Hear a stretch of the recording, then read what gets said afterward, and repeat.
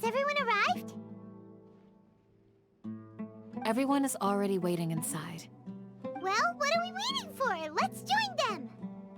Please, wait a moment. Before attending the meeting, I hope you can promise me one thing. What do you need? Promise me that you won't commit to anything too reckless. What do you think? Okay.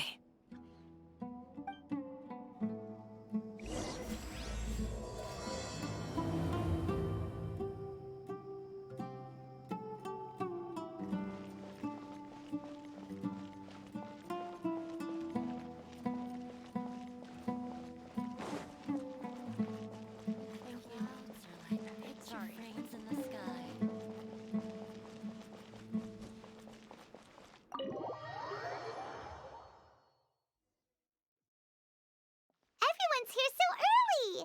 But why isn't anybody talking? We already discussed things a bit. Hey, where have you been? I've missed you too. Are you ready? Very well.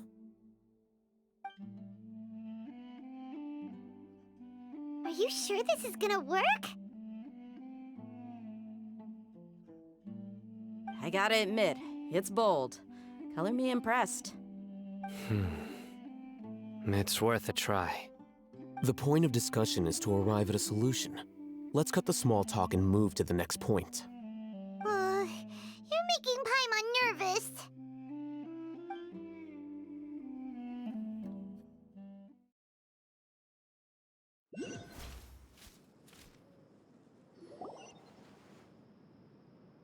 You're finally done.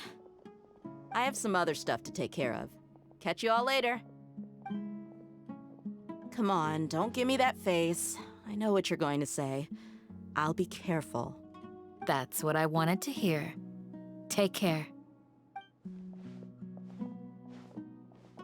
Well, Traveler, Paimon, judging from your expressions, the meeting must have been quite productive.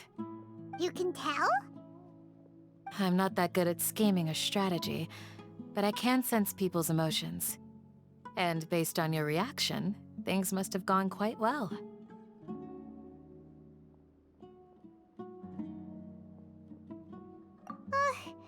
Paimon's a little worried. Hopefully nothing will go wrong. To be honest, I feel the same. But you're already some of the most capable people I know. So you have my trust. Candace gave us a compliment! Your deeds speak for themselves. Candace, we stayed behind to tell you that, although you won't be coming with us, we'll be sure to remember your words. I'm very glad to hear that. I've said the same thing to everyone here today as I said to you when you arrived. Your safety is the most important thing. Only when you're safe can the plan be successful. So please, take care.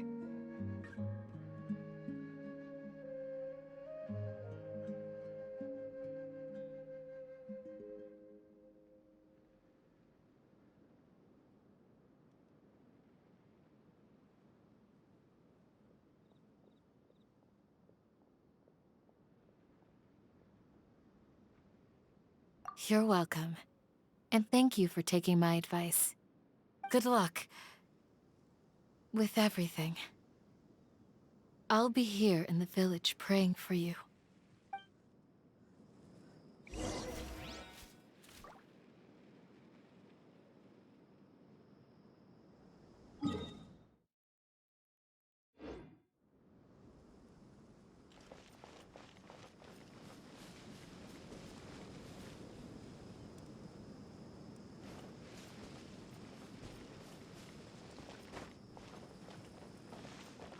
Bet you can't keep up with me!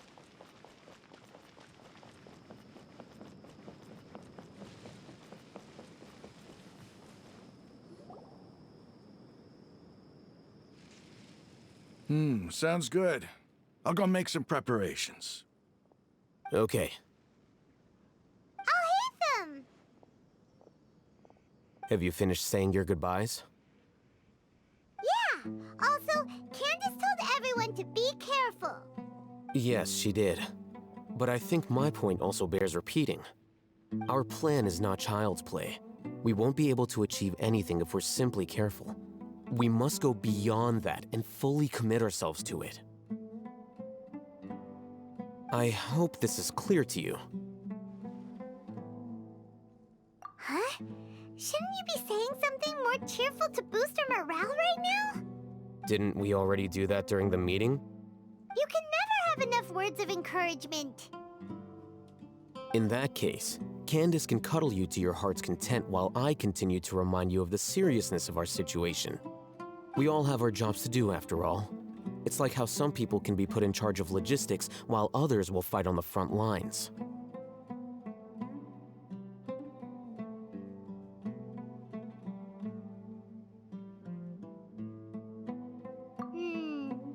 Speaking of the front lines, you don't look anything like a soldier. Of course. Compared to the mercenaries, I'm merely a feeble scholar. But the advantage of not being a mercenary is that I get to stay in a safer place and offer my strategic insight. Just think about that mercenary who lost his mind. Mercenary groups are facing constant danger every single day. Well, being a scholar is also a high-risk occupation, and you are a scholar! I'm not like the rest of them. Even among members of the same species, some will exhibit far more potential than others. This guy. Paimon still remembers when those mercenaries in Port Ormos called you a lunatic. All intellectuals are lunatics in the eyes of fools. I'll take that as a compliment. That reminds me. Do you remember the record we saw in the King Deshret ruins? It mentioned forbidden knowledge. You have a good memory. Forbidden knowledge has the power to drive people insane, but this fact has never been shared with the public. Even I, who has worked in the academia for some time, was never once informed of this. I think those mad scholars and mercenaries we encountered may have all fallen victim to the corrupting qualities of forbidden knowledge. But the academia has always held a different view. They have always believed that symptoms of madness are a side effect of human contact with divine knowledge as mere mortals. Come to think of it, perhaps the academia has also never understood the true nature of forbidden knowledge, and thus always approached the issue from the wrong direction. The Withering, Elazar, and the sandstorms. Don't you think what is happening right now across Sumeru is rather similar to the forbidden knowledge pollution that occurred in the desert thousands of years ago?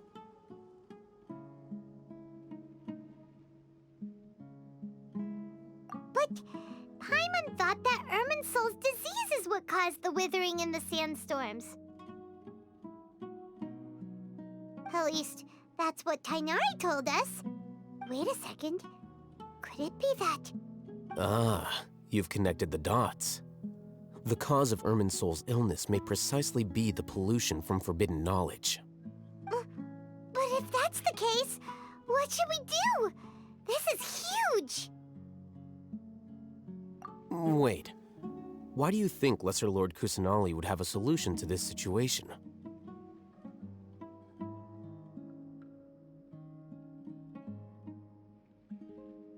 You mean, it's related to the scene you saw when you passed out in the Avidia forest? That whole, the world forget me thing? In that case, it's imperative that we rescue Lesser Lord Kusanali. Only by working with her to save Irminsul can we completely resolve the problems Sumeru currently faces.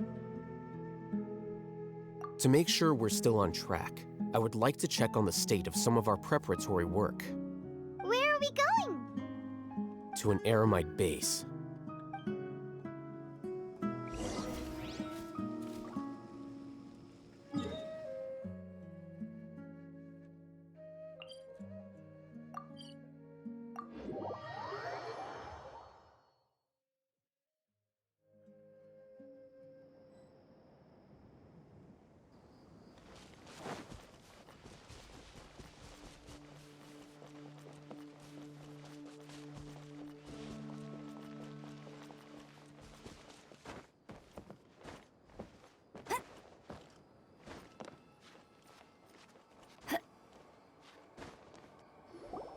Oh, you made it.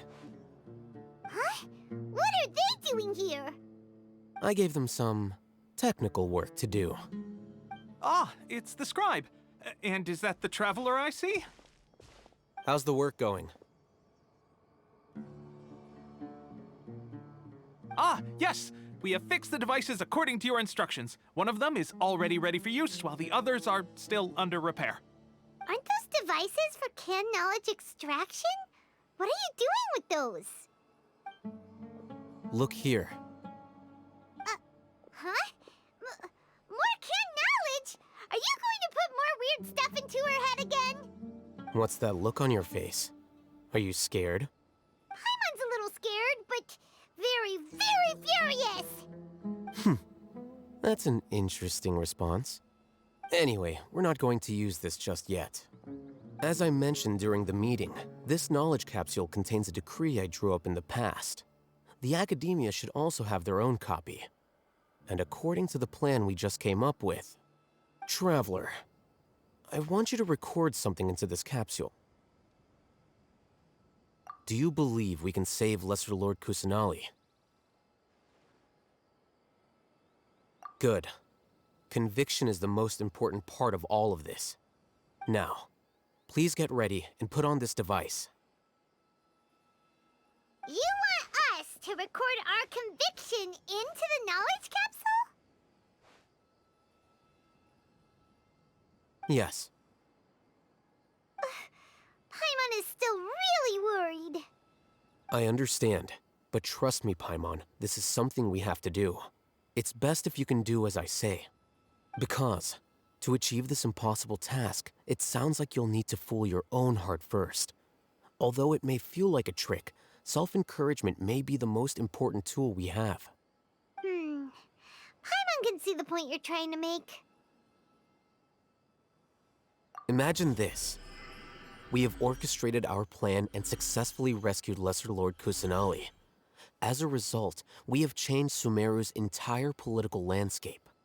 Everything went without a hitch, and everyone recognizes and praises our achievements. Now, open your eyes. Here. What's this? Read it out loud.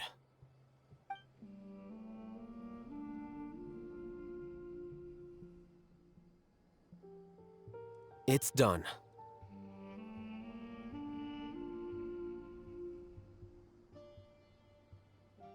Is your head okay? Does anything hurt? It's just a recording. There should be no negative effects. But what was the point of doing this? Paimon doesn't get it. And that's perfectly fine.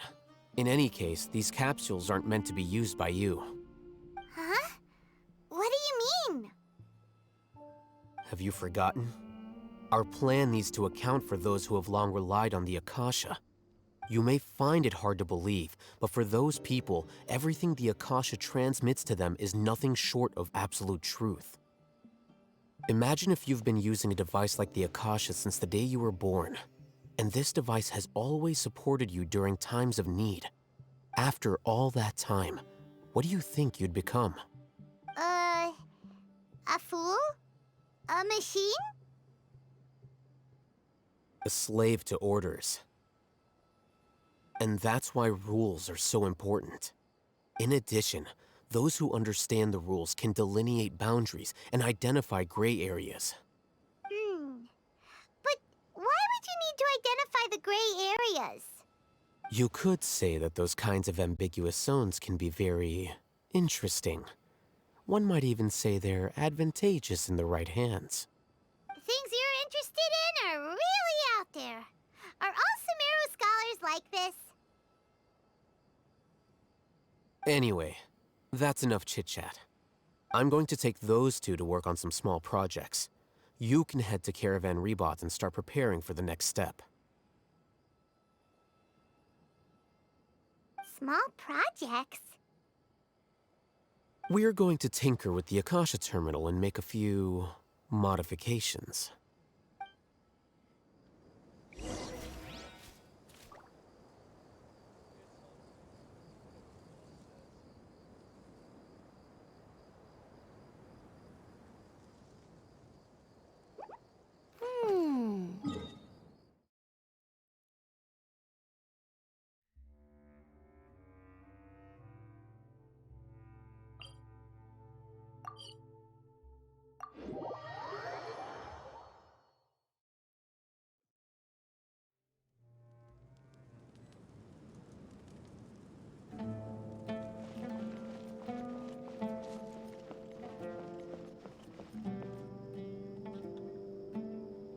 I thought we agreed on a plan.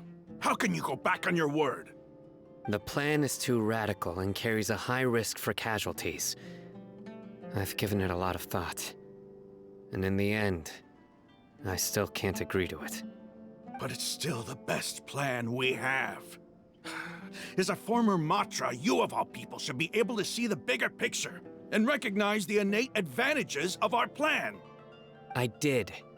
And that's how I saw the danger behind these so-called advantages. Al-Haytham's plan is even more radical than I imagined. Huh? Why are you guys arguing? My friend, you're just in time. Why don't you help me persuade Sino? He's turned against our plan. We agreed to work out a plan at the meeting. As mercenaries, you're familiar with the local environment, so you'll take care of the specifics. But then, you went to Al-Haytham for suggestions. Had I known Al-Haytham would give you those kinds of suggestions, I would not have agreed to the plan. Look, you already know that we're all on the same side here, don't you? Mercenaries place a lot of importance on their bonds of friendship, but also will not hesitate to make sacrifices if they deem the situation to be sufficiently dire. I'm sorry, but as things stand, I can't accept your principles. Seems you really do understand the ways of the desert. Traveler, Paimon, this is also something you should know. Ramon's plan is to have me work with the Caravan Reebok guards in my capacity as a Matra. We will arrest the mercenaries and escort them into Sumeru City.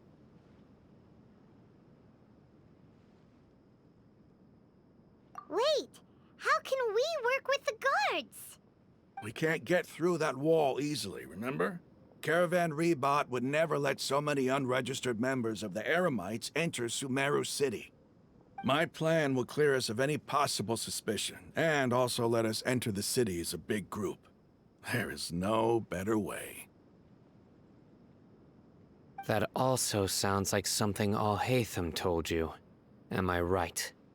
Doesn't Al-Haytham know how dangerous this plan is? Of course he does. He told me, there is no perfect plan, but this can get the job done. He also said that with the help of Sino and the Traveler, our chance of success would increase significantly. I never blindly trust anyone, and I've always had a good eye for people. I think he made a number of valid points. It's my own choice to trust you. If I make the arrests alone, I can control myself and prevent you from getting hurt. But I can't guarantee that kind of discipline from the guards. To make the whole thing more convincing, you'll need to resist to some degree. Casualties are inevitable once push comes to shove. I'm okay with the deaths of enemies. But now that we're allies, I'm against the meaningless loss of our own. I can't believe a Matra would actually care about us. I've lived a hard life, and I can say that people like you are hard to come by. I've always treated my allies with honesty and respect. They have the right to know important things like this. Now you're making this hard for me. Hey, is there something we can do to help? I knew you would say that. We can help fight some of the mercenaries, which should reduce the number of times you'll have to struggle directly with the guards. That should help at least a little bit. Sino, on behalf of my people, I thank you for your kindness. But this is a mission we cannot turn our backs on. We strongly value the lives of our friends, but the goal we are about to achieve is even more important. We have no fear of casualties, because we crave the spoils of victory. So please, lend us your support. We will show you the determination of us desert dwellers. Well, now that you've put it that way, I can no longer refuse. But remember, you need to follow the plan and not do anything reckless. Candace made it very clear that we can only achieve our goals if we can ensure our safety. Since you and I both recognize the significance of this operation, there should be no more animosity between the followers of the Dendroarchon and those of King Deshret.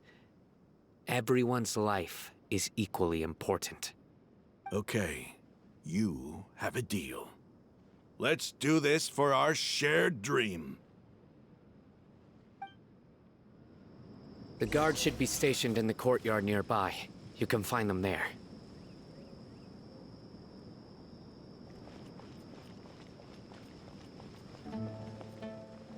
What should I sell after I'm done with this match?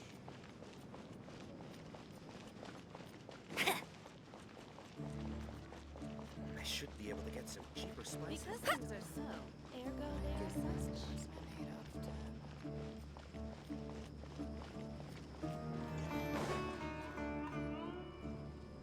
Guards! General Mahamatra! To what do we owe the honor? Keep your voice down. This is a secret operation. I'm going to arrest a large criminal gang near this location. According to the Academia's Guide and Regulations on Secret Operations, I have the right to ask for the cooperation of Caravan Rebot. Ah, of course, of course. Mahamatra Sino's order is the Academia's order. Just let us know what you need. But who exactly are you planning to arrest, and how many people are you expecting? Depending on the scale of this operation, we may need to report it to our superiors. They're a squad of Eremites whose number is comparable to Ain El Akhmar in Port Ormos. They're involved in the theft and resale of supplies from the Academia. As many as Ain al-Akhmar? This should definitely be classified as a joint operation. Then I suggest that you report this to your superiors as soon as possible, and treat it as a top priority desert operation. I will need personnel. Got it. Please wait a moment. I'll contact them immediately.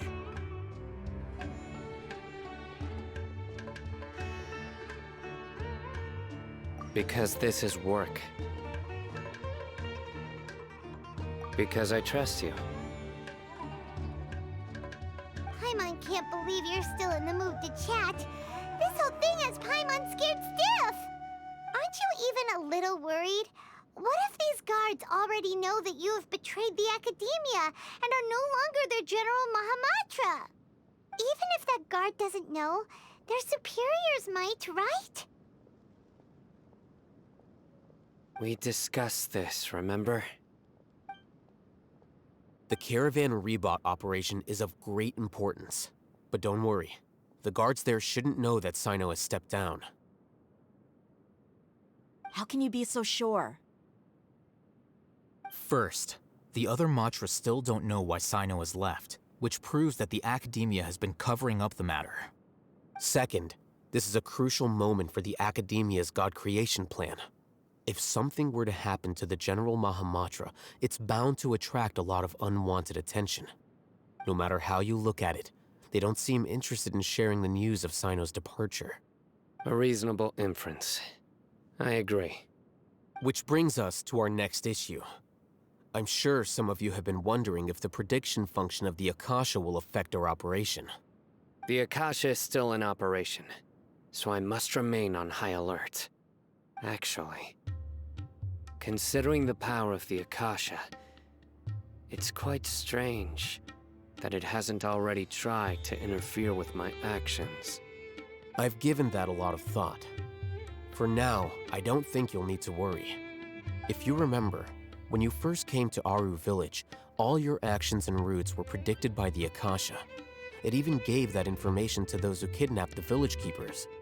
But things like that never happened again after we met up with the Traveler. That's true. But why? Look at it from a different angle. Why do you think the Akasha will predict your actions? Because my personal data has been entered into the Akasha. That's true, but the key to this question is, how well can the Akasha make predictions about a person? Haven't you ever thought about it? Just how can it do this in the first place? Because the Akasha controls the entirety of Sumeru. The Academia firmly believes that all human actions can be explained through logic. By sorting and analyzing entered data, the Akasha can derive behavioral logic and predict the actions of those who fit an existing logic model. However, at the risk of sounding like an advocate for fallacies, can everyone truly be considered logical at all times? Emotions are part of our behavioral logic, but can you guarantee that every experience of the same joy or pain would be equally intense? How can our feelings and opinions be predictable down to the letter in every single instance? Sino, in the past, you've always worked alone. In the absence of another person who could sway you or your thoughts, the Akasha could produce predictions that were similar to your real-life behavioral principles. Decisive and principled, you were used to solving problems alone. That's why the Akasha could figure you out. But now, you've joined a team. And I believe the Akasha hasn't yet figured out the full composition of it. Our thoughts and logic have intermingled and weaved themselves together to become a complicated, chaotic mess. Any one of us could potentially disagree with another. The Akasha lacks data on these interactions, and it's impossible for it to predict your actions in the future based on your decisions in the past. After all, there's probably a limit to just how much we can be modeled or controlled by data.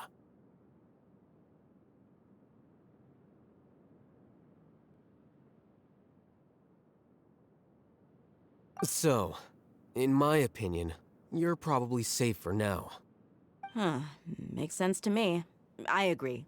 The Akasha is not alive, and I don't think we can be completely controlled by something without a mind of its own. Is that so? I guess there are things that even the Akasha cannot calculate, and people will not be forever trapped by the past. Paimon's so glad that this is settled. Next time, pay attention during our meetings. Will do.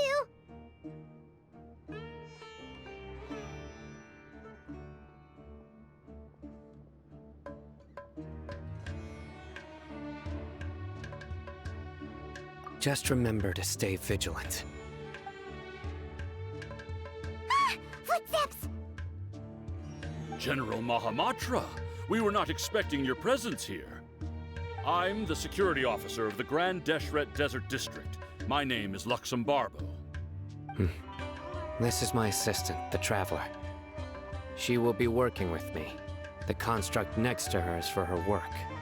Beep! Construct, beep! What a great honor to meet you. Your golden hair is as bright as the sun. And, is this the latest technology from the Academia?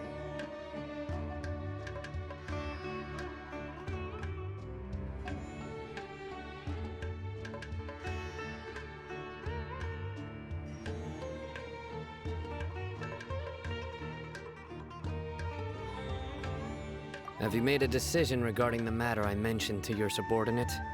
It seems to be a dire situation, so of course you will have our full cooperation. To be perfectly honest, I've always longed to go on a mission with someone as well known as yourself. There's no need for flattery. Yes, sir. Take your most elite platoon and follow me to the eastern side of the district. We will carry out the operation there. Understood.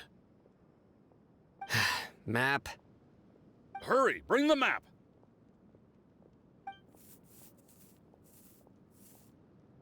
In 2 days, we will engage Rahman's Eremites and capture all of them. Any questions about the time or location? None at all, sir. Good. See you then. Yes, sir.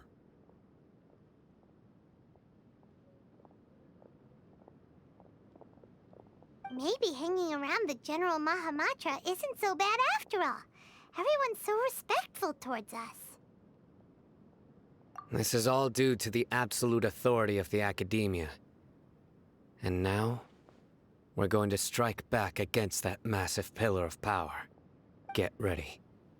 We will move out in 2 days. It's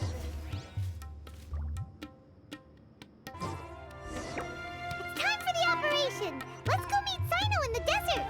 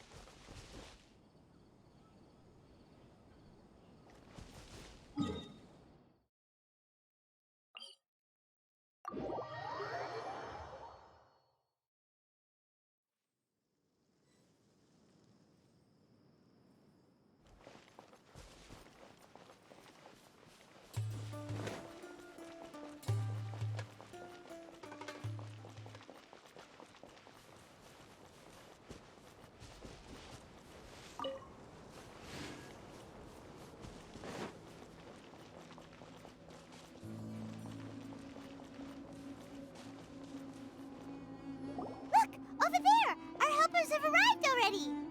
Let's hurry over. Wait a moment.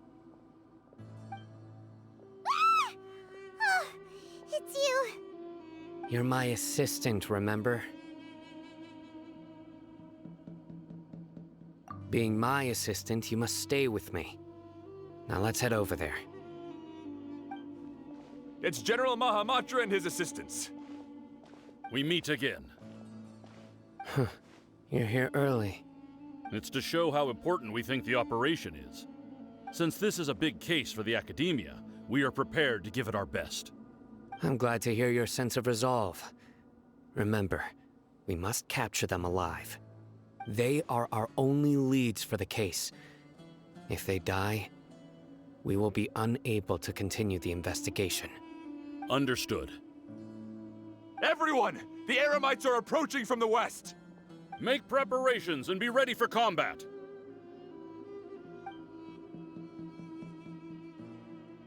Halt! Oh? What a warm welcome! What do you want?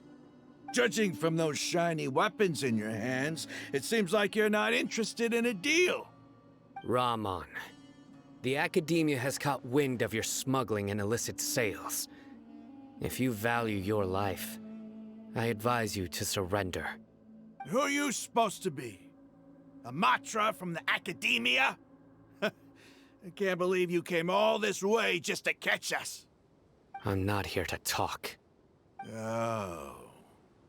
Nobody's given me this much time of day since I became a mercenary. Brothers! For that slight, let's wash our blades with their blood. Let's show them we Eremites are not to be messed with.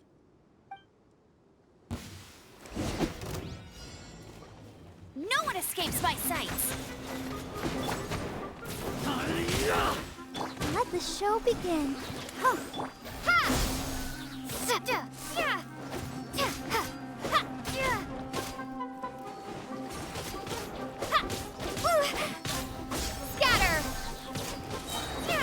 Bet you can't keep up again.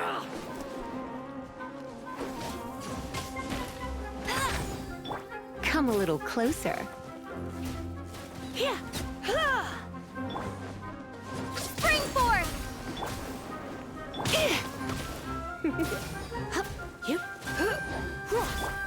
I'll protect us. Hi.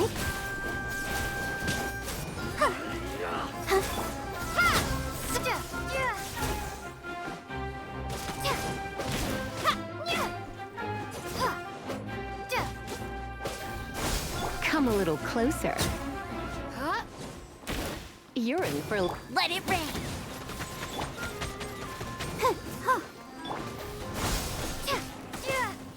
Go, go, Baron Bunny.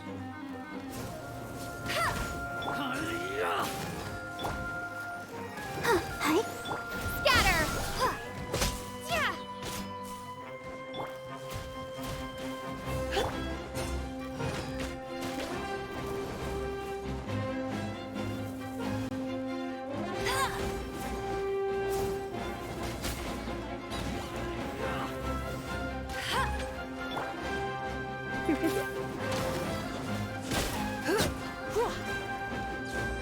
Get him. Let's dance. Propagate. Germinate.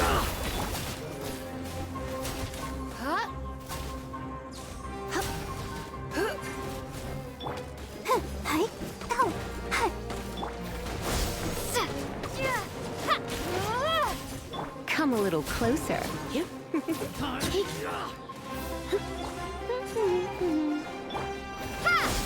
Come a little closer.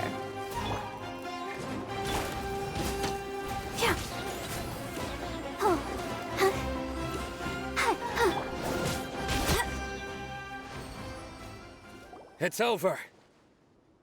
Ah! We have subdued them. The operation is now over. All Eremite mercenaries and related personnel in the area have been arrested. Ah, you pitiful Dendro Archon dogs! You'll regret this! I'm afraid you'll regret it first. King Jeshred will curse you, and you will all! Silence! Oh, Restrain them and take them back to Caravan Rebot. Count their numbers and send them to the Academia as instructed by the General Mahamatra. Yes, sir!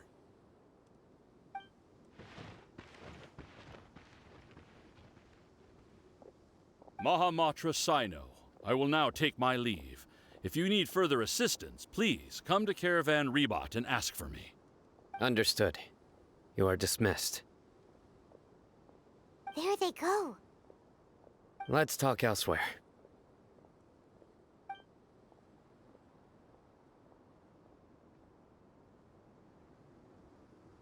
This part of the plan went really well. Yes, things went perfectly. That's fantastic! And that punch you gave Rum on there sure looked convincing enough. Once we're done here, I'll return to Caravan Rebot and oversee the group's transport. I promise. I'll get everyone into Sumeru City safely. Yeah, you're the reason why everything went so well. It's not the time to celebrate yet. I believe Dia should already be waiting for you. Go join up with her.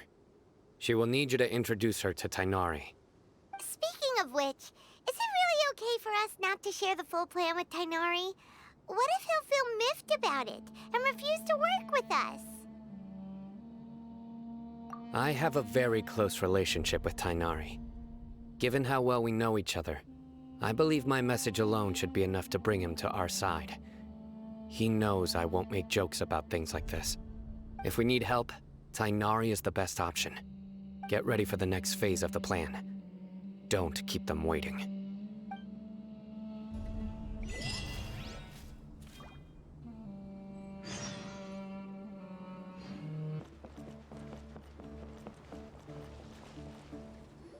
Dia! We're here!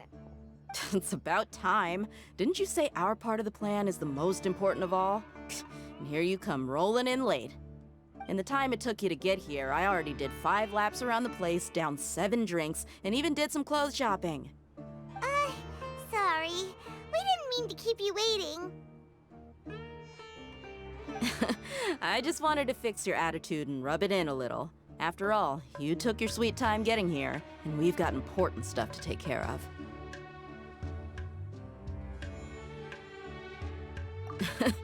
I just like seeing that serious look on your face. All right, I'll stop. All joking aside, I'm glad you're here. Let's get moving and take care of this as soon as possible.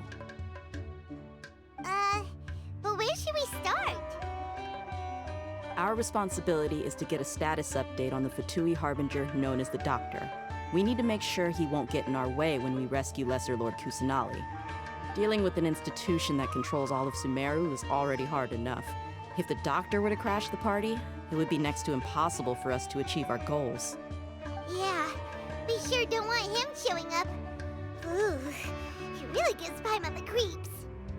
Right? Hearing his name just reminds me of those stuffy old geezers in the Academia.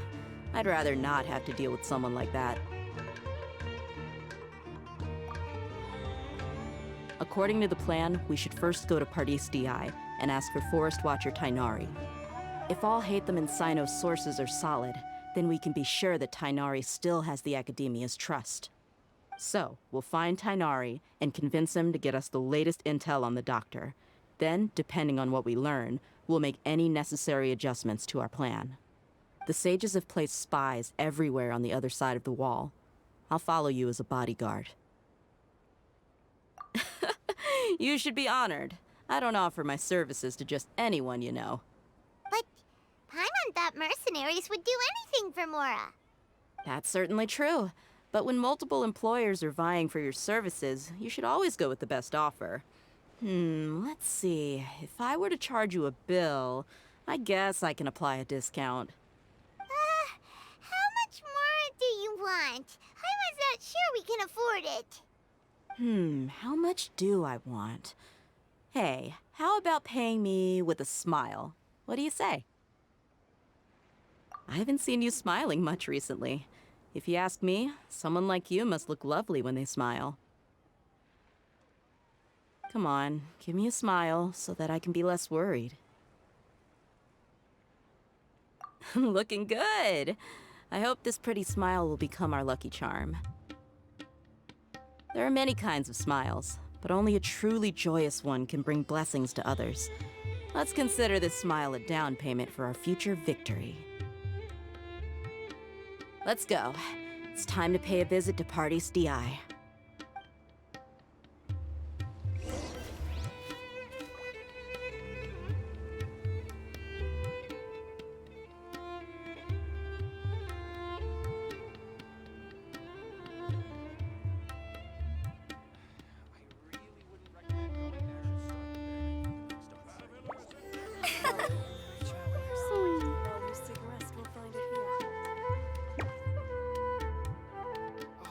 What? So he's not at the hotel today?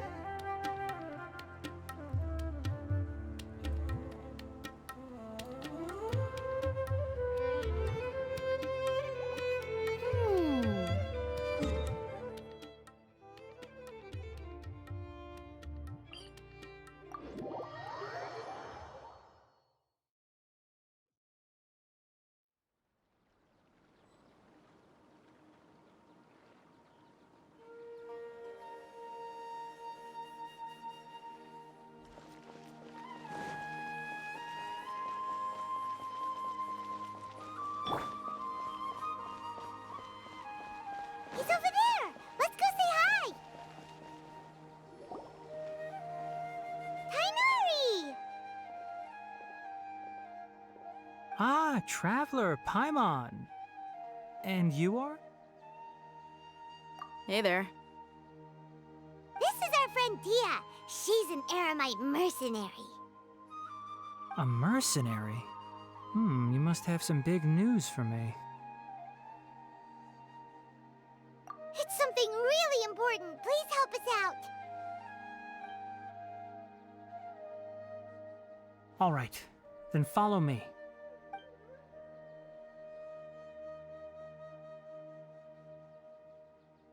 This place is better. We won't be disturbed by any passerby. Okay, what is this important thing you want to ask me?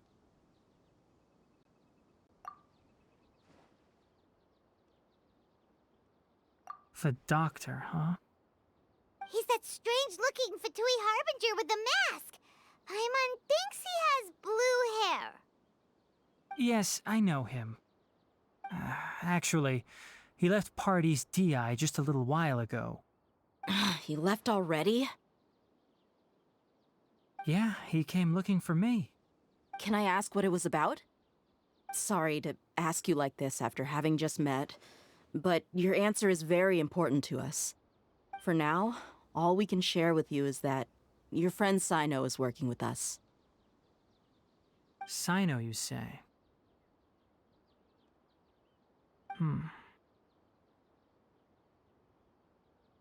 I see. So that's why he hasn't been at the academia. Okay. I will answer your questions and will assist you any way I can. You don't have to tell me everything that's happened. Sino's name really does work wonders. You're not even a little worried that we might have made it all up? Despite having just met you, I can sense that you're the serious type. Between you, the Traveler, and Sino, none of you strike me as the type that would conspire to deceive me.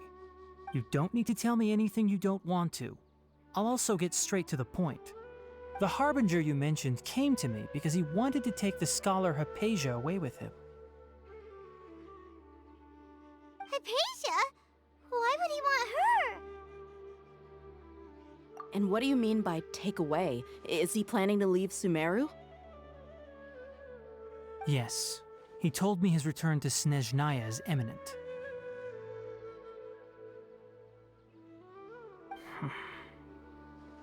So you mean... you're leaving this place soon? Indeed. Otherwise, we could have perhaps talked a little more. I was just about to set out when I remembered something important. To that end, I made a final trip to Pardis DI. Let me ask, have you been taking care of a scholar by the name of Hypatia? Your sources are accurate. No doubt because you recruited many informants. But you're right. Hypatia has indeed been receiving treatment from me. Forgive me for asking, but how's the treatment coming along? Given the way you're asking, I assume you have something to say. Since you asked, I'll be frank. I would like to take Hypatia to Snezhnaya. It's incredibly difficult to transfer a patient. As a scholar yourself, shouldn't you at least be aware of this? Oh? I can't believe your utter lack of faith in me, to the point of even questioning my general level of knowledge. How unbefitting. Well, you're the only one who's ever made such a request. I have my ways of keeping her safe during the journey. In addition, I can also promise that under my care, Hypatia will receive the most advanced and effective treatment. I will personally supervise her treatment and see to her recovery. Would that be agreeable to you? Hypatia was born in Sumeru and remains a scholar of the Academia. Her situation has not become dire enough to necessitate her transfer to another nation. Transporting her to Snezhnaya is risky, and the potential benefits are unknown. As the person currently responsible for her treatment, I cannot possibly sign off on this transfer. Your suggestion is rude and reckless. I'll pass. I don't know much about the doctor, but after talking with him, I realized that, just like many other scholars, he possesses an aura of arrogance that I've come to detest. It's not so much that he's looking down on others, but more that he's so confident in himself and his abilities, to a point of near insanity. I would never refer a patient to someone like him.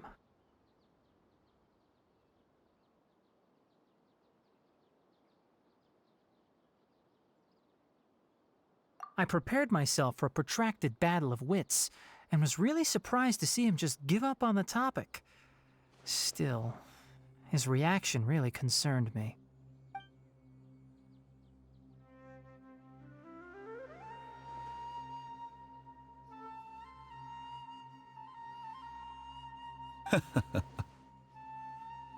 I see. Of course, your opinion makes perfect sense. You're still young, but already quite stubborn. I must say, you are not like what I had expected. Under normal circumstances, I wouldn't just let you off the hook like this. But unfortunately, I'm in a hurry today, what with Her Most Noble Majesty the Tsaritsa calling for our return. Luckily, there is still some time left for me to take care of everything before I leave.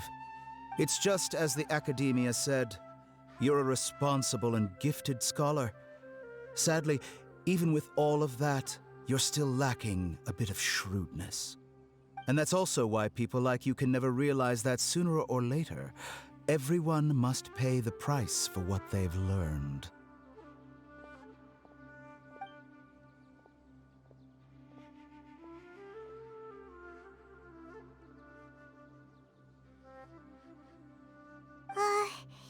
Paimon can't help but feel like he's hinting at something unpleasant. He asked a question, yet didn't care for my answer. Perhaps I'm nothing but a talking rock in his eyes. He never came off as malicious, but an utter lack of compassion permeated throughout our conversation. From his tone, I can sense that he's always looked down on others. I can barely believe it myself. But if that's true, the situation will be in our favor. I don't think I missed any details. Frankly speaking, I don't want you to do anything too risky. Now that you know a little more, it should be easier for you to stay safe. Sorry we can't tell you everything. We appreciate that you helped us anyway. I won't forget your kindness. It's okay. I have an obligation to do so. To be perfectly honest, all of this may have started because of me.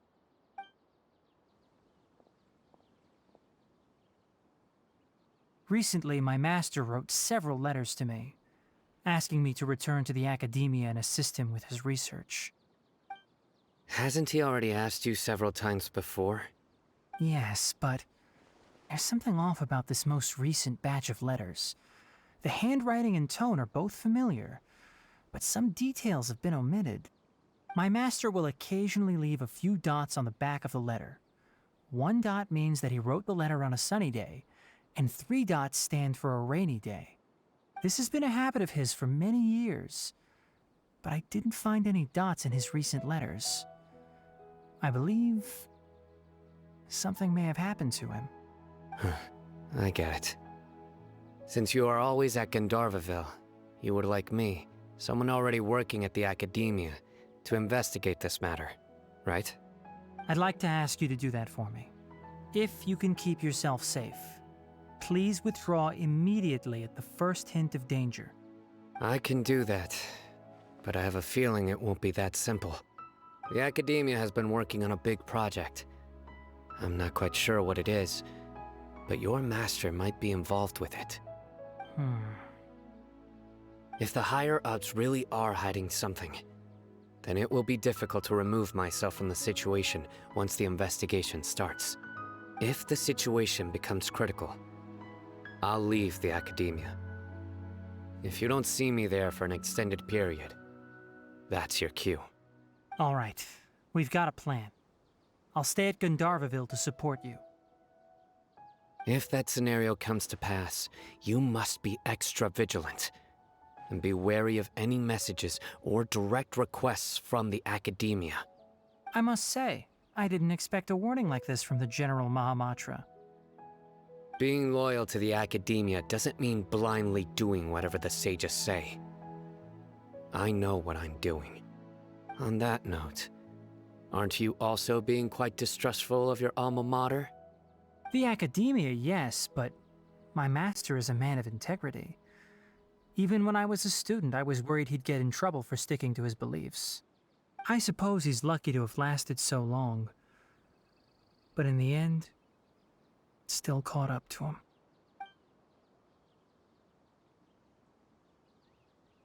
I see. So you noticed something was up with the Academia from the very beginning. This may well be how Sino became involved in all this. In that case, I must keep my promise and help you however I can. Also, if you run into Sino again, please help me pass on a message to him. Trust your own senses and experiences. I think this may be something he needs to hear right now. Okay, we'll find a chance to tell him. Thanks. Right. Now let's go hunt down this Harbinger. Oh, by the way, which way did the doctor go when he left Pardis Di? That way. Gotcha. Thanks so much. We'll be on our way.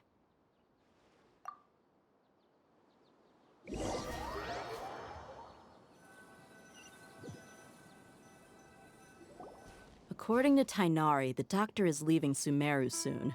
I want to check if the doctor was actually telling the truth. He also said that he'll take care of everything before he leaves.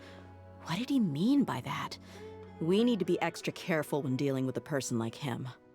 Just to be safe, let's chase him and see what we find.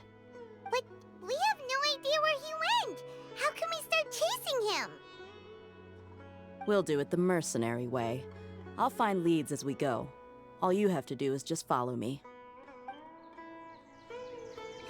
That Harbinger may have tried to cover his trail, but he still left some traces. Or perhaps he never even thought about concealing his whereabouts. Maybe that's just how arrogant he really is. Yep, we're headed in the right direction. The traces are still fresh, but there's no sign of his entourage. Clearly they're in a hurry. It's just as I thought.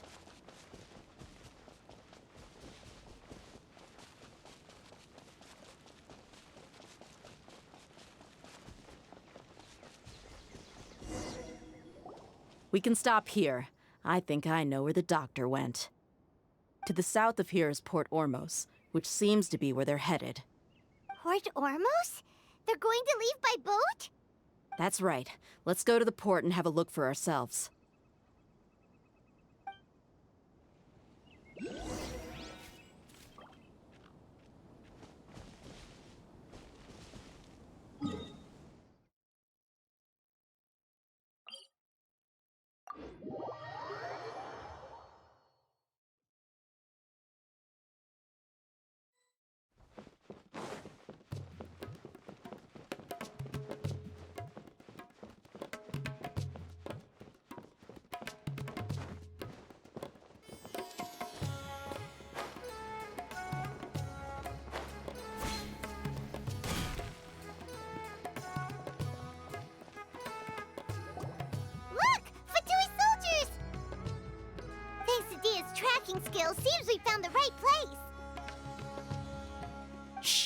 Don't draw their attention. The port is crawling with Fatui soldiers. Let's keep going and see what we can find. Now this is a proper farewell ceremony for a Snezhnayan Harbinger. The Lord Harbinger is leaving. I've still only seen him once or twice. I used to hold a position in our homeland, and back then, the Doctor spoke in a very different way from the way he speaks now. Maybe the way people talk in Sumeru has rubbed off on him? It's always like that when you spend too long away from home. When he gets back to Snezhnaya, perhaps it will also take him some time to get used to the life there again. Huh?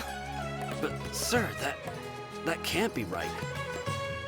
No, I remember it like it was yesterday. Both his expressions and tones are now very different. Also, for some reason, he seems like he's all smiles now. You must be mistaken. Nobody's supposed to look happy when they're on a business trip.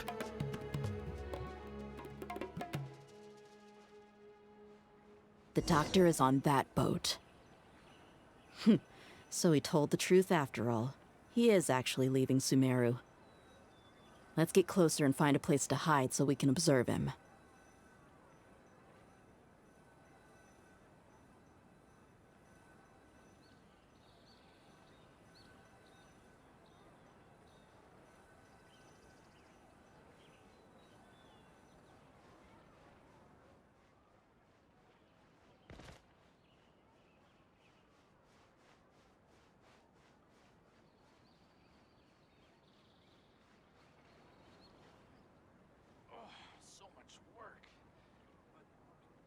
Okay. I can handle it.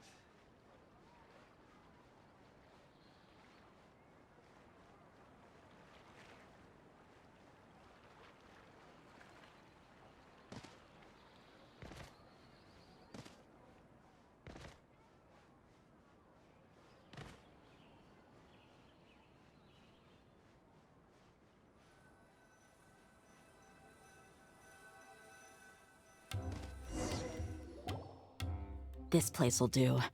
We can hide here while we keep an eye on the boat.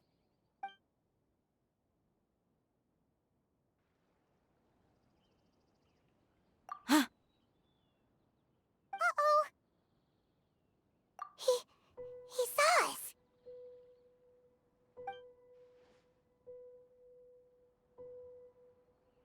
Huh? Is he waving at us? It's time to say goodbye. Wait, is he the only person on the boat? You mean there's nobody with him? And where are all the soldiers we saw in the port just now? They were all here just a few minutes ago, but now they vanished. So this was a trap. Wait, don't tell me that. Luckily, there is still some time left for me to take care of everything before I leave. Oh no. They might be after Hypatia. Let's get back to Party's DI. Huh? What do you mean? I'm afraid that she's seen something that she wasn't supposed to see. If I were the Fatui, I would also try to take her away. And if I couldn't... Oh no! Are you saying they're going to kill her? Let's go!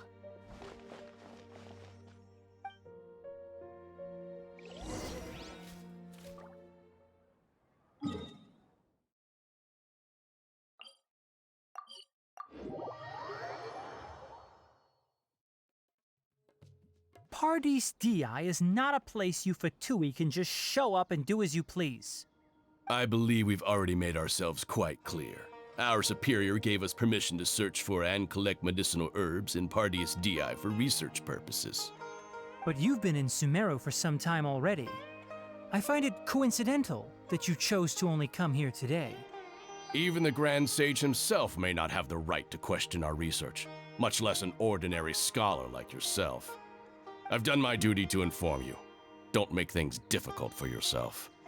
It would seem that my words have fallen on deaf ears. You can keep trying to deny it, but coming to Pardis Di now? I'm pretty sure you're not just looking for herbs. With all due respect, your baseless speculations will only lead to unnecessary trouble. Well, you only have your Harbinger to blame. He knows nothing about keeping a low profile. I may be staying at Party's DI as a scholar, but that doesn't mean I'm no longer a Forest Watcher. It is still my duty to protect the peace and safety of the scholars who have contributed so much to Sumeru. Then it seems our conversation has hit an impasse. No one will lay a hand on you, Hypatia. Not on my watch! Tighnari! Are you alright? I'm fine. These Fatui have really crossed the line. Time to teach them a lesson. Yes.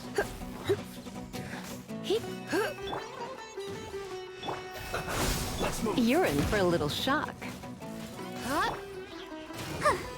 There's no use resisting! Give us Hypatia! Keep dreaming! Yeah, Tighnari! Beat him up!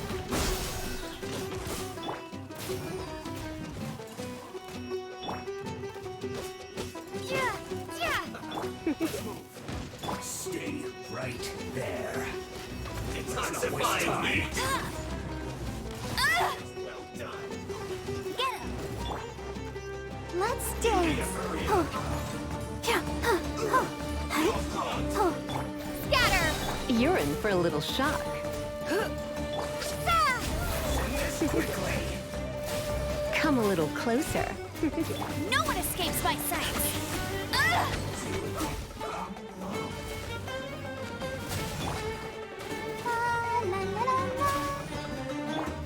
Propagate! Come a little closer.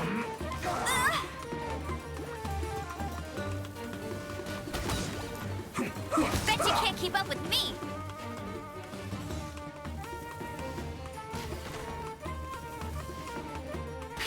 Almost. The doctor's orders are absolute! Yeah? You've been someone's lapdog for so long that you don't know anything else now!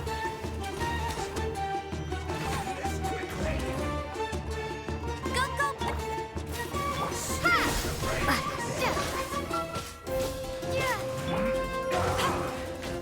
No escape. Scatter! You're in for a little shock. Come a little closer. Get him!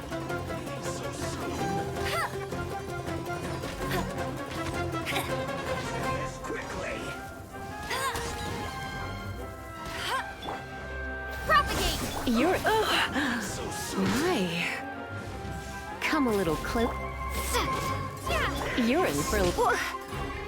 I'll protect us.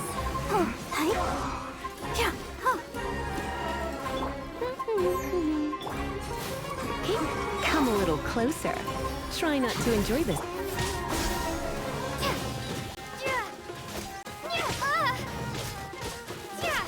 Send this quickly. Scatter! No escape! This is it. We're not getting anywhere.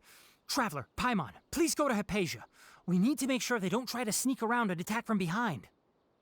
Got it!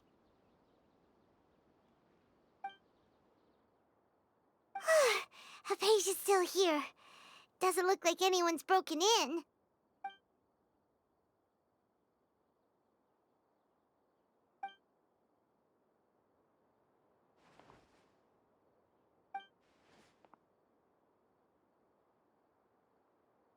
Well, how is she?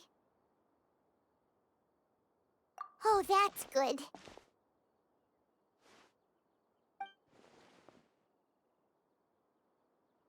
So, you think this is over?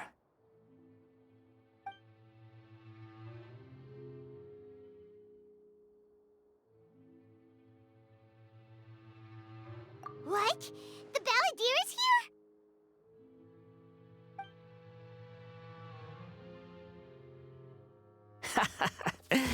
I've missed that look of abject horror. You've given me that look every time we meet. But, where is he?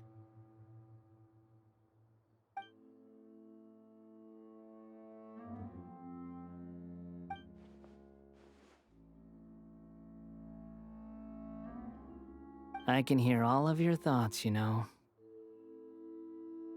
Don't you remember? I already saw you the first time you came to Party's DI and made contact with Hypatia. I didn't need to do anything. It is her honor to be able to connect her consciousness with me. Who are you talking to? It can't be the Balladeer, right? That's impossible. I know you must be curious. I might as well tell you that I decided to enter Hypatia's consciousness the moment I sensed your touch. I wanted to observe you on a fool's errand. Hey, Traveler! What are you doing? My deification is nearly complete. All that's left now are just some final details. Do you understand? Even if you manage to rescue Lesser Lord Kusanali, it will be impossible for you to defeat a bona fide god like me. Is it wise to force that childlike god into a divine battle against me?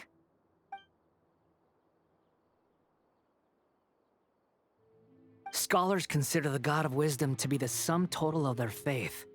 It's how they can justify reverence for a god as they construct it. But this also shows that humanity's worship of gods is a combination of blasphemy and exaltation. It's truly laughable.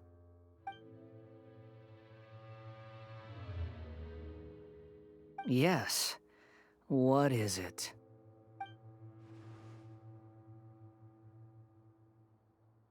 Yeah, I'm in a good mood, which is why I'm talking to you like this.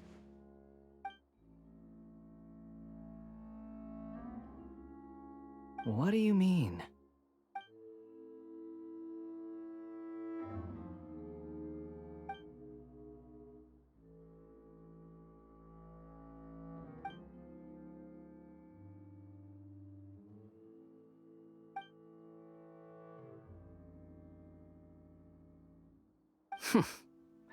Those words almost make you sound like a friend who actually cares. But you're wrong. I'm different from all of you. I was born to become a god. My entire life up until this point has just been a meaningless routine. Just think about a sheet of paper. By itself, it holds no meaning. The content recorded on it is what gives it value. All I had recorded down before were some painful memories and boring human feelings. Such senseless drivel should have been erased a long time ago. Indeed, to me, the sight of you fools in your futile struggles is far more amusing. Tell me, just what has this world done for you to protect it with such zest and conviction? I'm connected to your consciousness, so I can hear what you're thinking and sense the depth of your determination. This is a good conversation we're having. So here's a word of advice. Let go of your misguided guardian complex. You know nothing about the truth. It'll be for your own good, as well as everyone else's. Humans are a species that can only find bliss in ignorance.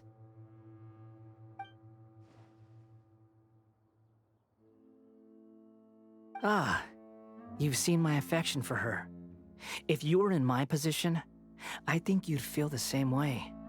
She peered into my consciousness and saw my past. Someone like that is qualified to become my first follower. All gods need followers. So Hypatia has been chosen.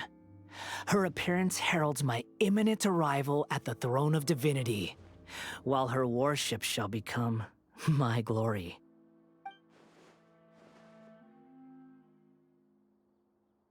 You're doubting me again? No matter. Soon, you'll know what kind of authority you're challenging.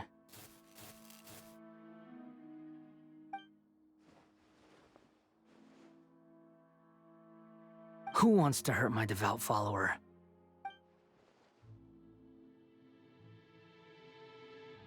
The doctor wants to hurt my first follower?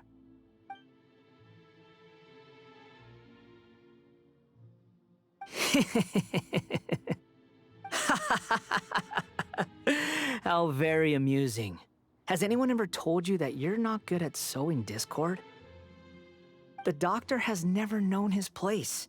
Even now, the puny human thinks himself capable of interfering in the business of the new god. You're still too naive if you think a few words will be enough to convince me to destroy the Doctor. But I'm willing to give you a gift, just like my expression of affection towards Hypatia. It is an honor for you to be able to stand here and speak with me. As my listener, you will be rewarded.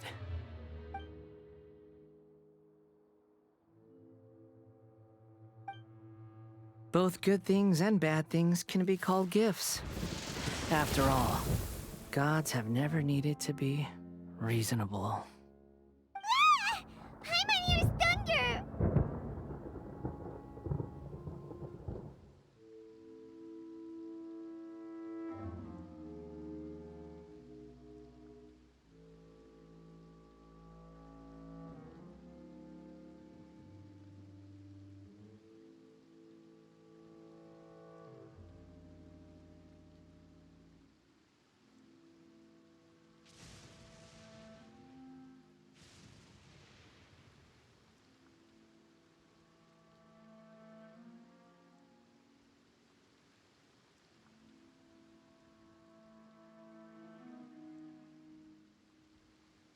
That person Paimon couldn't see was the Balladeer?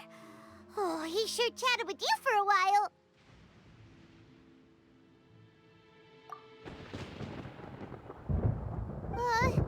Where is the storm headed?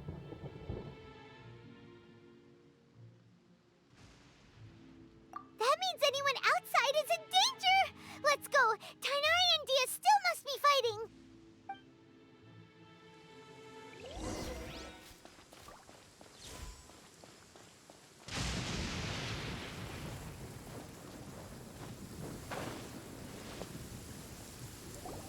Oh! Have the Fatui retreated?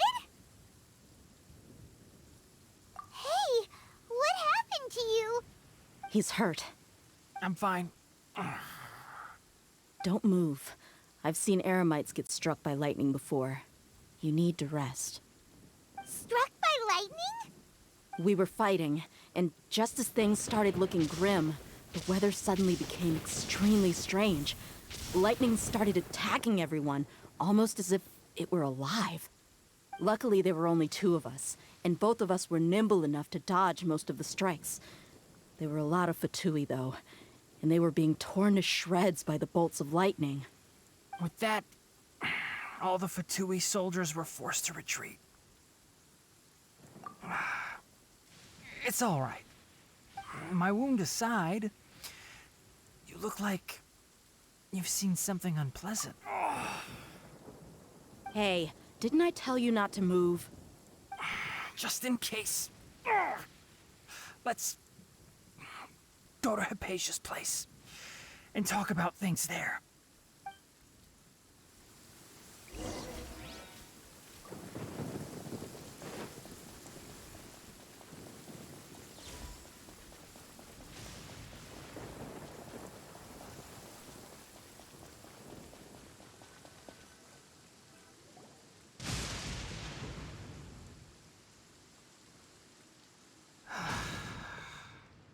Thank goodness she's fine. Hey, how about taking care of yourself first? I understand my condition. The wound is not fatal. I'll be all right. Ugh. The more you understand medicine, the worse of a patient you become. I know. They always think they can push through the pain. Oh, he sat down. Let me rest for a bit. Sorry, Traveler. Now you may start.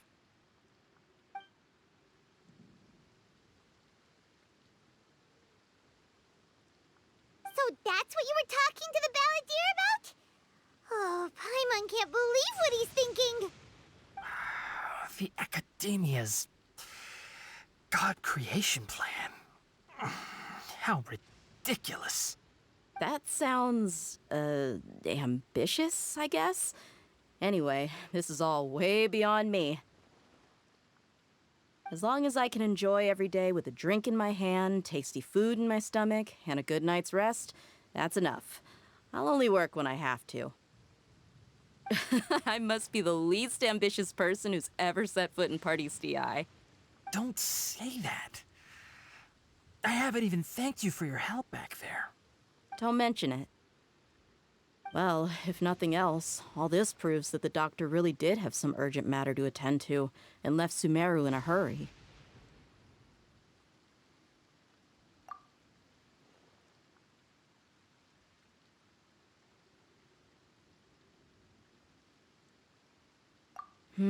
Maybe the Fatui want to cover up some secret of the Balladeer. Is that why they tried to seize Hypatia? You said the Balladeer claimed that Hypatia has seen his past. So, what could be there? Have you noticed? The Balladeer is not happy with the doctor's actions. He thinks the doctor has no right to consider himself as his equal. So, if the doctor was to show up again, would the Balladeer zap him with lightning? Based on what the Traveler has said, I think he would. Having the doctor gone benefits him as well as us. In other words, we've successfully completed this stage of the plan. The doctor is out of the picture now. Yay! That's a big accomplishment! I'm also happy for you. Thank you for the help, Tighnari. Make sure you rest up for now. Yeah. All right. Okay, that wraps things up for us here at Party's DI. Traveler, it's about time we rendezvous with the others at the Grand Bazaar. Let's continue to keep a low profile. You can head there once you're ready.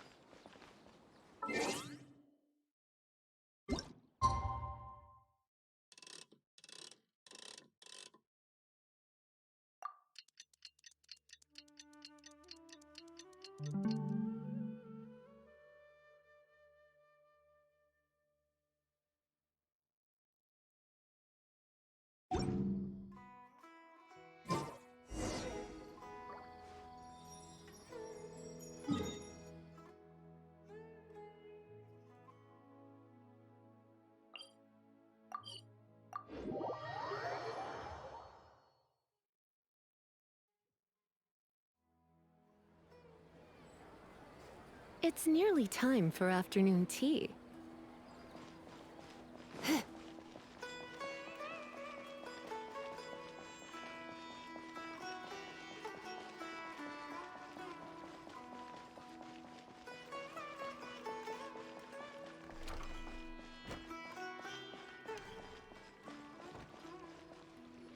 All right, everyone is here. How did everything go? Any luck with your missions? Let's report back one by one. I'll start first. We've made the necessary modifications to the Akasha terminal. In addition, the props required are also ready. I'll go next. The Traveler and I went to Party's DI. The situation was a bit complicated, but we found Tighnari. Unfortunately, he was wounded during a fight. Who was behind it? Well, that's the tough part. What should I say, Traveler? The Fatui or the Balladeer? After some back and forth, we confirmed that the doctor has left Sumeru by boat. He has something urgent to attend to back in Snezhnaya. So, we've successfully removed the doctor from the picture. Also, Tighnari's already resting, so he'll be okay. Good. Oh, Tighnari also asked us to tell you this message. Trust your own senses and experiences. All right. I'll remember that. Everything also went smoothly on my side. The Eremites should have arrived at their destination by now.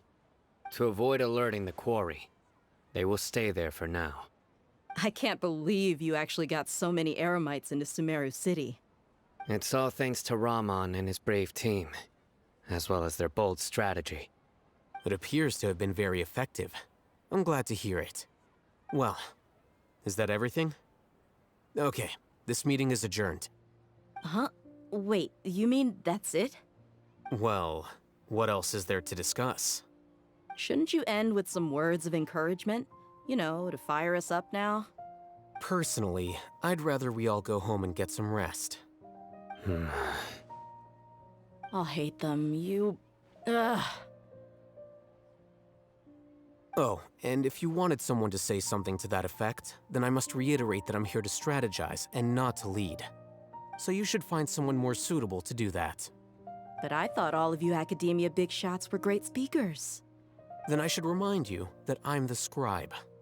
I know that. So what? A scribe is responsible for recording meetings, not speaking. Fine, whatever.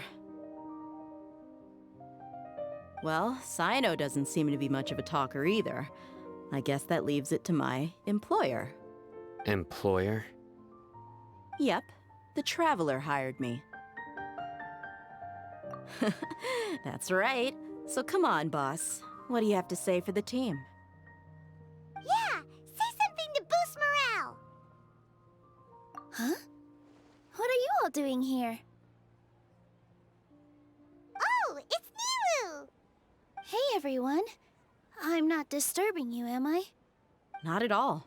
I was actually just about to go find you. Judging from the group and all your serious faces, you were discussing something important, weren't you? But you also look like you're up to no good. Seems pretty interesting. Welcome, Nilu. Would you like to join us? Huh? Join you?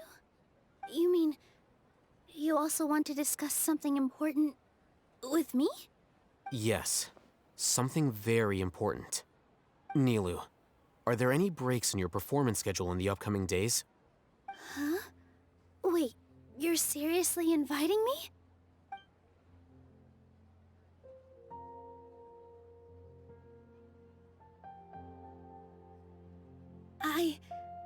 I can't believe my ears.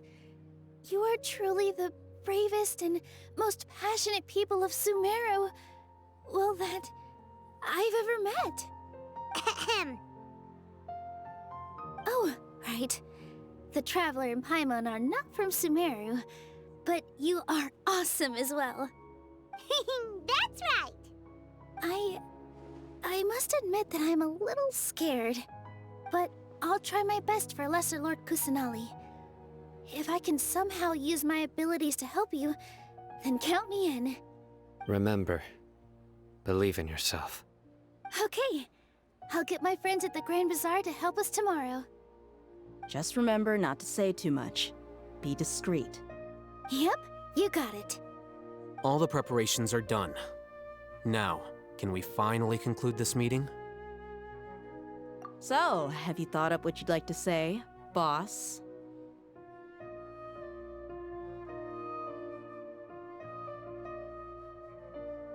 Yep, it's a grand plan and we're all super awesome!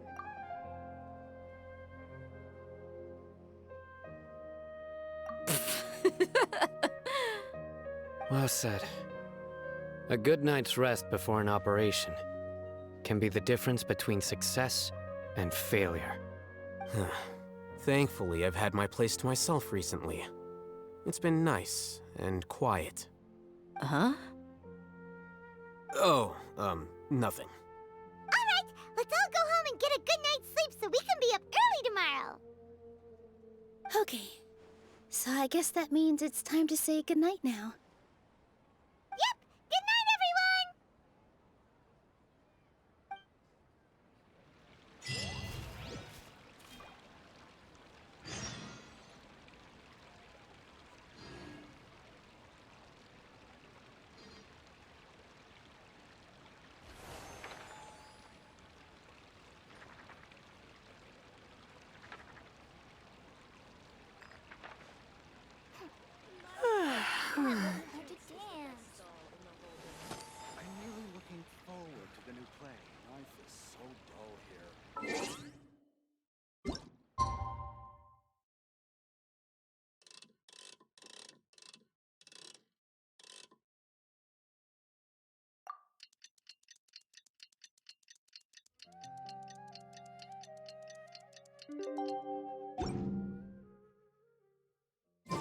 Today is the Academia's Niagarbaha Day. We can finally put our plan into action. Alhaitham should be waiting for us. Let's go to the Academia and find him.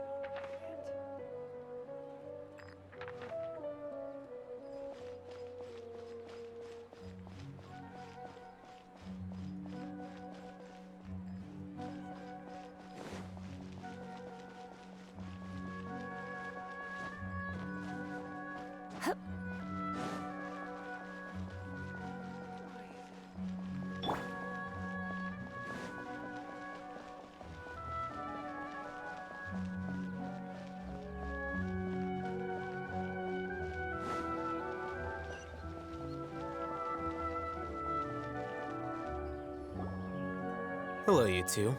Sleep well? Not really. Paimon got too nervous thinking about today and didn't fall asleep until the sun was almost up. What about you, Alhaitham? Naturally, I slept just fine. After all, a good rest should be considered part of the plan, since energy is an important resource. You just want to show off how calm you are. It's crucial to dissipate any tension before we execute our plan. The only thing you're doing is being annoying. Anyway, do you need me to go over the game plan again? Our target is Grand Sage Azar's office. Everyone in the Academia knows that's where the Grand Sage's console is. Only they can operate it. Many restricted commands and operations are executed via that console. I'm sure that console has a way to free Lesser Lord Kusanali. You know, Paimon's been thinking, what kind of technology could let the sages imprison even a god? That isn't something they could have accomplished with their scholarly talents alone. In the Sanctuary of Suristhana, there's a device of Greater Lord Rukkhadevata's that she once used to isolate herself while meditating. 500 years ago, the Grand Sage at the time modified the device so that it can no longer be controlled from the inside. They were effectively trapping one god with the power of another. So, how are we gonna get to the Grand Sage's office? Don't forget, today is Niagarbaha Day, arguably the most important day to the Academia. The sages and core Academia personnel are busy loading the latest batch of research developments and legal decrees into knowledge capsules so that they can be entered into the Akasha. All the Darshan's researchers have their noses to the grindstone, and the Academia's grounds are flowing with all sorts of people. It's the perfect time for an infiltration. When the Grand Sage leaves his office to supervise the entering process, that's our cue to access the console and free the Dendro Archon. Well, yes, that's just the visible side of our plan, after all. If precedence holds, the Academia should have already started preparing for Niagarbaha Day. Everyone should be in position. All that's left is for us to lead the charge. Let's go. So are we just gonna walk in through the front door, or...? Yes. Were you expecting a stealthier approach? Paimon can't think of a good comeback. Alright, it's all on Alhaitham if things go south.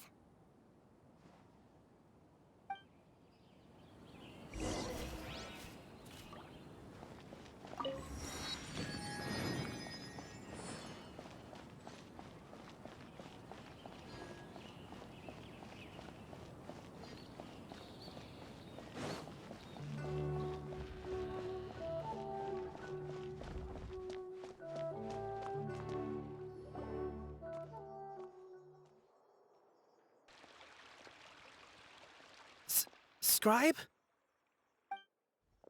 Please, wait. Are you Scribe Alhaitham?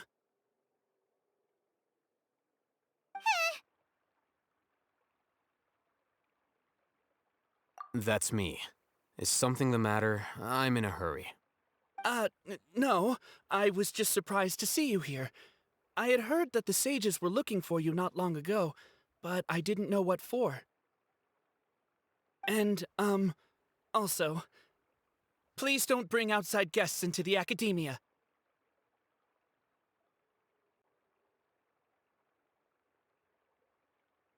Outside guests? How did you arrive at such a conclusion? Your groundless inference shames the Haravatat Darshan. What did you say? I'm the top student in Haravatat, and I earned 3rd place at the last Inter-Darshan debate. Don't look down on me! That wasn't my intention. As your Haravatat senior, I just assumed that you possessed a greater aptitude for critical thinking. Look, based on what you already know, the purpose of my return and the reason they're here should be obvious. Is that so? Wait a moment. Let me think. Don't tell me the answer. The sages search for you. A blonde-haired traveler. Outside guests. So, from the start, the sages weren't looking for you, but this traveler? And you were gone from the academia for so long because... Hey, shh. Yes, you've proven yourself as the top student in Haravatat. I surmise you've arrived at the correct conclusion. As I expected. Please, forgive me. I wasn't thinking clearly just now. Thank you for getting me back on track. It's nothing. We'll be on our way then. All right. Thank you for your contributions to the academia, Scribe.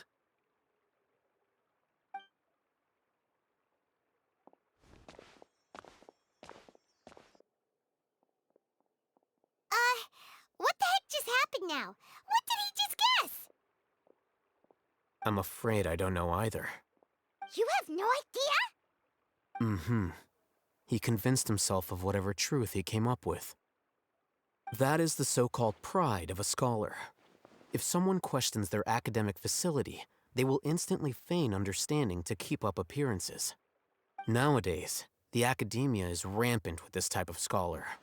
Their obvious farces of intellect only serve to highlight themselves as fools. Wow, so there are special ways to deal with smart people. We don't even need to make up our own excuses. We shouldn't waste any more time. It would be problematic if we missed our window of opportunity. Let's go.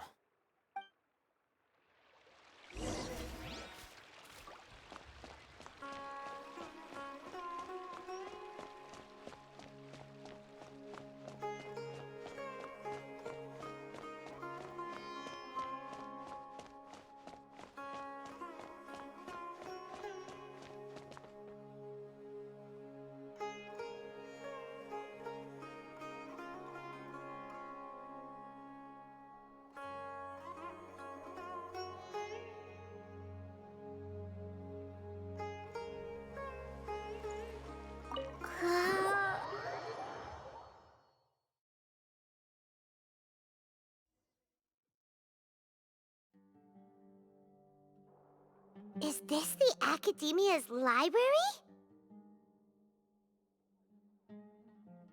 Indeed. Known as the House of Dana, it is quite possibly the most extensive special collections library in Teyvat. There are a lot of students going through here. Is it really okay just to waltz right in? The Academia marches to a fast beat, especially since it's Nagarbaha Day. They're all occupied with their own matters. Just act natural. Now, hurry along.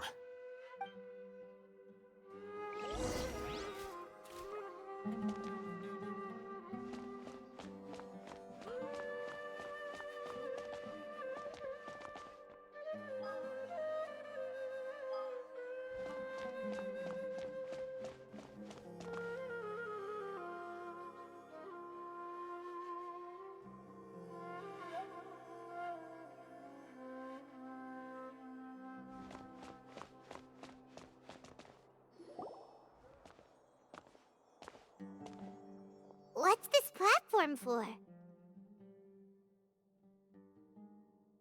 It's a lift that Academia personnel use to access higher floors. Are we gonna take it then? The Grand Sage's office is up there somewhere.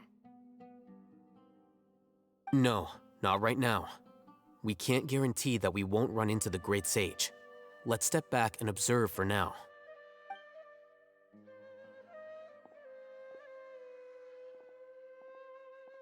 You think the Grand Sage will exit from there? And after he does, we'd sneak past him? Oh, Paimon thinks that's really dangerous. Who knows? However, if we can confirm Azar's current location, our operation will be much safer if we... Allow me to offer you a hint. If you wish to know his location, look behind you.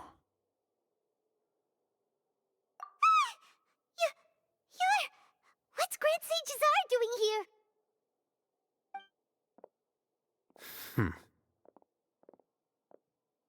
Do not tell me you believed the Academia would not grow suspicious of you after such a prolonged absence, scribe. An eyewitness had informed me of your whereabouts, so I came to personally welcome you. Great Sage, I didn't expect you to care so much about me. I'm truly flattered. I'm sure, but compared to you, I am far more interested in these two unexpected guests. You are the Traveler and Paimon, correct? It's a pity that only now have I been afforded the opportunity to formally meet two of Sumeru's most esteemed guests. I do apologize for my lack of decorum. Excellent. You immediately initiated discussion instead of attempting to prepare some perfunctory excuse. You clearly understand the situation at hand, and have no intention of making a reckless stand. The foot traffic here renders this place unsuitable for discussion. Please, follow me to my office.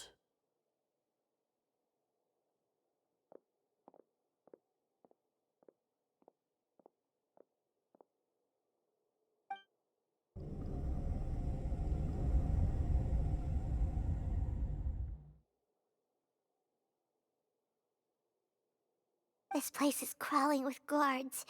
There's no way out for us. All right then, Traveler. What did you wish to discuss with me? Today is Niagarbaha Day, so I still have many responsibilities to attend to. There is little time for idle chit-chat before I detain you all.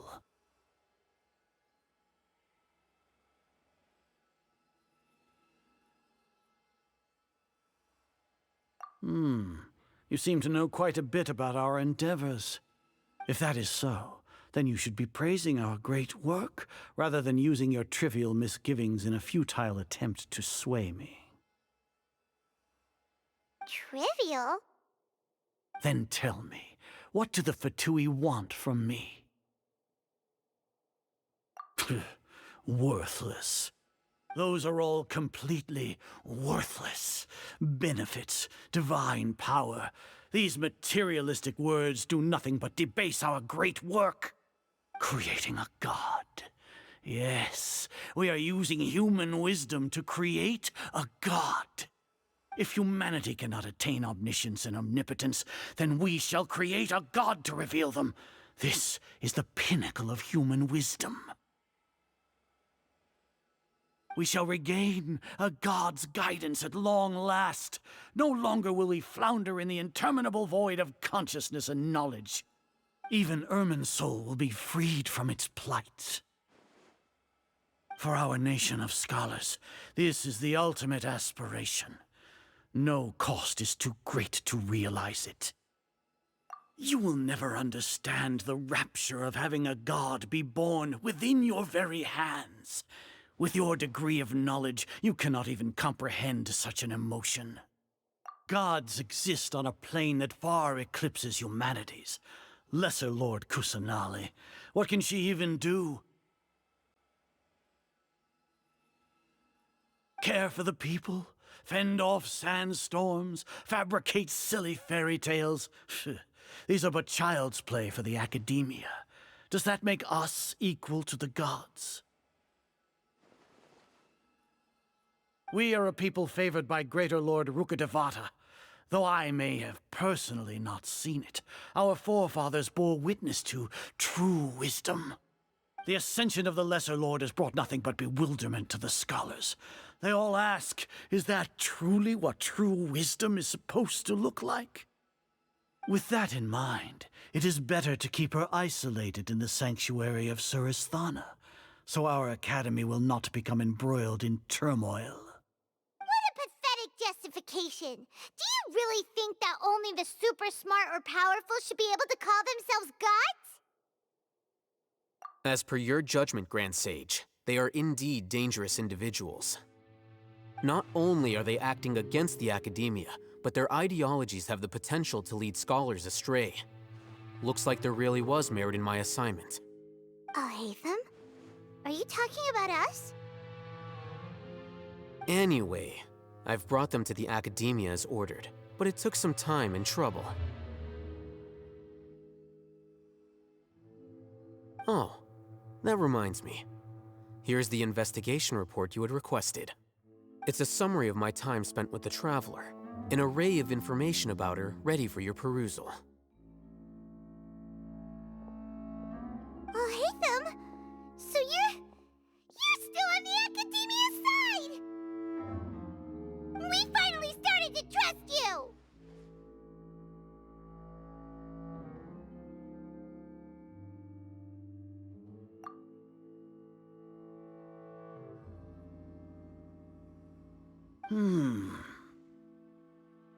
Excellent. Detailed contents with no errors. I would expect nothing less than an immaculate report from the scribe. As it is Niagarbaha Day, I'll enter the information on you into the Akasha. Surely you know what that means. We'll be monitored, just like Sino. With the Akasha's calculation prowess, all of your actions will be predicted with an accuracy of at least 98%.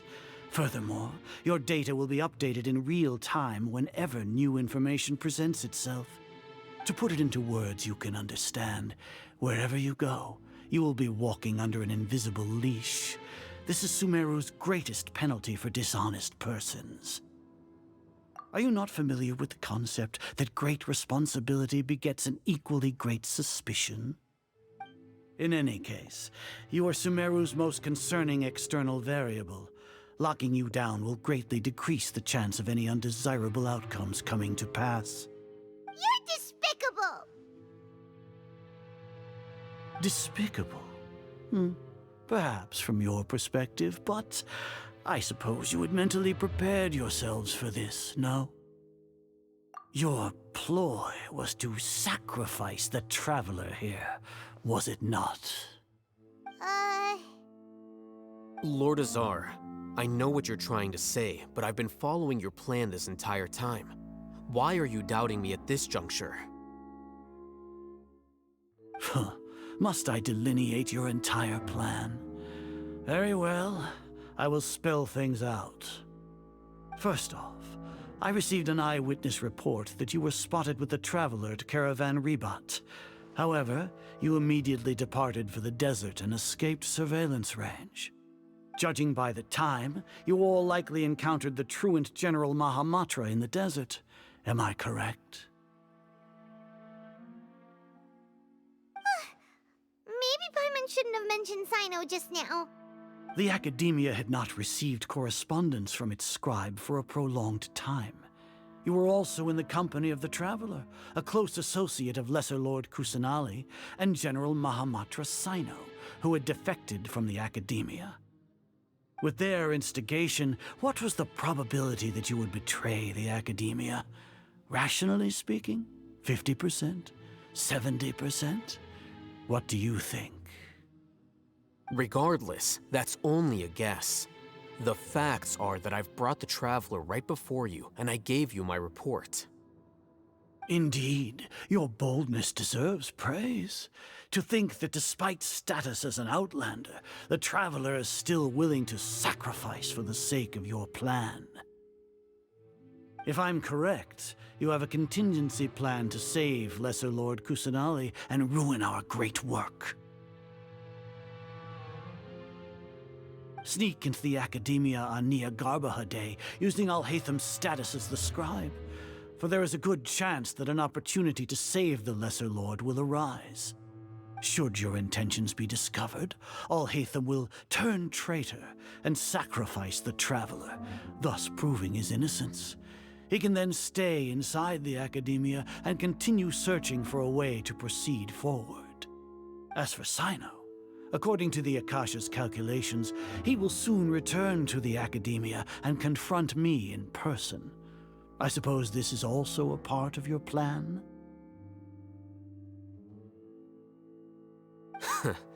You'll see me as a traitor regardless of what I say, no?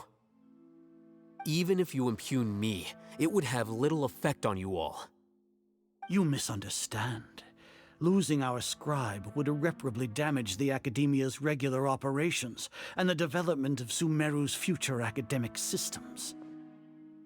However, under the current circumstances, even that is trivial compared to what we stand to gain from our great work. You said that I betrayed the Academia, but you, Azar, you've betrayed all of Sumeru, betrayed its Archon. So flight has turned to fight at long last. Guards!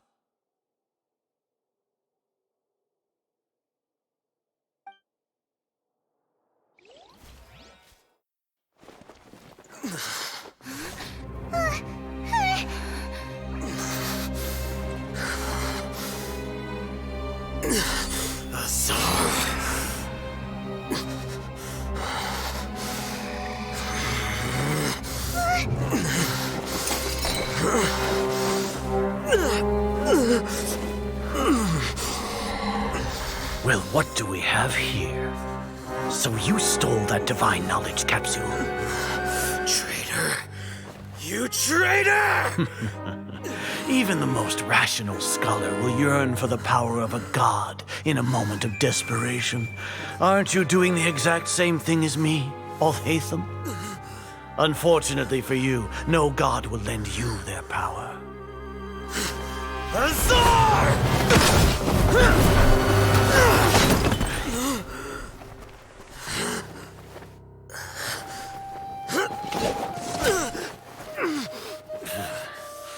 He has gone completely insane.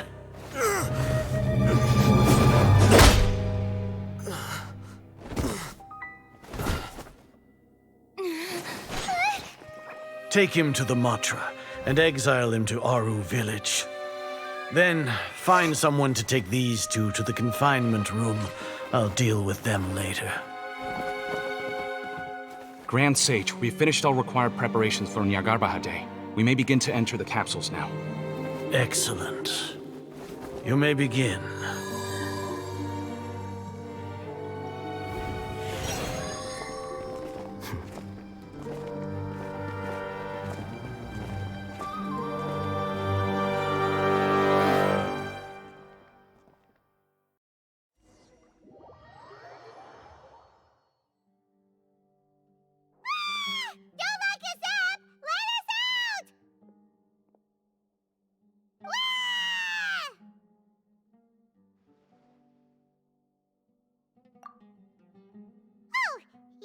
Paimon got a bit carried away there.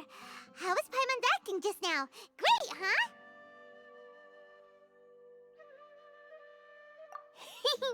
Everything's going according to plan so far.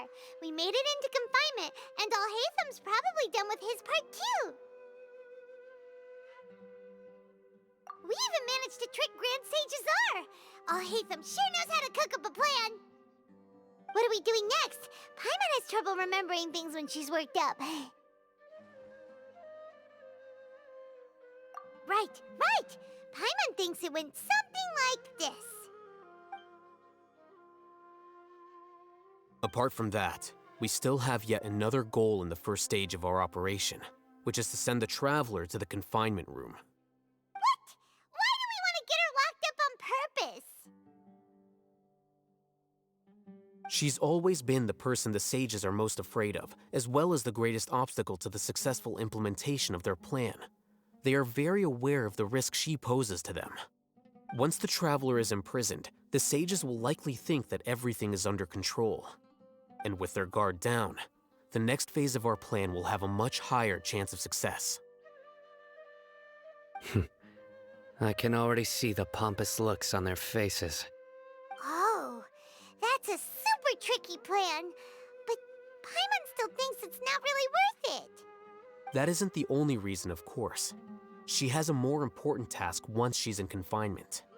According to the Academia scholars in Ramon's custody, Lesser Lord Kusanali has sealed off her consciousness in the Akasha ever since she was captured by the Doctor. That way, they can't pry any more information from her. Even if we break into the sanctuary of Suristhana, it will take time to awaken Lesser Lord Kusanali's consciousness. We need to do that in advance. So our job is to wake up Nahida! Okay, totally worth getting thrown and jailed for. The confinement room is inside the Academia, close to the sanctuary of Suristhana. It's a completely enclosed space, and you won't be receiving any visitors. I'll work with Ramon's scholars to make some modifications to your Akasha terminal. Once you're in, get as close as you can to Lesser Lord Kusanali and try to connect to her consciousness. However, as for whether she'll actually wake up, that will depend on our luck.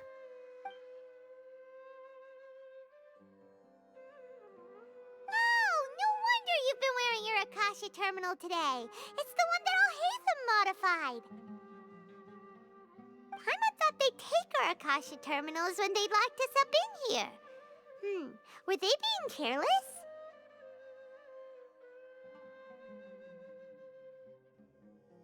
Alright, so what now?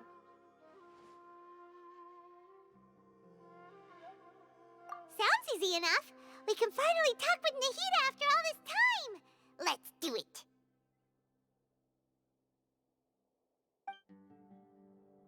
There's a light flashing on your Akasha terminal.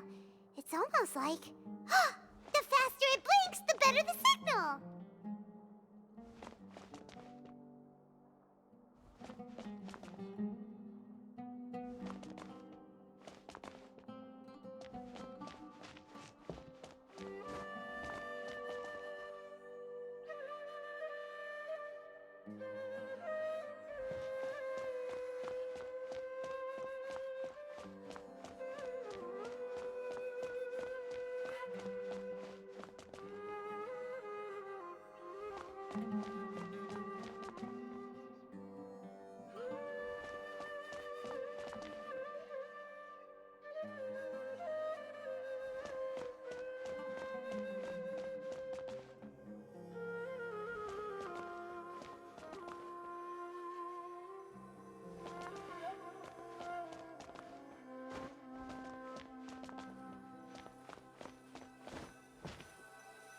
Here? No signal again. Is it getting jammed?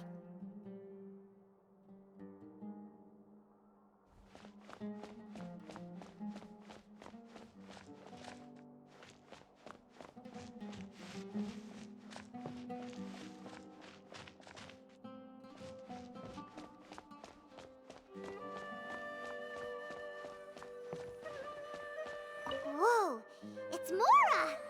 Ooh, Mora! No, Paimon, we're not here to hunt for treasure.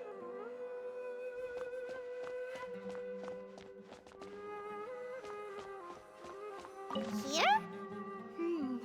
No signal again. Is it getting jammed?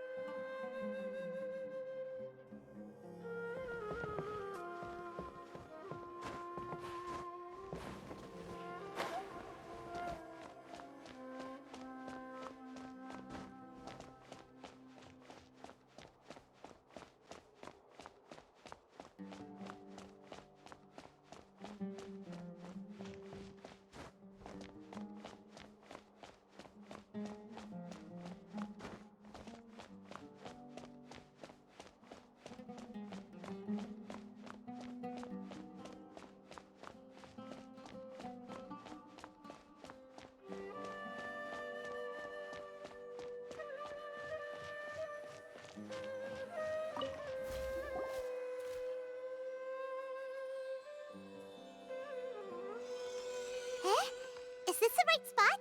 Are you getting anything?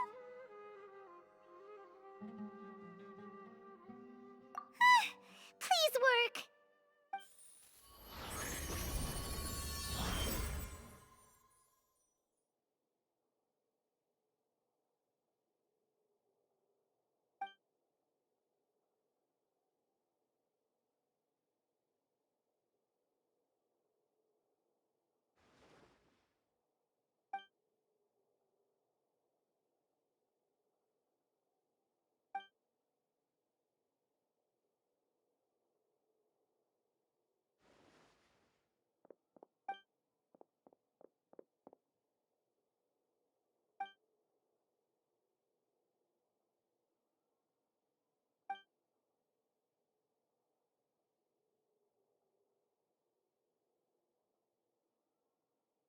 Nahida!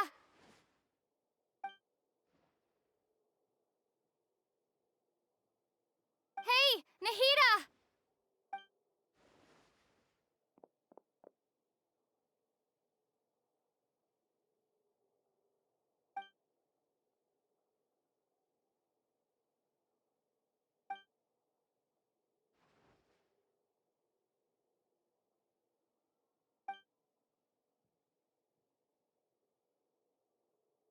When did it first start?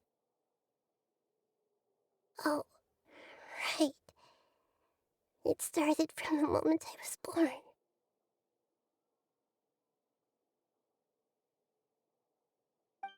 I want to become a worthy Archon.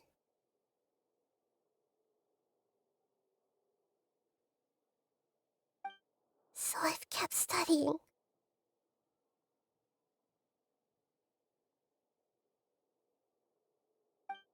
Kept listening to my people and their hearts.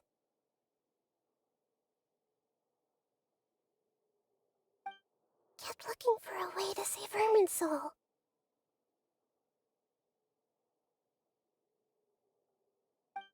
So I can catch up.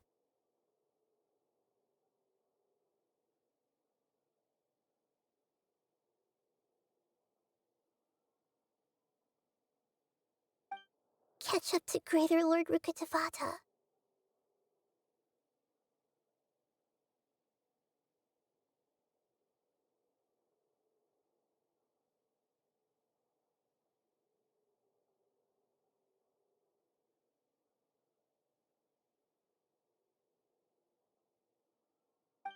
But I'm stuck in the sanctuary of Sarasthana.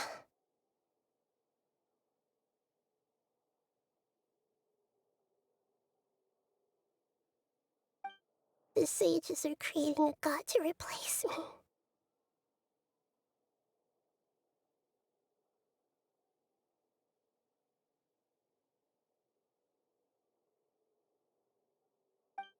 And I'm forced to lock my consciousness in this boundless darkness.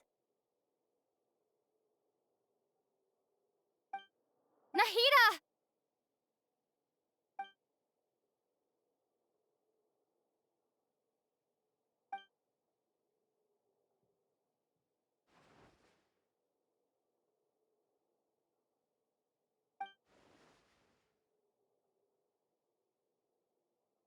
Nahida!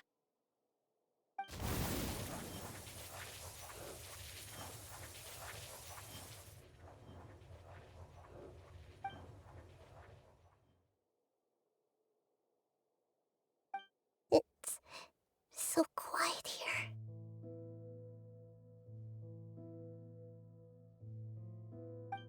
Now that I think of it, I don't think I've ever actually listened to my own inner voice. Do Archons have them?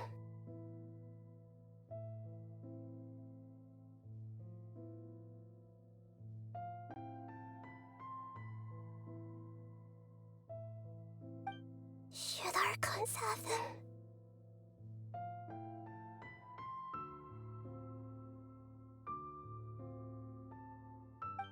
Have I been doing the right thing?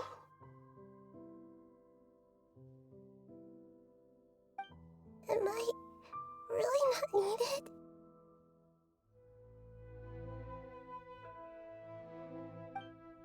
How do I really feel about all of this?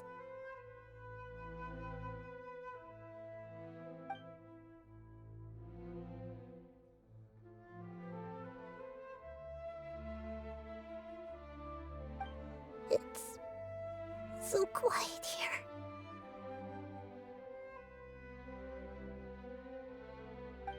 Since you're the god of wisdom,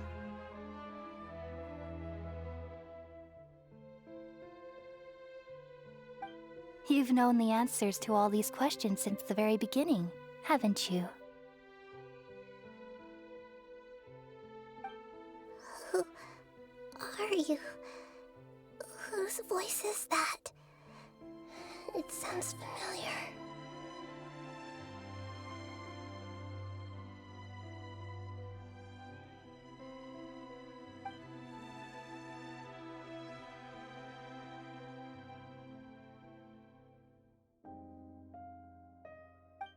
You're right, though.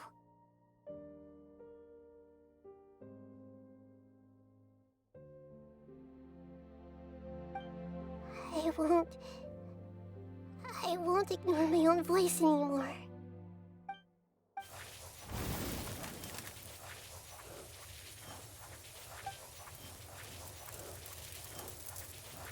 Nahida!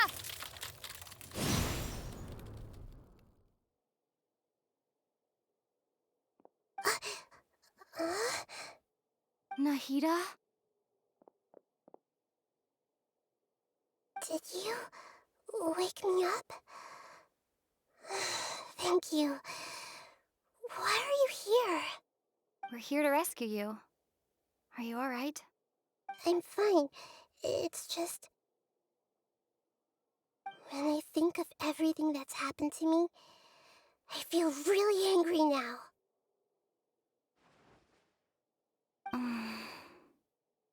You should have been angry ages ago.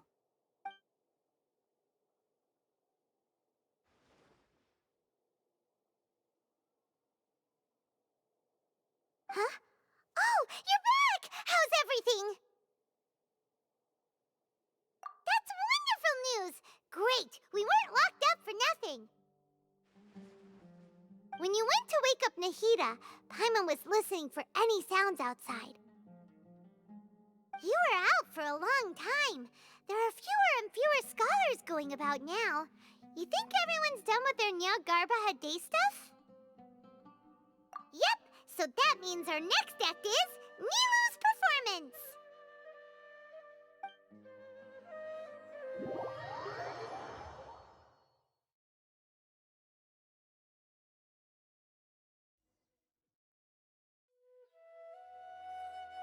Nilu, are you sure about this? You're taking such a great risk for them. I'm sure, and I'm going. You know that I don't like to pass up any opportunity to dance, and this one is especially important. All right. You seem to have a lot of trust in them, so I won't say more on the subject.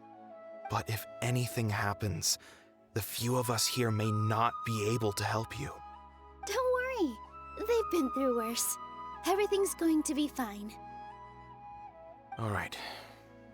You know, if you really do get arrested, we'll do everything we can to get you back. Be careful, even if it's only for our sakes. Thanks, Mr. Zubair. You're so very kind.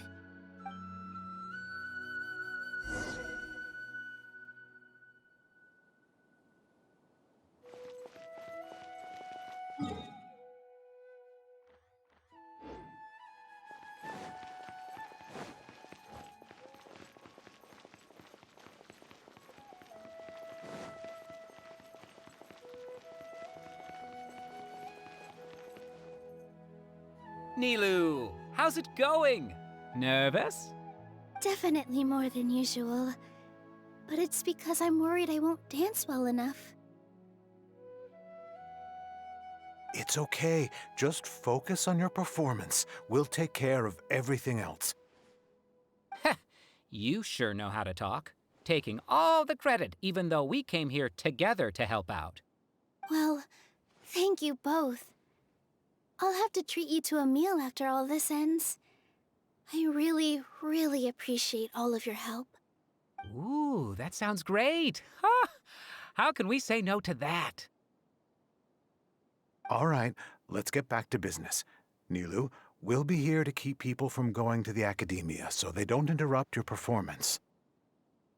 I was planning on telling them something like, the Academia's been conducting a weird experiment, and some of their test subjects escaped. It's really dangerous there, so stay away. Oh, you couldn't think of anything better?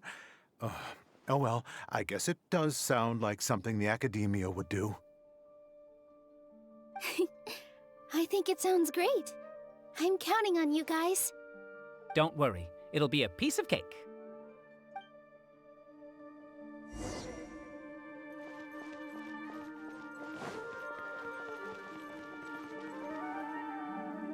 Hey, Nilu! Sorry, it's great to see you, but I'm really busy right now. Our Bait People Away with Yalda Candies plan is working beautifully. Do you want some candy? We have more than we can give out. Vihar, thank you so much for doing all of this. And even dressed up as the Knight of Flowers, no less. I'll pass on the candy, though. I cut back on sweets in the period leading up to a performance, and I'm about to start one. You have a point. The stage is cleared and everything's ready, so you can start your performance at any time. Yeah, thanks to you. I'm really grateful. All right, time to hit the stage. You're welcome. The honor's all mine, since I'll have such a great view of the show.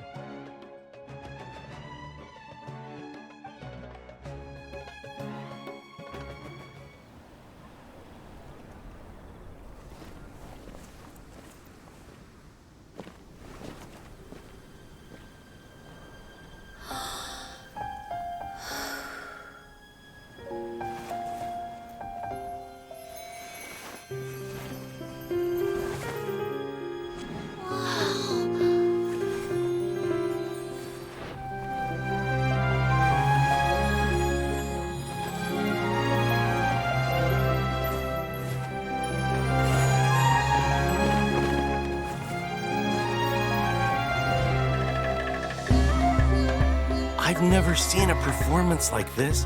This is incredible. Yeah, but I heard that public performances like these have been banned. I can't believe she's doing this here.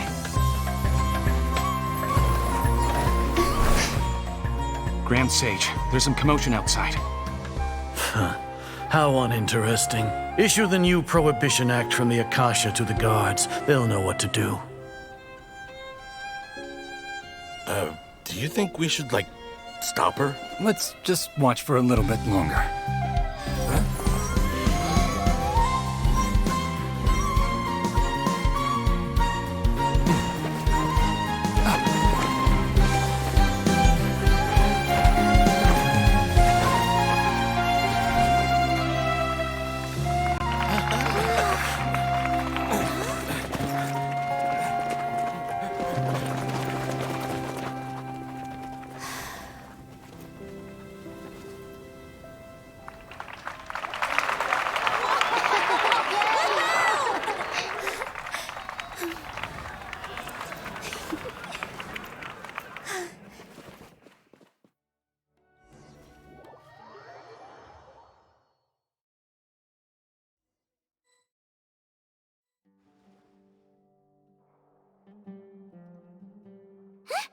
Did you hear that? It sounds like a lot of guards just ran by. Does this mean the plan has moved on to the next stage? Yep. It's great that everything seems to be going well. Come to think of it, when did Alhaitham replace the knowledge capsule that was about to be entered into the Akasha?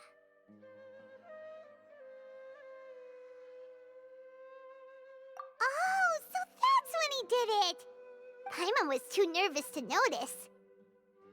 Speaking of, didn't Alhaitham also yoink the divine knowledge capsule from that mercenary leader in Port Ormos when everyone else was distracted? It's a time-tested trick of his.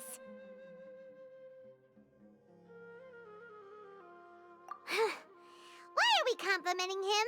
Yeah, he's smart and all, but he still makes Paimon's blood boil. Let's review our plan for this stage again. It's not like we have anything else to do right now anyway, and it'll help us feel more confident. Paimon remembers that Nilu's task was supposed to go a bit like this. Now that Lesser Lord Kusanali's consciousness has been forcefully sealed, the core figures of the Academia and their guards have started to wear their Akasha terminals again. With the Doctor's technological support, they think they have nothing to fear. How despicable of them to rely on such a person. But this is also our chance. I was originally asked to draft the knowledge capsule for the Artistic Performances Prohibition Act when I was still at the Academia. It should be on the Grand Sage's desk right now, and will be entered into the Akasha during the next Nyargarbaha Day. Are they really going to stop all artistic performances? That's horrible! I'll make an identical knowledge capsule, but this time, I'll smuggle some misleading information into it. We only need to find an opportunity to switch the capsules. Once it's been entered into the Akasha on Nyargarbaha Day, if someone were to be seen performing in public, the sages would definitely use that opportunity to announce the ban, and so the misleading information will be disseminated amongst the guards. Sure sounds complicated, but it seems like if everything goes well, we'll be able to get rid of all the guards in the Academia without any effort. That's pretty clever, getting right into their heads. I just have one question. Even if we manage to get the misleading info out to the guards, how can we be sure that they'll believe it? People who are used to relying on the Akasha become less inquisitive, and their ability to distinguish truth from misinformation is significantly reduced. They will view everything the Akasha releases to them as the unequivocal truth. The Akasha will turn humans into machines. I've seen it happen many times. Yikes. Good thing I didn't wear it for long when I was working in Sumeru City. At first, I thought it was a good thing too. By the way, this plan still requires a performer, right? Do you have someone in mind? Nilu of Zubair Theater. I know her really well. We can trust her. I'm kinda hesitant to ask her to participate in a dangerous plan like this, but we can ask her in person. All right. After the guards in the Academia are gone, then it'll be time for me and my stowaway brothers to shine.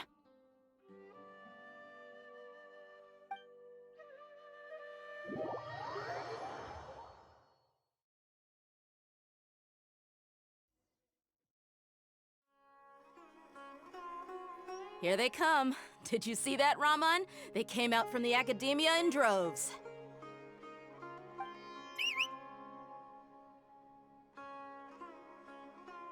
After laying low in the city for so long, this is the moment we've been waiting for. My brothers have already sprung into action. We couldn't do anything to them inside their coop, but outside the Academia, this is our hunting ground. With a lioness like you, the prey sure won't be able to run far. We still need to eliminate the guards as soon as possible. If we give the sages enough time to realize what's happening, the plan's doomed. Yeah, all they've done is to sit on their cushy salaries and twiddle their thumbs all day while we fought and struggled every day in the desert. The only advantage they might have is their numbers. Speaking of which, most of the guards who report directly to the Six Sages belong to the Corps of 30, but they have a completely different reputation. Following those blasted sages every whim, throwing away all the principles of being a mercenary. As someone in the same profession, I'm obligated to teach them a good lesson today. Indeed, the trap has been set. All we need to do is lead them there. All right, let's each take a road and herd those scattered guards back into one place. Make sure to attract their attention. Isak will be the key. You gave such an important task to that child. Will he be okay? It'll be fine. Isak was so determined to help, so let's put our faith in him. Besides, even if he's caught, the guards would be too scared to do anything to him. They've never seen Lesser Lord Kusanali in person, after all. You've got a point. Anyway, I think I see them coming. Let's head out. Good luck.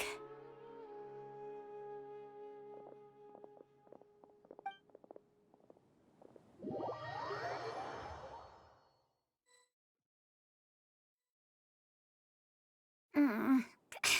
This outfit. Hey, do you remember what you need to do, Isak? When the guards get here, you'll pretend to be Lesser Lord Kusanali and run away from them. Oh, yeah, I remember. Of course I do. I'm just a little nervous. Relax. Don't think about getting caught. Even if that happens, we won't leave you behind. You only need to think about getting the guards' attention and leading them to the Grand Bazaar. Leave the rest to us. Okay, got it. I'm here to pay back Lesser Lord Kusanali for helping Grandpa. I won't get cold feet. Hey, they're here. I can see the Academia guards.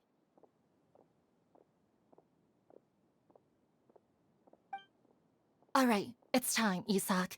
Take a deep breath and go. You can do this.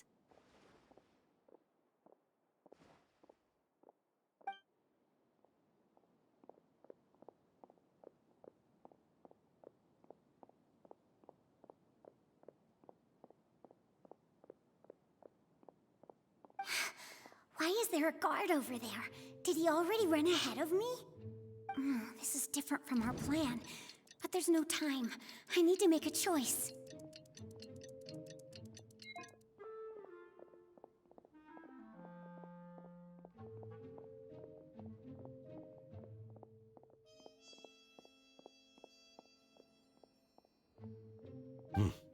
Let's have a look behind the house. What should I do next? Huh. Looks like nothing's here. A wasted time. Luckily, he didn't check behind the tree. What? The guard looks alert. What should I do next?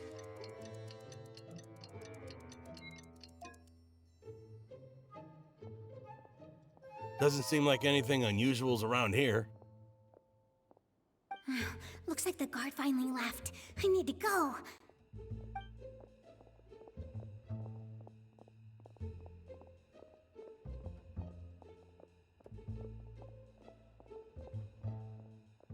Hey! Lesser Lord Kusanali is over there! Stop! What? Lesser Lord Kusanali? How did I not notice that? They found me. This is bad. Where should I go? The target suspected to be Lesser Lord Kusanali has escaped into the Grand Bazaar. Assemble and arrest her!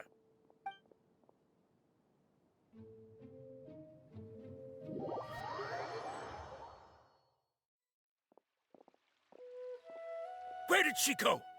How did she disappear? Did we lose her? Hurry up and find her! Hey, why is your team here? Didn't we say to split up our search? Hurry! Hurry! This place is... Why are you all here? Yeah, isn't it one heck of a coincidence? Everybody's here. What on earth is going on? I suppose that's all of you? Who are you? Did you set us up? What are you planning? Phew, that was rough. I almost got caught. Little brat? So you're not actually Lesser Lord Kusanali. Who exactly are you all? Eremites from the desert? Just some colleagues. Think of this as a business competition, or a personal grudge. After stepping into our traps, stop thinking of yourselves as hunters. Behave like the prey you are.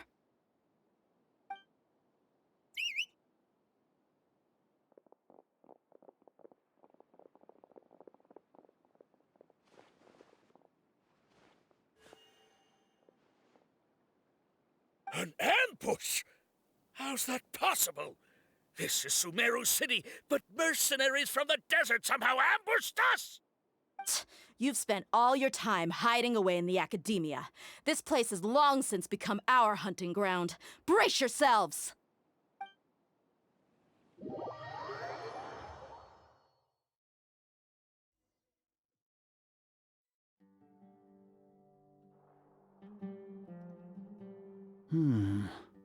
This is odd. The academia has quieted down after the conclusion of the Niagarbaha Day ceremonies, but it's much quieter than usual. Where are the guards? Why have I not seen a single one? Guards? Guards! Grand Sage, how may I be of assistance? I called for the guards. Why did you come? My apologies, Grand Sage. Right now, all Academia guards have entered the city to perform the ordered arrest. I thought you knew. Arrest? Who is there to arrest? I have an ominous feeling. Arrest Lesser Lord Kusanali, right? Is that not what the order was? Lesser Lord Kusanali? You mean she has disappeared? Yes. I wouldn't dare make up something like that. Right now, everyone is in a panic, and many are saying that Lesser Lord Kusanali will take revenge on us. What happened? Just what is going on? Lesser Lord Kusanali somehow escaped? Was it Alhaitham and his party that freed her? That's impossible. The Academia is heavily guarded today, and any order to release Lesser Lord Kusanali would be strictly confidential. Besides, Alhaitham and the Traveler are already in our hands. What manner of trickery did they employ? How could Lesser Lord Kusanali disappear into thin air? Disappear? Wait. How was the arrest order distributed to the guards? It was issued by the Akasha earlier today. Only you have the authority to send messages like that, so I thought it was your order. Let me check.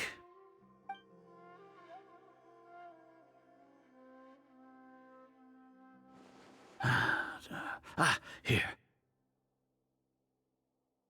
Lesser Lord Kusanali has escaped from the sanctuary of Surasthana.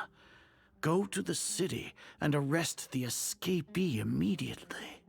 The Akasha indeed contains this information, and it clearly appeared in my mind. How did they bypass my permissions to issue this kind of message? Was it the report about the Traveler that Alhaitham submitted? No. I specifically checked that knowledge capsule before entering it into the Akasha. Could that have been a red herring? Well, even if I figure it out now, it won't make any difference.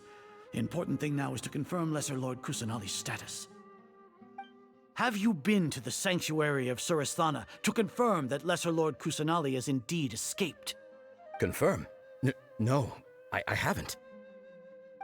It may be a bit offensive to say this, but Grand Sage, what you're saying doesn't make any sense. How can the information in the Akasha be inaccurate? What the Akasha decrees is fact. That is common knowledge to all of us. If we have to confirm the information and knowledge from the Akasha ourselves, then how is that any different from us learning that information ourselves? Wouldn't Greater Lord Rukkhadevata's legacy lose its meaning that way? In the beginning, it was I who asked you to believe in the Akasha, to believe in the legacy left by Greater Lord Rukkhadevata. Are you trying to use my words against me? No, Grand Sage. I'm merely confused because I believe in you. I never meant to refute you. Stay here and see if there are any suspicious people around. I'll go to the sanctuary of Surasthana on my own. Yes, Grand Sage.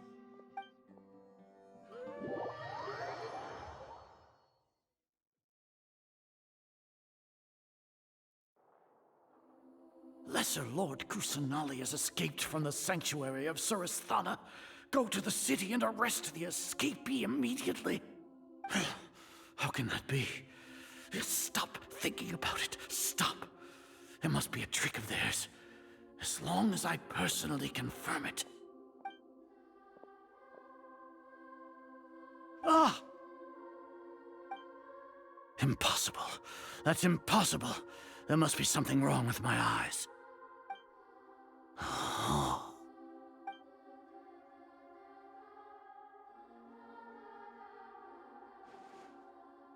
What a comical sight, Azar.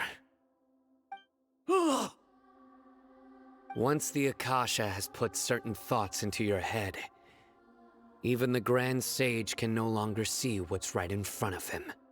You all can only see the world in your mind, the one you think you know. And precisely because of this, you disregarded Lesser Lord Kusanali's existence.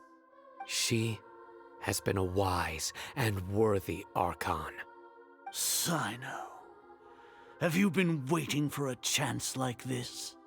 The Akasha predicted that you would return to the Academia to confront me, but I didn't expect it to turn out like this. I was careless. No, you were blinded. Your faults stem from your reliance on the Akasha. You're still the same as always. I truly did not expect a proud person like you to cooperate with Alhaitham and the Traveler. People change, Azar. Admit it. The Akasha can't predict my actions anymore. Then tell me, what have you found during your investigation? You want to buy time? This is the Sanctuary of Surasthana. Under your own regulations, even Academia staff are forbidden to come here. No one will come to save you. As for the investigation, I've at least confirmed that you are guilty of insurgency against the Archon. A serious crime. So what? Did you do all of this so I would plead guilty in front of you, General Mahamatra? No. I want you to plead guilty in front of the Archon herself. You once said that I had no standing to judge you. So now, how about judgment in the name of a god?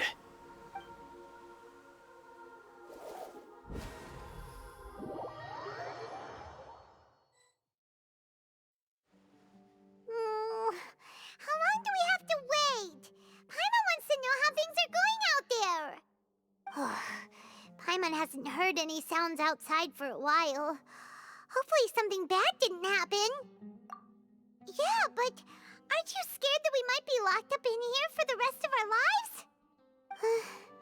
Thinking about it, at least Paimon has you. We could still chat like this. When Paimon thinks of Nahida being imprisoned alone in the Sanctuary of Surasthana, Paimon can't help but feel sorry for her.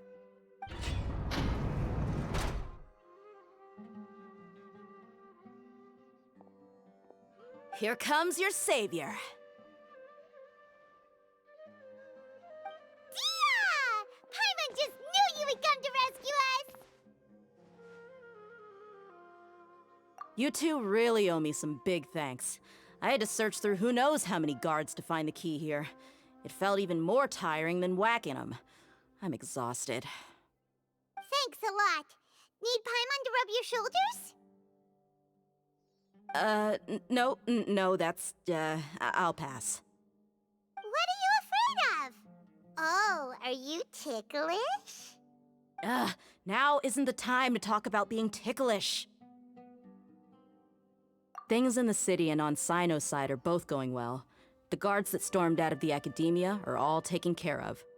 The Corps of 30 is in charge of the city's defenses, but we already talked to Asfand. They've been fed up with the sages bossing them around. As long as it doesn't break their employment contracts, they'll turn a blind eye. That's probably because you've been super great friends with them for a long time. So, how's Sino doing? The Grand Sage is in his custody. Even I know how terrible it is to fall into Sino's hands, so he probably does too. Sino forced him to release Lesser Lord Kusanali. He has no choice but to obey. So, hurry to the Sanctuary of Surasthana. Assuming nothing weird happened, we should have already rescued our Archon.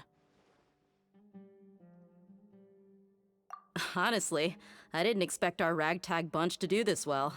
We just came together last minute to save the Archon, you know? Alright, you two better go. I still have to clean up some messes in the city. See you around.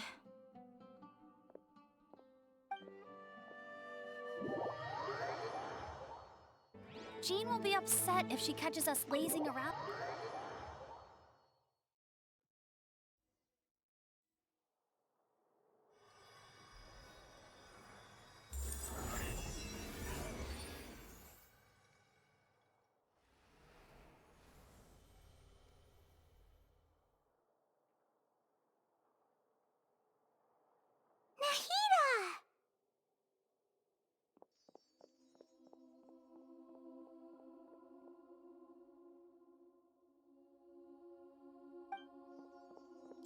Should I say it's nice to meet you?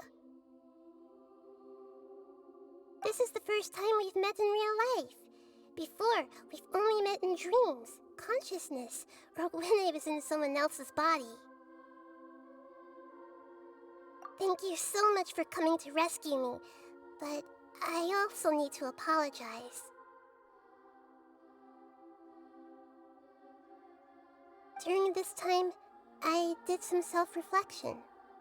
My sense of inferiority and yielding to the academia led to all of this, and created so much trouble for you all. Exactly! We're here because you're a good Archon and one of our friends! Thanks, you too. Amazing. So this is how it feels to walk out of that cage with my own body. It's like I just had an endlessly long dream. I can't even tell if I just woke up or was only now born into this world. My concept of self has become so clear. But now doesn't seem to be the time to indulge in this feeling. This is really embarrassing. You all just rescued an Archon, and now she needs your help to save her country, and even the entire world. It's okay. With you here, Paimon's sure that everything will work out. There's one more thing. What is it? For all the things the Academia did to me, and for all the folly it committed in the name of wisdom, as their Archon, I will make them pay. Ah! Wow! That's the spirit! You're finally standing up for yourself and not letting people walk all over you! I understand now. To be a better Archon, I first need to better myself. If you haven't even figured out how to be a caterpillar, how can you be a butterfly? Yes, true. That reminds me. I wonder how far along the Academia is with their god creation plan. We need to hurry and prevent the birth of that false god. I need to make some preparations. Since I'm now free, I can establish a direct link to the Akasha and control it. First things first, I need to remove the restrictions that the doctor put on me in the Akasha. After that, I'll make some adjustments and revoke the sage's permissions. The Akasha will then be like how it originally was, only operable by the Archon. After all, the Academia betrayed Greater Lord Rukkhadevata's trust. This might take some time. In the meantime, you should also work on your own preparations. If we don't stop the god creation plan in time, we'll be in for a tough fight.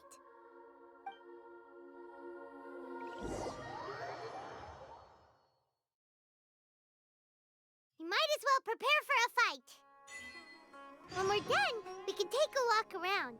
After all, we missed out on a lot of stuff when we were locked up.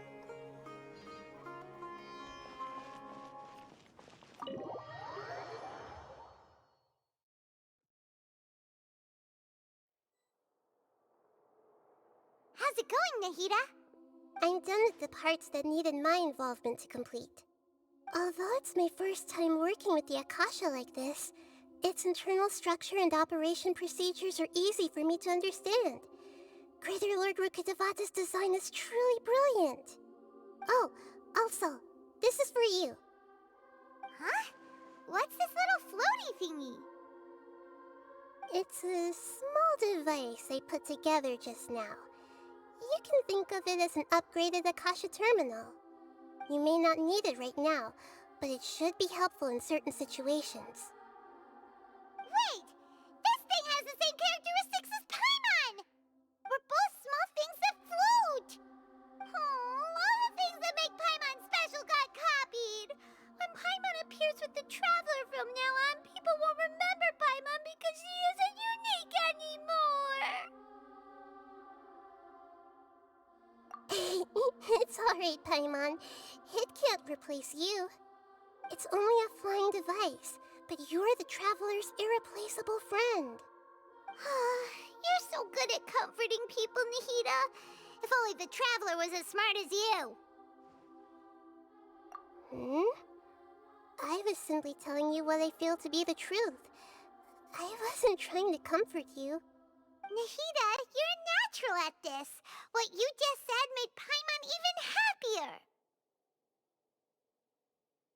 By the way, there's something I need to confess.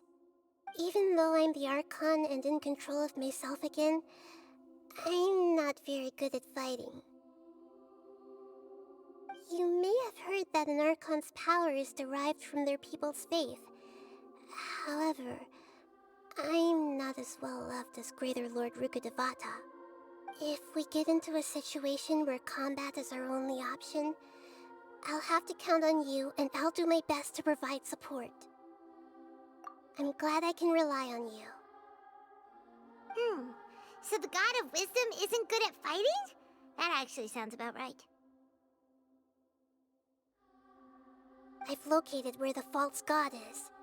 Time is of the essence, so let's skip to it.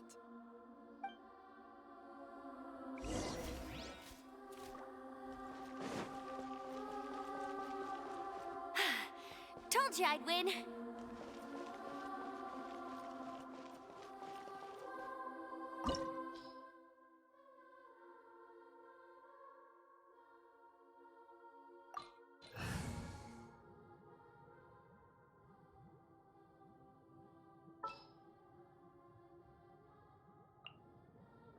Oh, how exciting!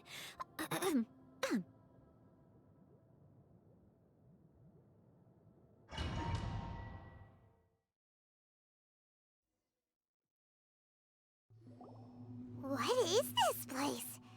Is this really the way we need to go? Wow. Who would have thought there'd be a place like this hidden right slap bang in the middle of the city? The sages wanted to realize their god creation plan without being discovered. The safest and most convenient way would be to build within the academia itself. That's true. They were already hiding one god, so why not two? Judging from the structure here, the project is a huge undertaking. The sages really saw the god creation plan as their ultimate goal. But this place doesn't look like it could have been constructed by the academia alone. The Fatui under the Doctor sure didn't hold back. They provided a lot of technological support. Yeah, or else they wouldn't have been that generous. Is that it, though? I've always felt that this Doctor is different from the Academia sages. He doesn't seem to share their sense of urgency. Instead of being interested in the end product, it's like he's enjoying the experimental process. The Fatui Harbingers are all such weirdos. So, the Doctor being weird is actually normal. So, this Fatui that they're trying to turn into a god is called the Balladeer? We had previously come into contact with his consciousness. He harbors particularly strong obsessions.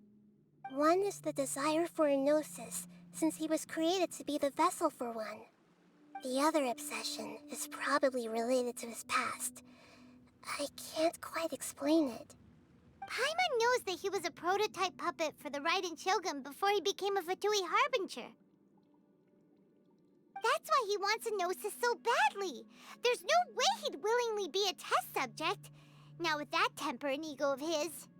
It sounds like you know the Balladeer quite well. I see. Tell me more about him and what he's like. The more we know now, the better we can plan for and react to any future situation.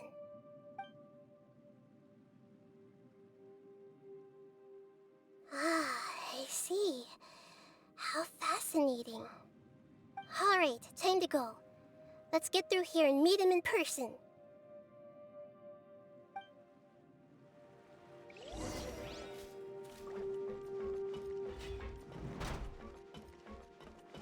Time to work. Let's spring forth! Work time. No excuse for slacking. My. Hup. I'll catch up, as a dutiful maid would. Time to fulfill my duty. Let's not waste time. No slacking off. Scatter! Come a little closer. This quickly. This should be fun.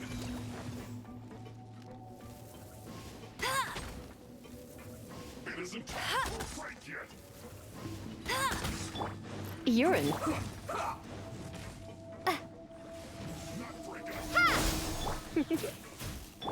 I must leave no stone unturned. Go,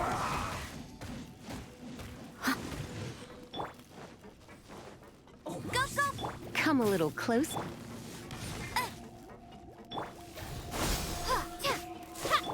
Put your back into it.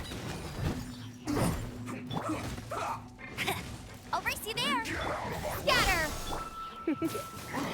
Scatter! break yet.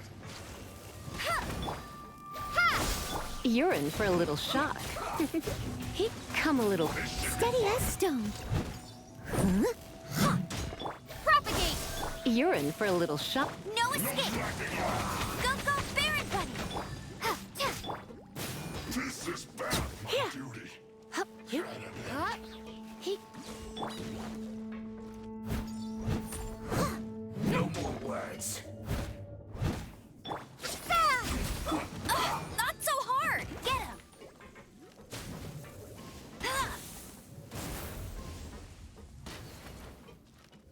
I will end you.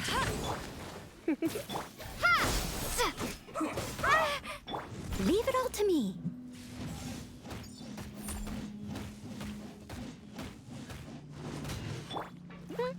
Come a little closer. Get. Scatter!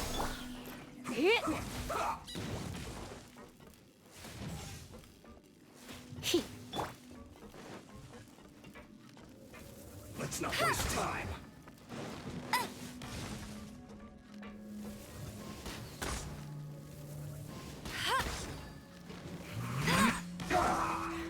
I'll race you there! Propagate!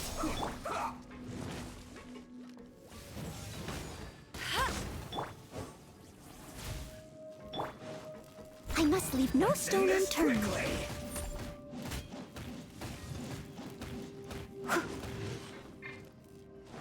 Get him!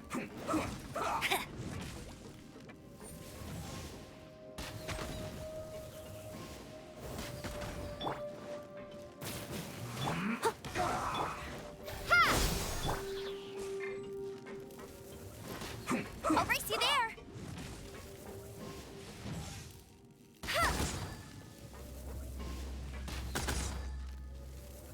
Let's end this quickly. No one escapes my sight! Scatter! You're in for a little shock.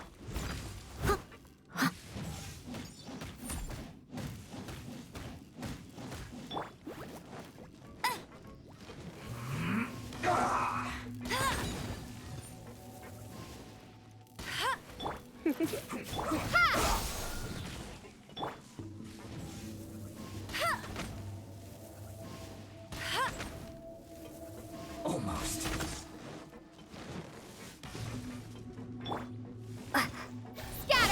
Come a little closer.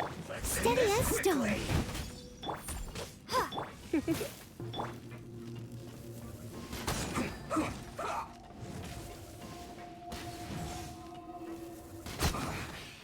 guess this is it.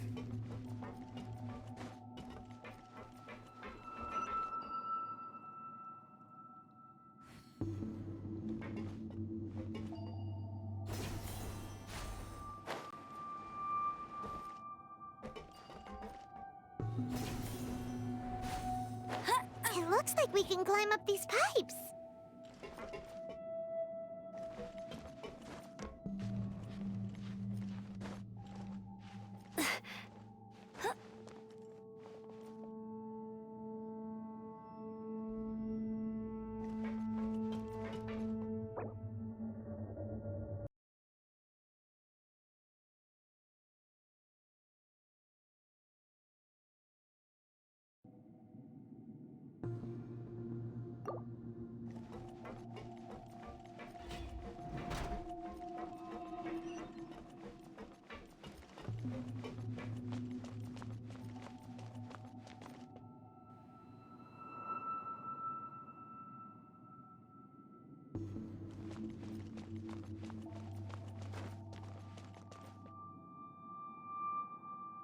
The pattern on the ground seems all messed up.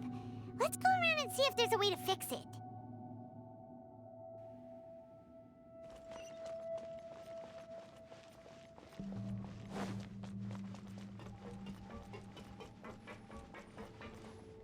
That's more like it. It seems to have stopped. Let's continue.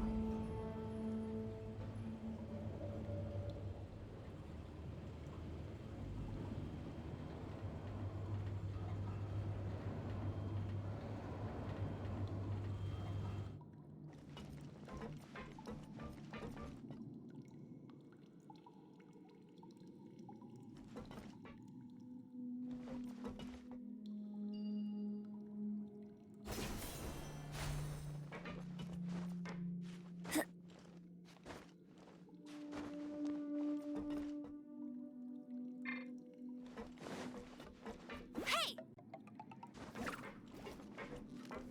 No more words.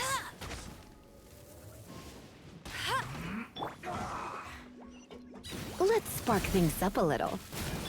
Ha! Exterminate!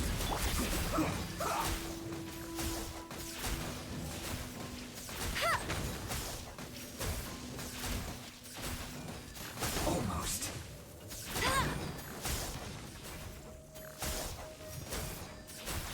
Go, Baron Bunny! Let's end this quickly.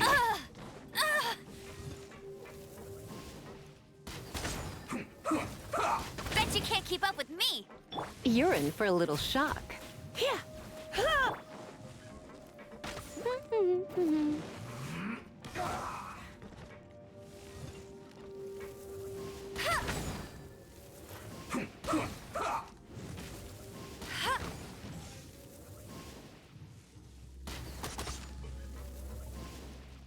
Let's not waste time. Go, Baron Bunny!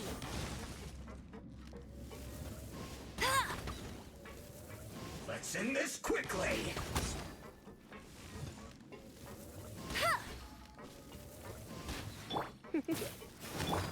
No more words.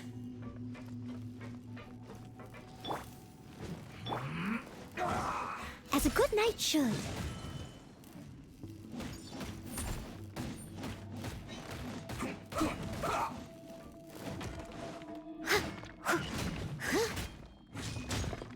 I must leave. Scatter! Right there. No escape! Let's end this quickly.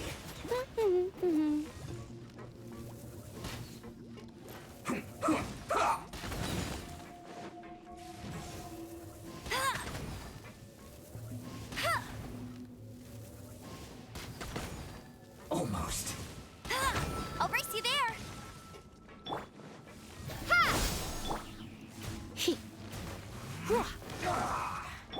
Get him!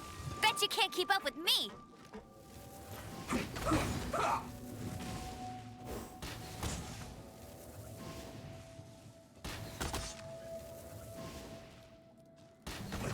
waste time. Scatter! Let's end this quickly.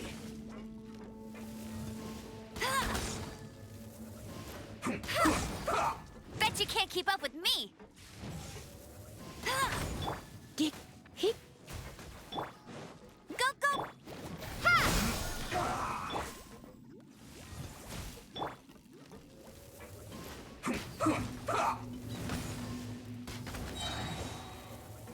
No one escapes my... Propagate! Come a little closer. Let's end this quickly. Leave it all to me. This isn't good.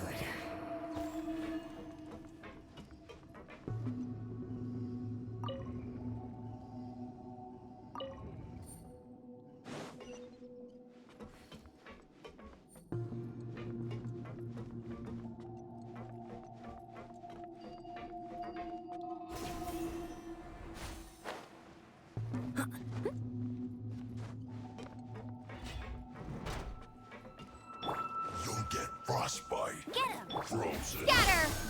You're in for a little shock.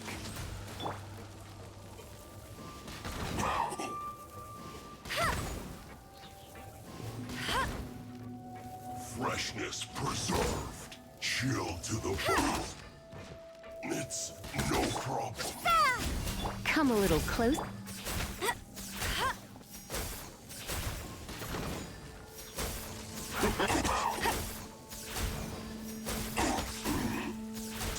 Pay your dues.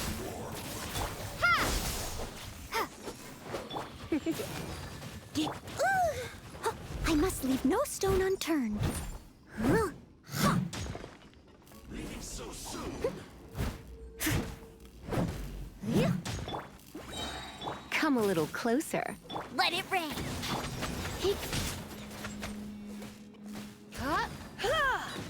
No escape.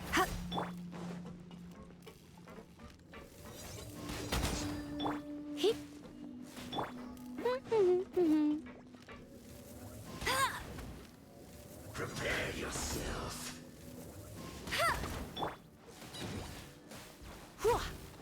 Get.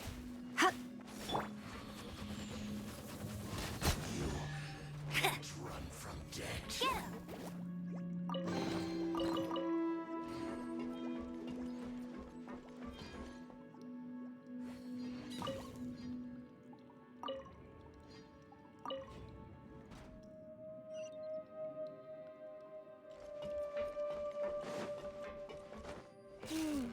The cart is stuck.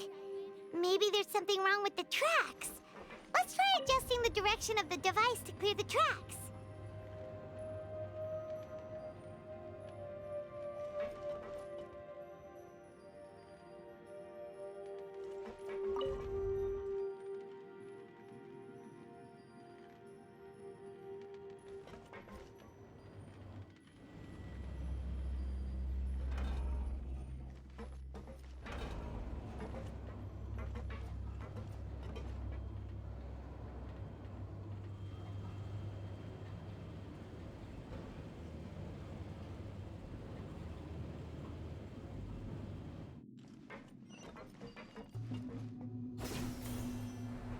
Get ready! You're in for a little. Get. Have a load of this. Detoxifying heat. Roasted. Go, go, Barret! Steady as stone. This one's well done.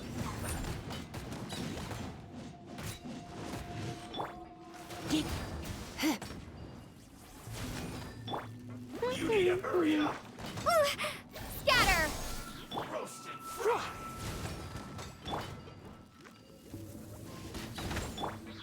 This one's well done. Roasted fry. This through.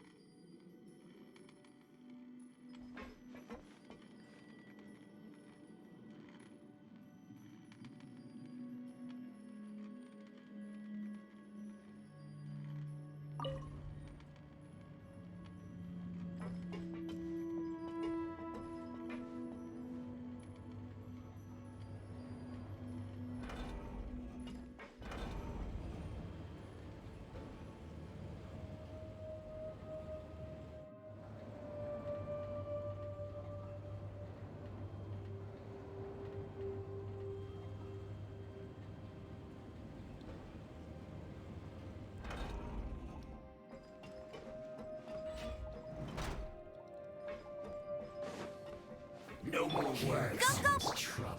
Use this first. I must leave no stone unturned. Stay right there.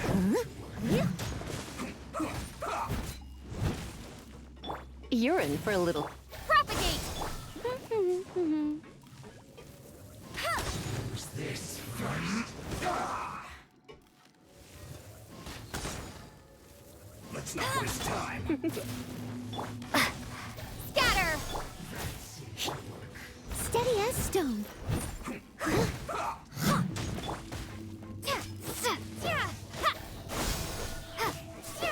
Come a little close.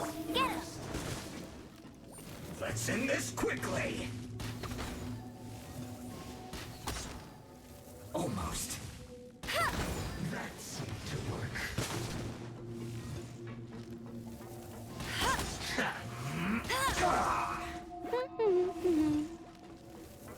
Use this first.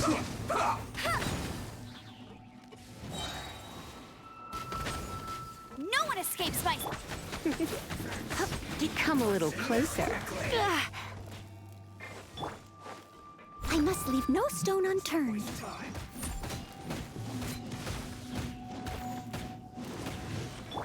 Go, go! Hit! This first.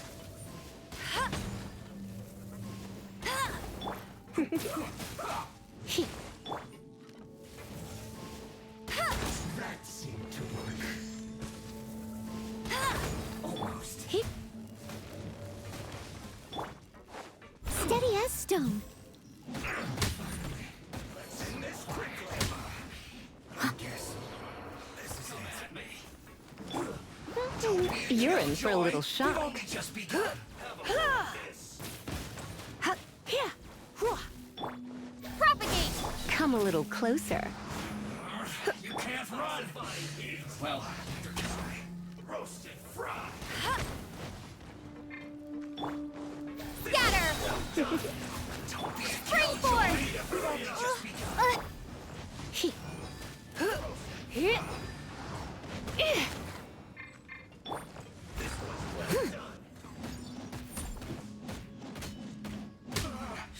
Looks like I went roasted fry.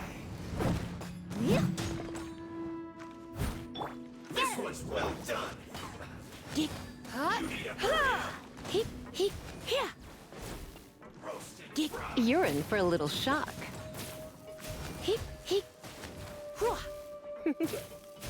You're in for a little shock. You need a Leave it all to me. This one's well done. Roasted fry. You need to hurry up. Let it rain! This one's well done. As a dutiful maid would. You need to hurry up.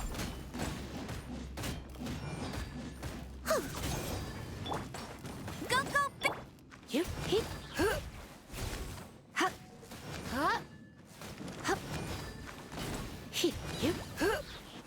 This one's well done.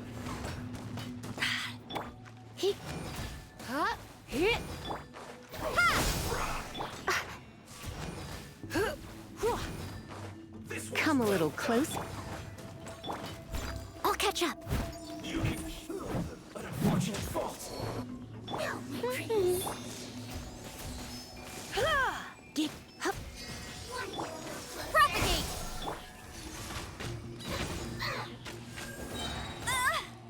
No escape! Hey! Hit. Get.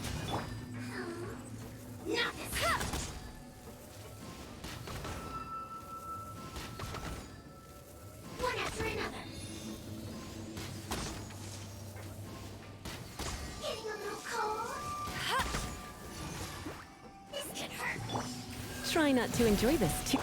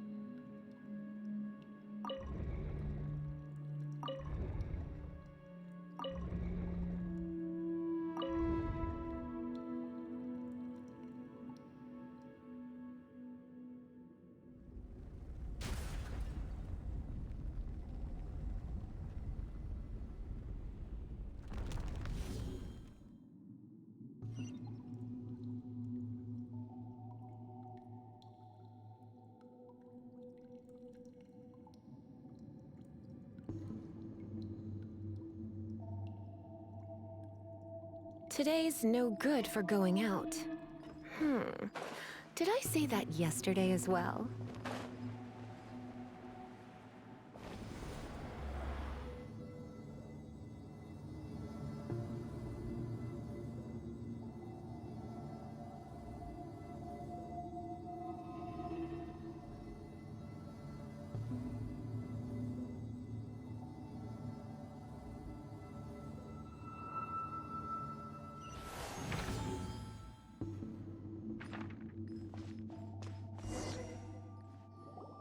Looking at its operational status, we must prepare for the worst. The god they wanted to create is likely close to completion or already completed. Oh no! What should we do? Paimon can't imagine how hard it would be to fight against a Fatui Harbinger with a Gnosis! Are you nervous, Paimon? If you really want to know, of course Paimon's nervous! Aren't you too, Nahida? Yes, I am. This is probably the first time I faced with a calamity of this degree since my birth. I feel not just nervous, but curious as well. Curious? Curious about what? Curious about our fate.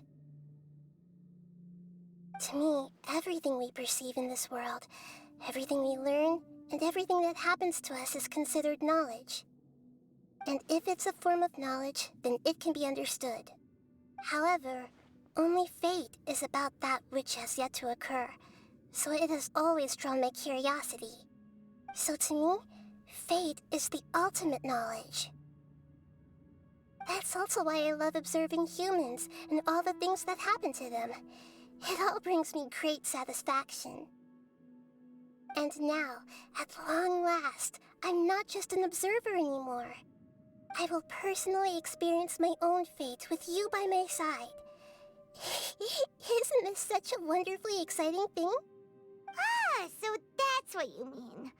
Paimon thinks she understands what you're feeling. Agreed. Okay, let's continue on. I can sense his aura from here.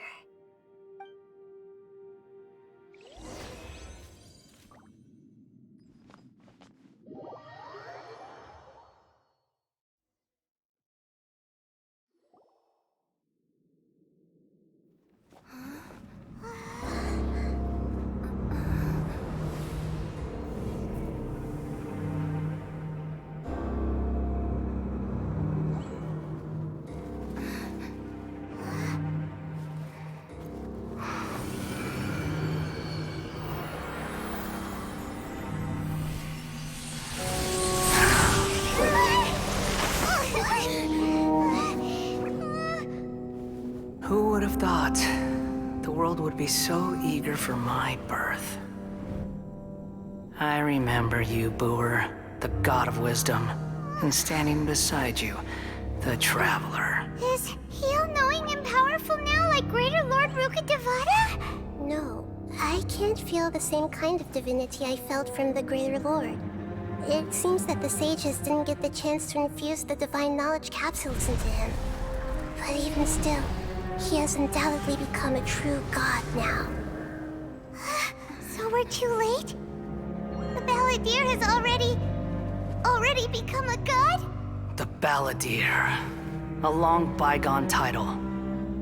When my spirit ascended to divinity, I felt as if I had existed for the same number of epochs as heaven and earth. Looking back, the existence of what once called itself Kunikazushi appears infinitely small and ugly.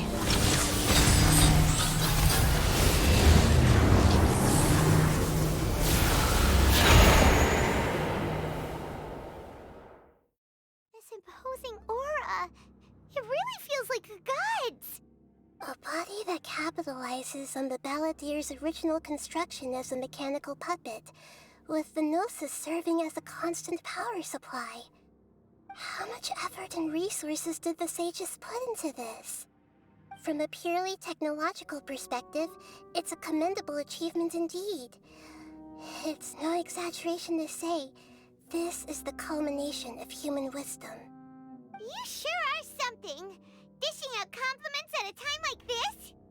But I don't think he's reached the spiritual height of a god. Strife is engraved upon every god and every gnosis brought forth into this world. Can you feel it?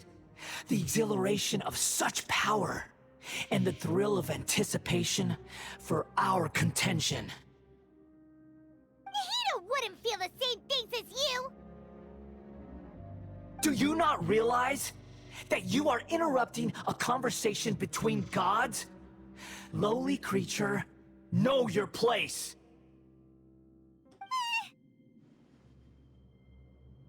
The strife engraved upon a gnosis. You're talking about the Archon War. Tevat's current peace was not easily won. I didn't personally participate in the Archon War, but the way I see it, all those losses were meaningless, driven by the demands of the laws. There's no point in bringing it up again. Is that so? Yet I am deeply disappointed that I was never allowed the fortuity to personally participate in the Archon War. This is a first. Encountering a god in this world who does not crave power. No wonder your own people have abandoned you, God of Wisdom. Your judgment is as your existence, unsubstantial. This is where everything ends, Booer, the God of Wisdom. You should know that wisdom cannot solve every problem. Like now, where your only option is to face me in combat.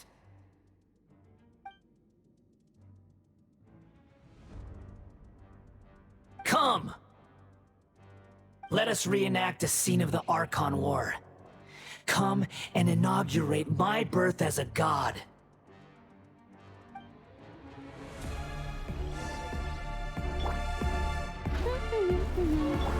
Churn!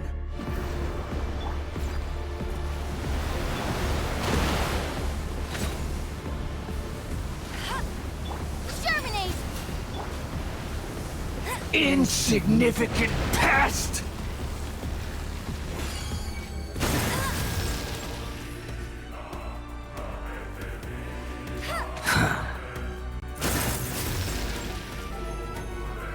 Feeble human!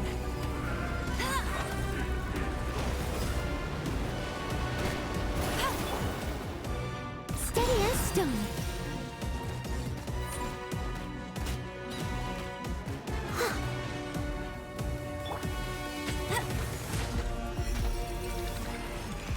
At my command, you shall fall! I missed a spot.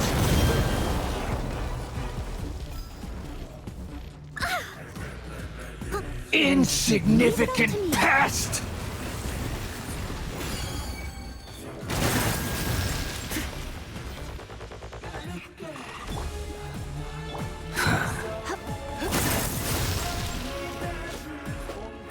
Feeble human!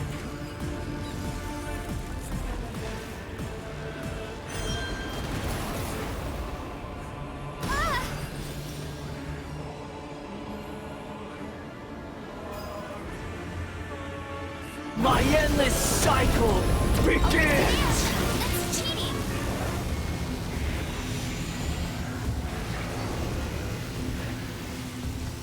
Not so hard!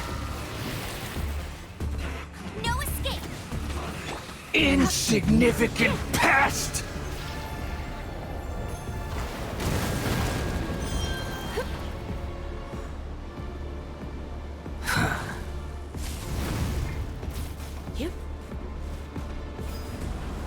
Churn!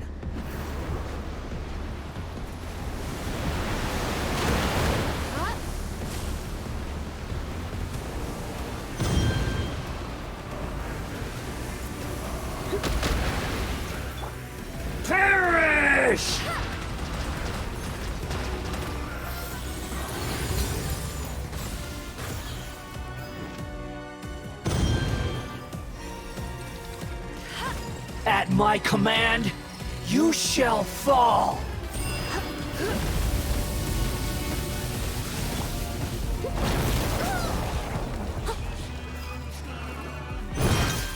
Time to clean up. Feeble Steady human! as stone.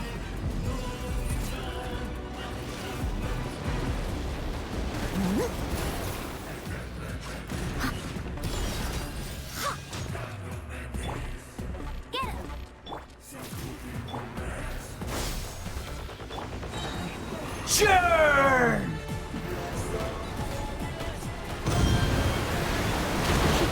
No one escapes my sight.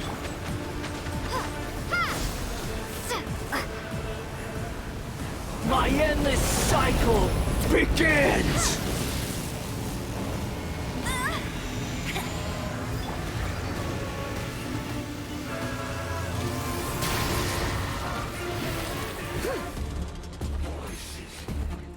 Insignificant pest!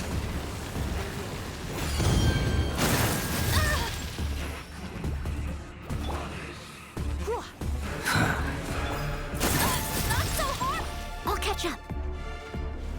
I must leave no Churn! stone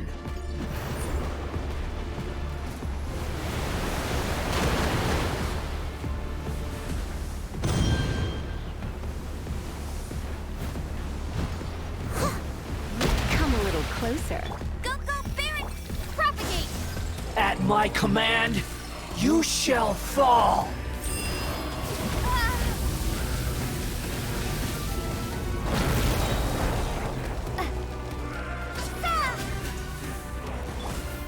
No escape! Feeble human!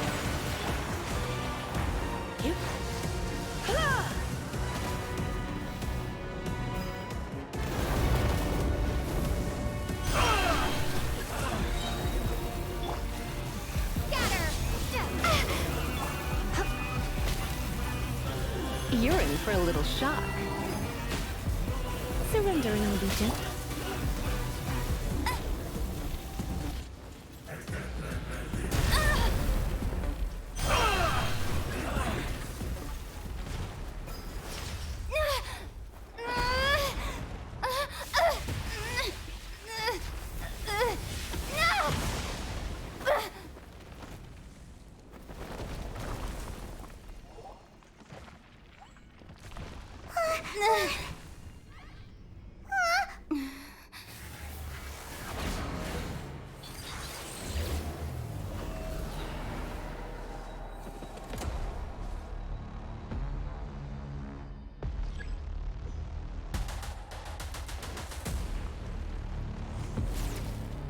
I'll race you there! Get him!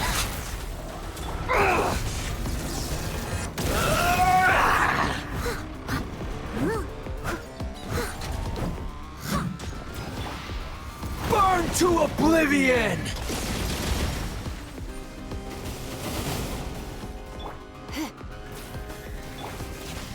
Kneel! Not so hard! That's cheating!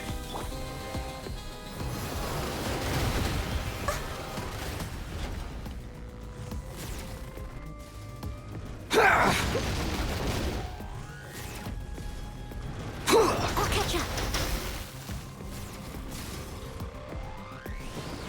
Tremble!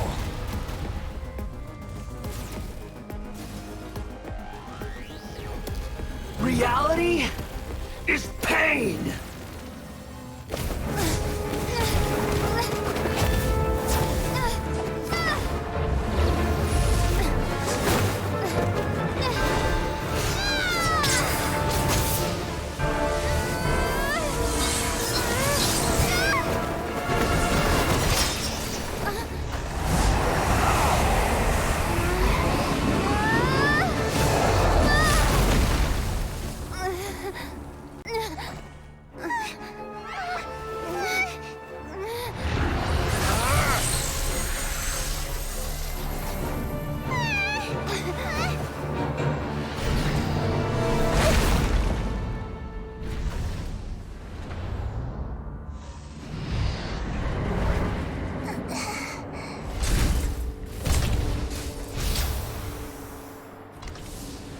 This is supposed to be a battle between gods, yet you choose to hide behind a mortal. And now, you're acting like you'd sacrifice yourself for a human. Are you having fun proving a false sense of heroism to yourself, Booer?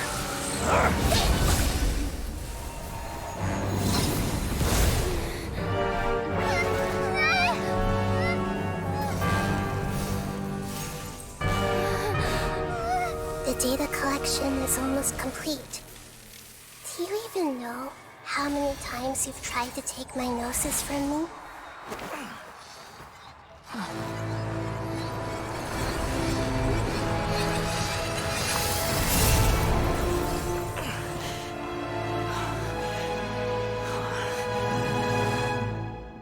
We just concluded the 168th loop.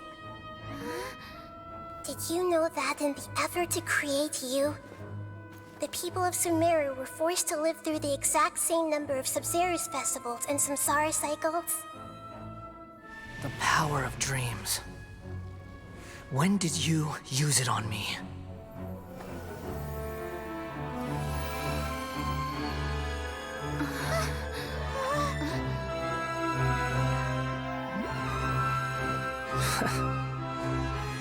You can't even defeat me in a dream.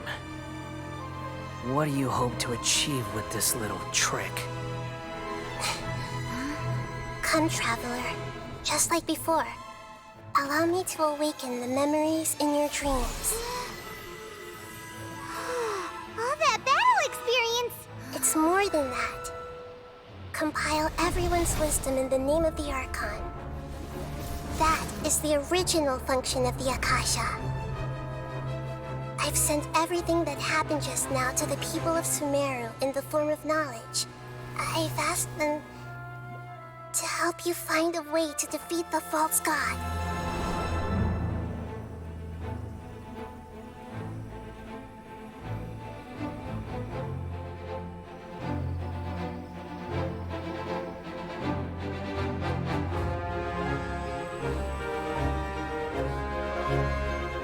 Now, all of Sumeru's wisdom is at your disposal.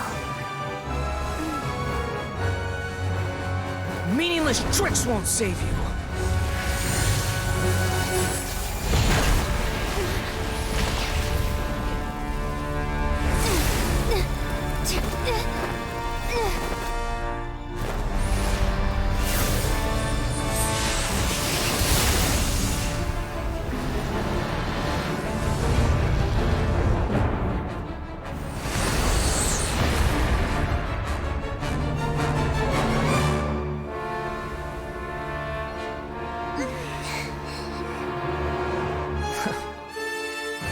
Are you done with your tricks? Can I finally take this as a real battle between gods? I'll leave this to you, the first sage of Booer.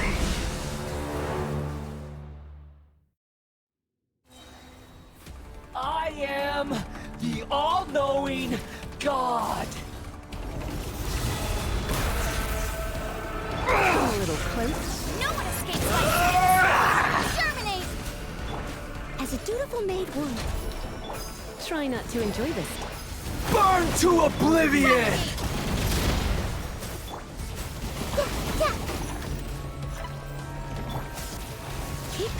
Kneel! I'll catch up.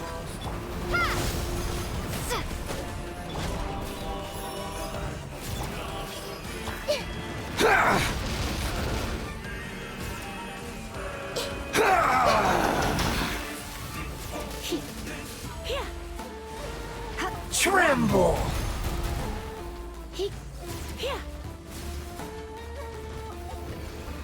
Reality is pain!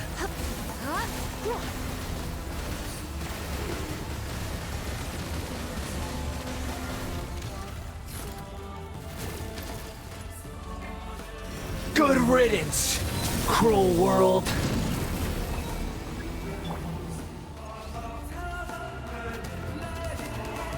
I'll race you there!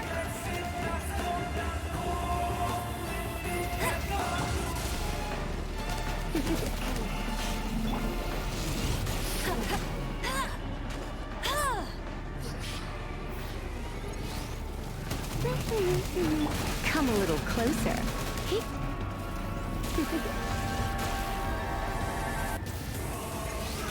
Committed to memory. Huh. This may turn a little.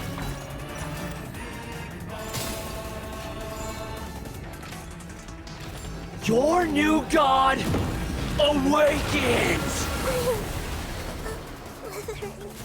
Now, your eyes have been opened.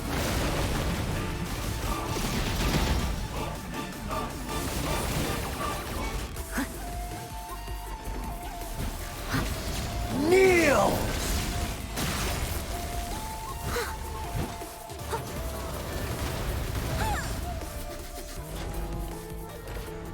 You filth!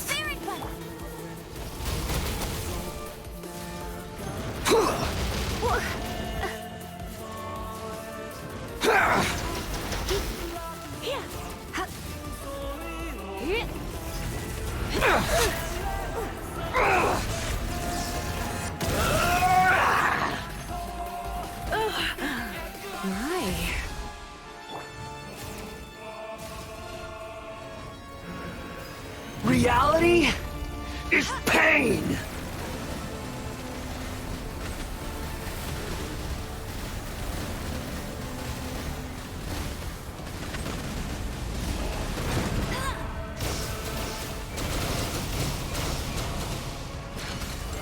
Bet you can't. Kneel! Leave it all to me. Yep.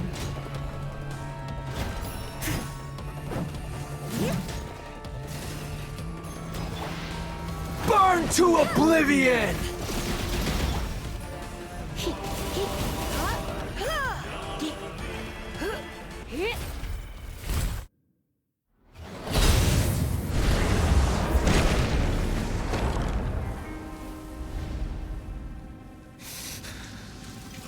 Humans. Filthy humans.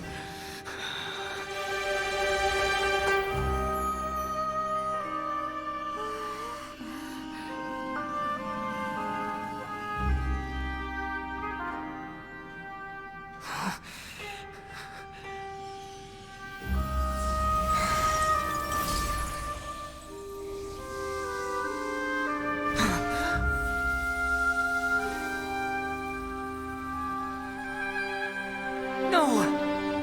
Wait! Please! Anything but the Gnosis!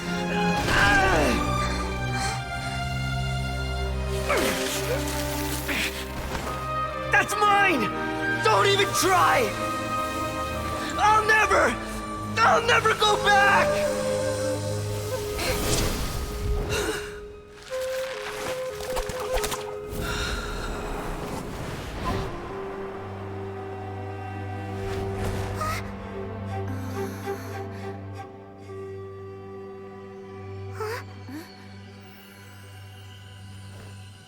We haven't yet found the answer to the most important mystery. Irminsul is still waiting to be saved. With the power of another Gnosis, we may now finally understand the last memory of Greater Lord Rukkhadevata.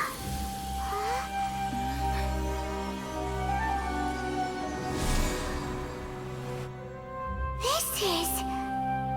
That's right. This is the last memory of my predecessor.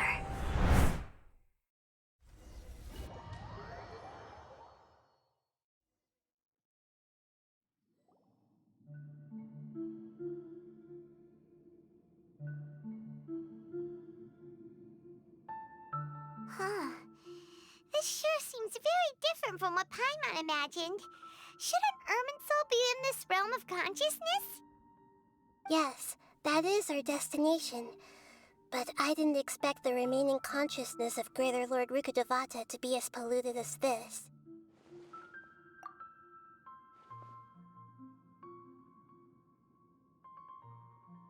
Forbidden knowledge? It seems you know about a concept that even I don't completely understand. Could you tell me what you know?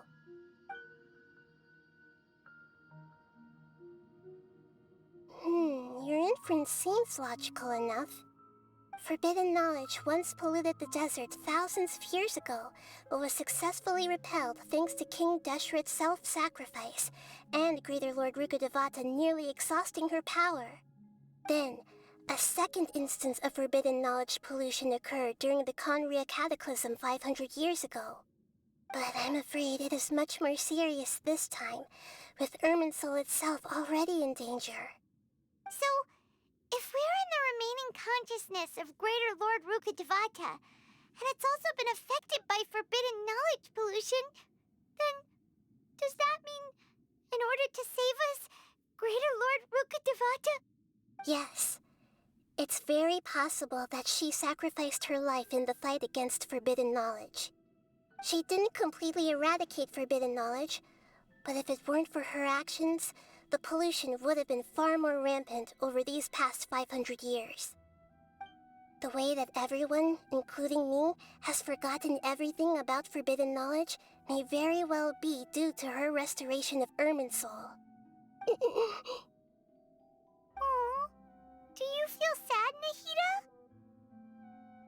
I'm just sharing her pain.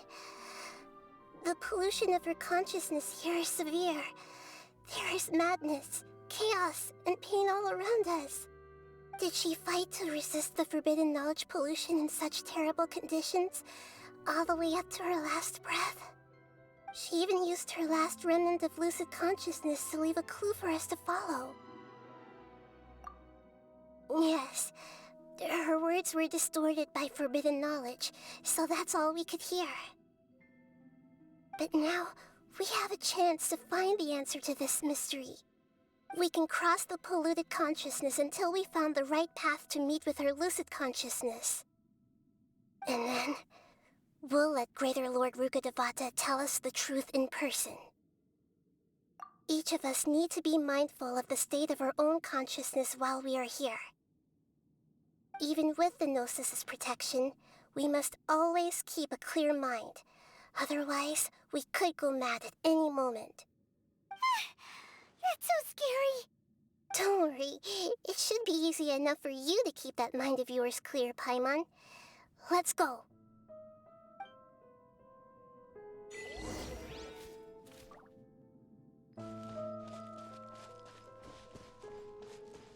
Are we in the air?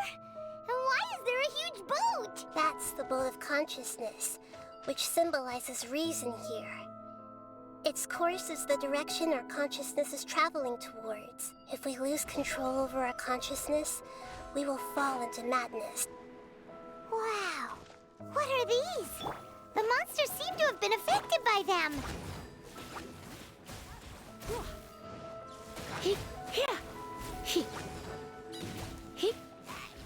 You're in for a little...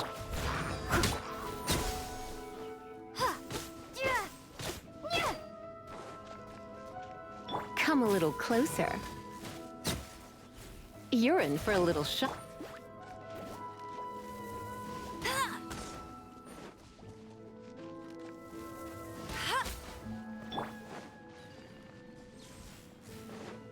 Come a little closer.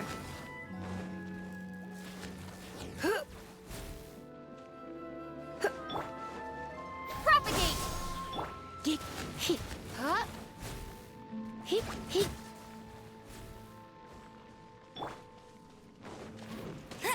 I must leave no stone unturned.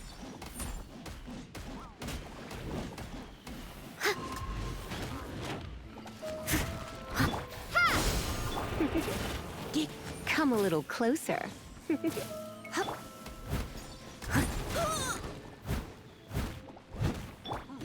Baron Bunny! Propagate!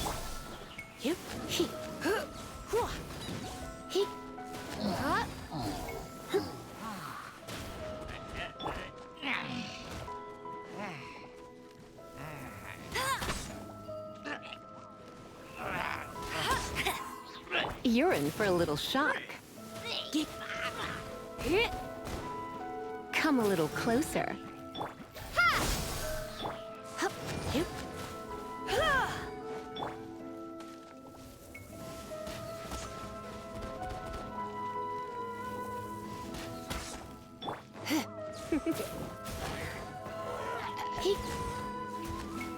Come a little closer.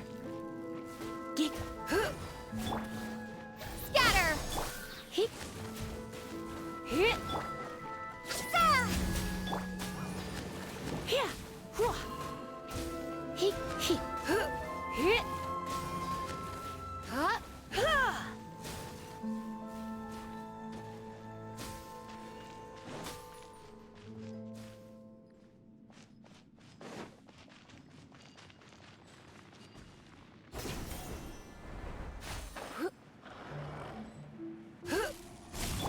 Let it rain. Steady as. Yep.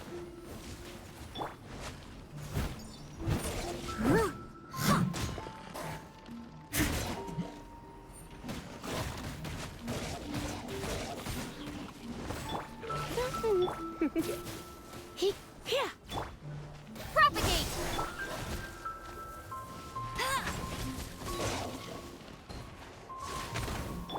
You're in for a little shock.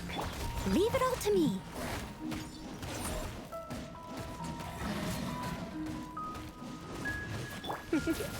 Yep.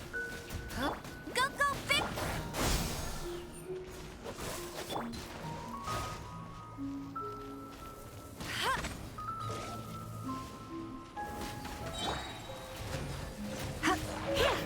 Let's spark things up.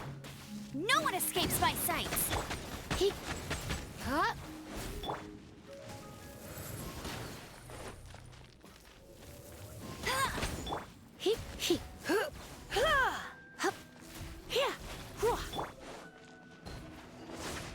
I must leave no stone unturned, as a good knight should.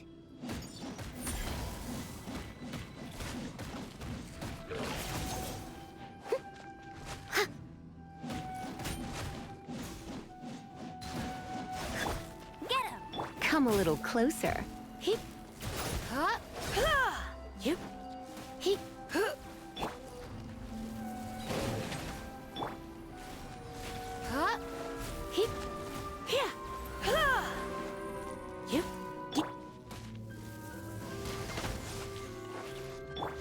You're in for a little shock. Go, Baron Bite. Leave it all to me.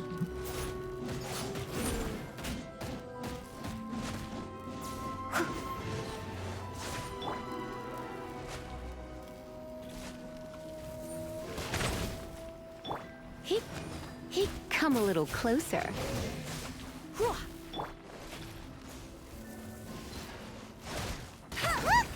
Four-leaf sigils have appeared in the sky!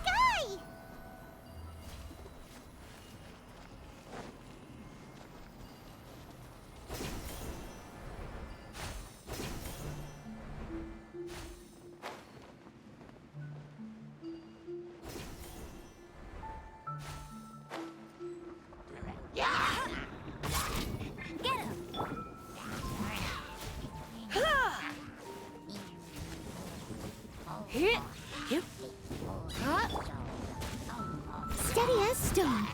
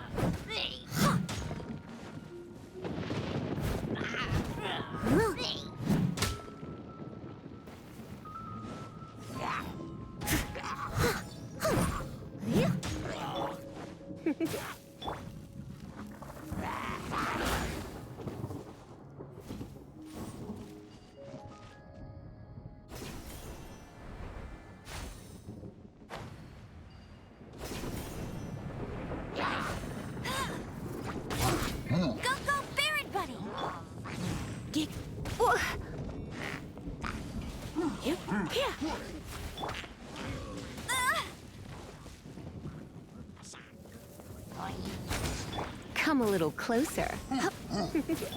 Scatter! I must leave no stone unturned.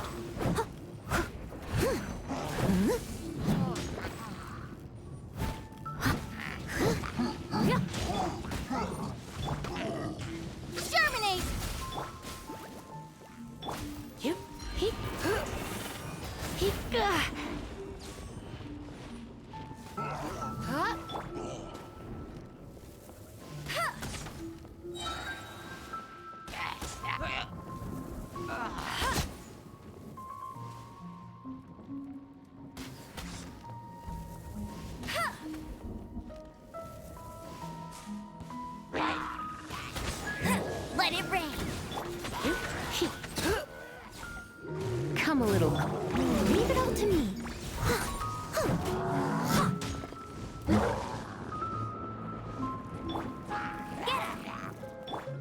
Propagate!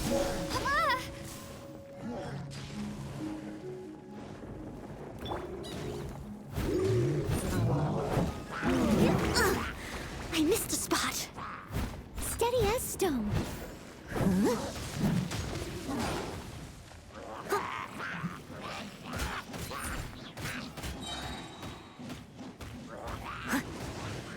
You're in for a little shock.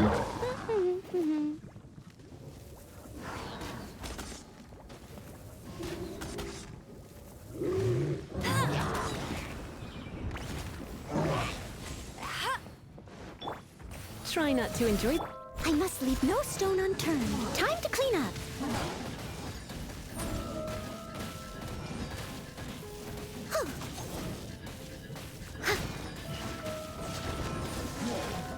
I'll catch up.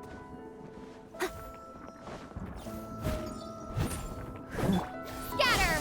Come a little closer. No one escapes my sights!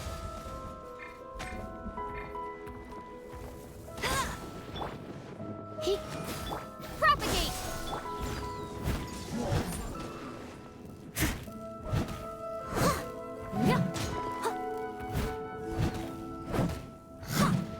I'll race you there! Get him!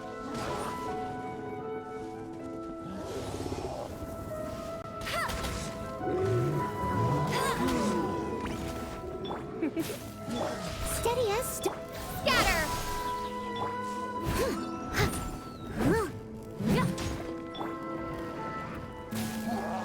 Spring forth! Come a little closer.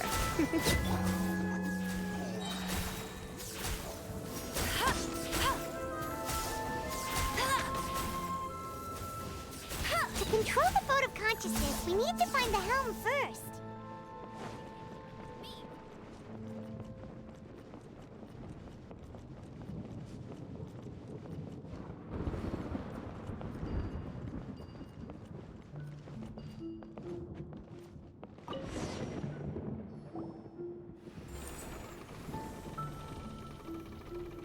We changed direction.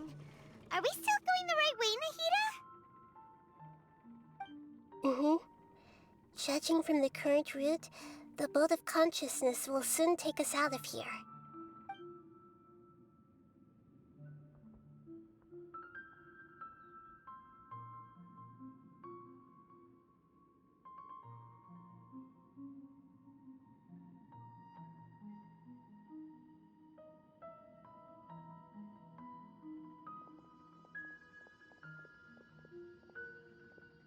We'll be arriving at our destination soon.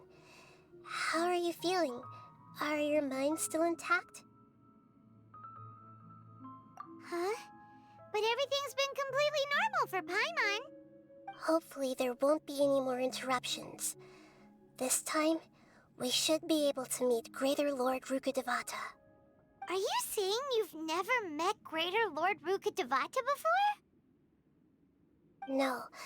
It seems that my birth and her death took place at the same time. Otherwise, I think she would have given me a little more guidance, and I could have done a better job. Hey, you've done a great job, Nahida. Let's get out of this creepy place and go meet her.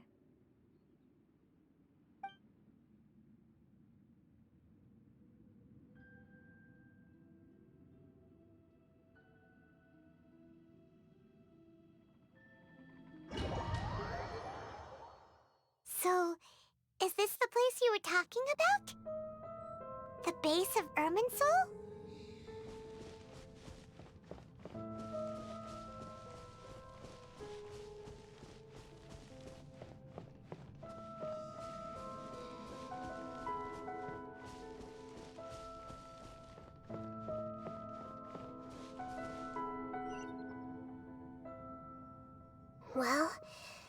this is the place.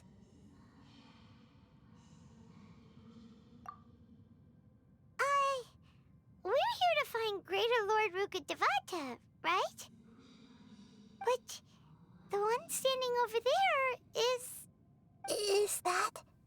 me? She looks exactly like me. Are you Greater Lord Rukkhadevata? Yes, that's me. Are you surprised by my appearance?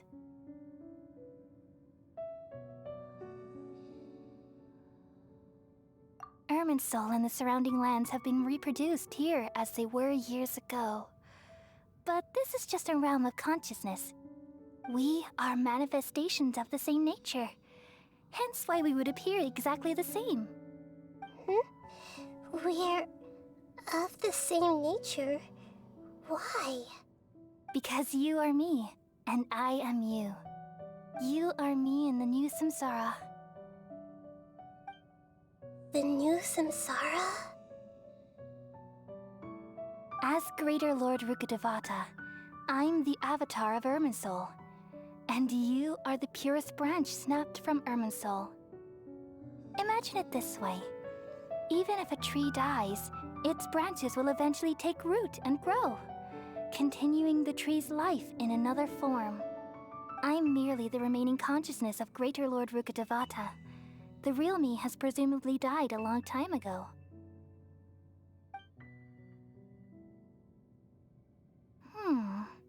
Judging from your appearance, I've probably been dead for 500 years. But you're finally here. My new self in the samsara.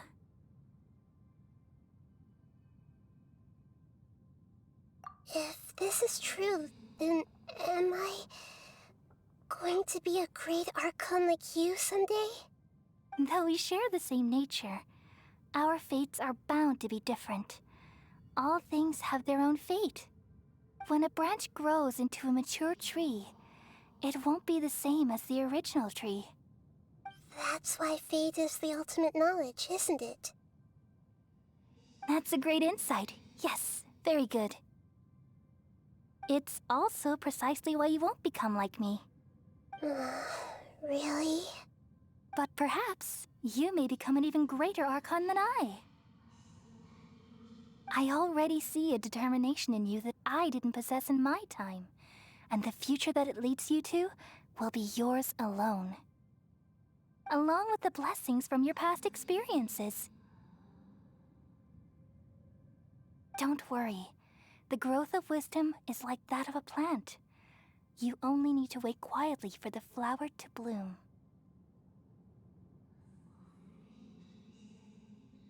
Come to think of it, the sages never had the faintest inkling of the meaning of wisdom. Thank you. Nothing makes me happier than discovering that the Archon I always admired was in fact myself in another fate. It's so nice to speak with you, Greater Lord Rukkhadevata. I've always wanted to meet you. The feeling is mutual. From the moment I snapped the branch off Irminsul and created you, I've also looked forward to talking with you. Could you tell me why you wanted to create me?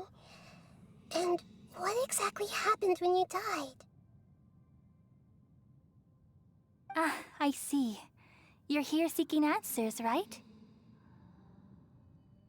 Everything that day, even the sky itself, changed into a color like this. At that time, the seven were all summoned to the nation of Conria. Except for me. I had a more important task to attend to. I had to protect Irminsul. The disaster occurred together with the pollution of forbidden knowledge. At that very moment, with my consciousness connected to Irminsul, I sensed something was wrong. The pain started to torment my mind.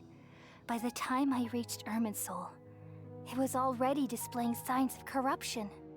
Had I not repelled the pollution of forbidden knowledge with King Deshret thousands of years ago, I might have felt even more hopeless and lost. So what exactly is forbidden knowledge? It's a kind of knowledge that doesn't belong to this world, and a form of truth that can't be understood. It came from the very bottom of the abyss. Even I could never understand it.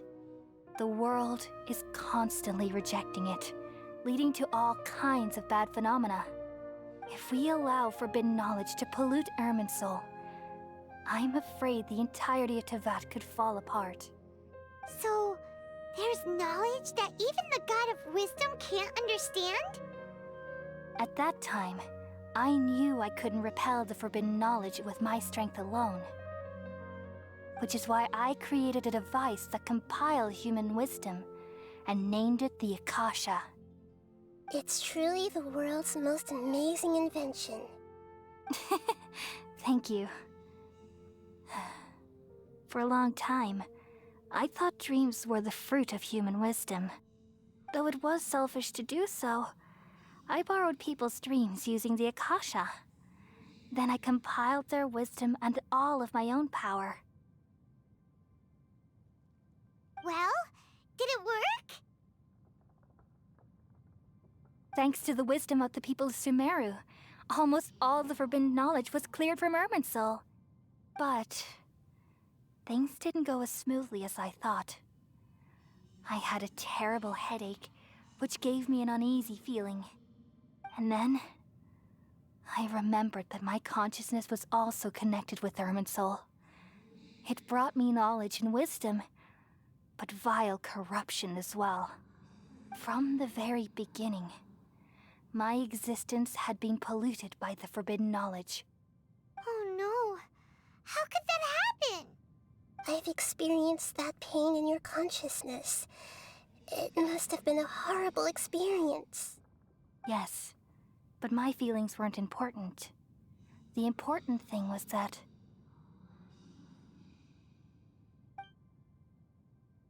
even if I died, my existence and everything related to me would continue to exist in Irminsul as memories and knowledge, meaning that the forbidden knowledge couldn't ever be permanently eradicated.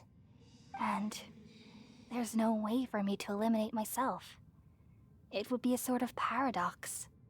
So, I took the purest branch of Irminsul as my incarnation in the next samsara, and left a trail of clues, all in hopes that you would come here and remove me and my pollution from Irminsul forever.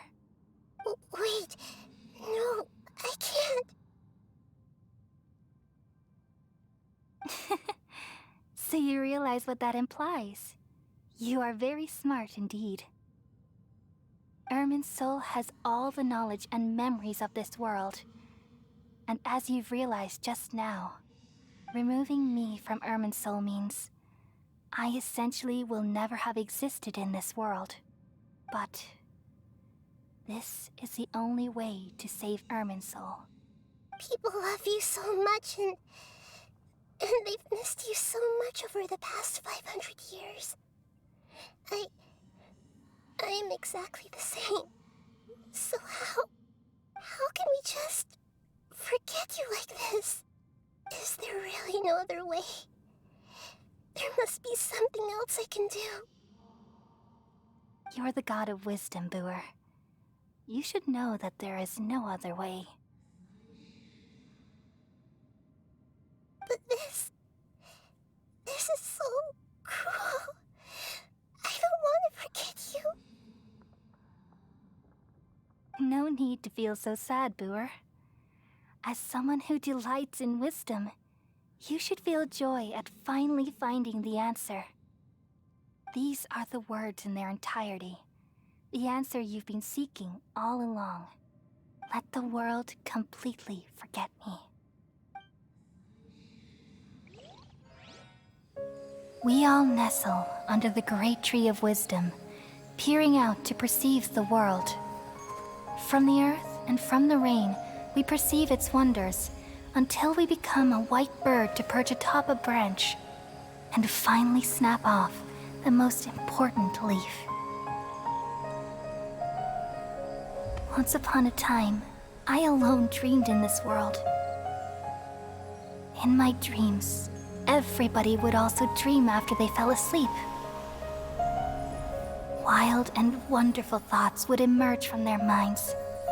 Some tumbled to the ground, and others floated to the sky, connecting all things in the world into one dazzling net. Among a plethora of worlds were numerous smaller worlds, all of fate, finding within the tapestry their brilliant glow. I gradually understood that these indescribable and constantly changing things are the most profound things in the world. Only they can completely repel the madness. Only dreams can awaken consciousness from the deepest darkness.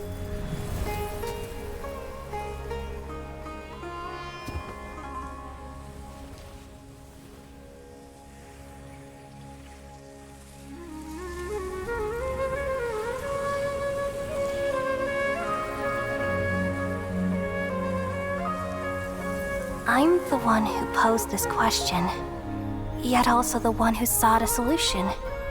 Saving the world with the dreams of the people used to be my answer. And now, you've also found your own answer, and I shall return all the dreams to the people.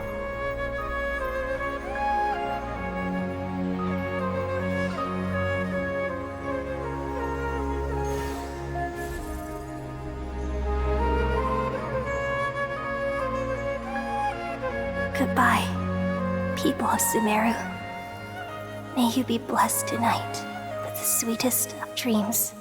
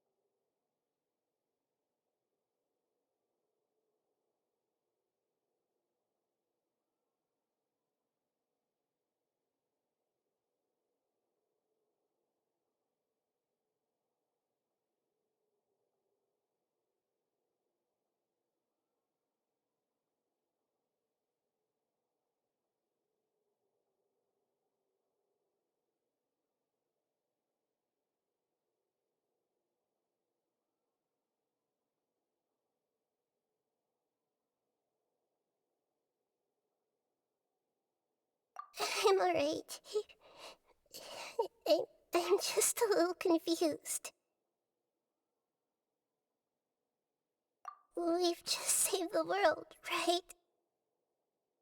So why am I crying? I don't know where this feeling inside of me is coming from, but I feel very sad.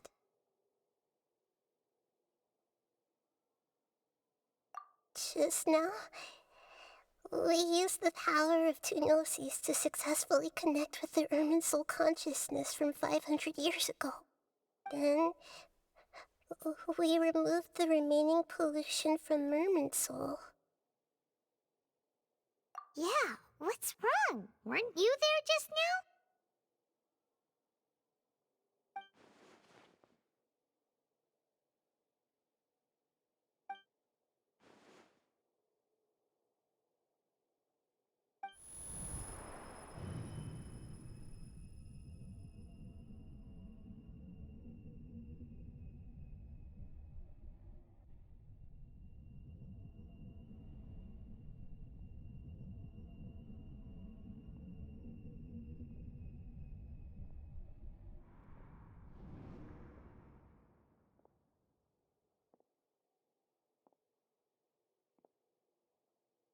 Huh? That sound. Traveler! Paimon! I've been waiting here far too long. But finally I have the chance to be alone with you. All the precious time I wasted has finally paid off. The doctor! What have you done? Just a type of sound wave that can quickly put defenseless people into a dream. As I expected, it doesn't have any effect on gods. This is the only thing of interest I found among the sage's research.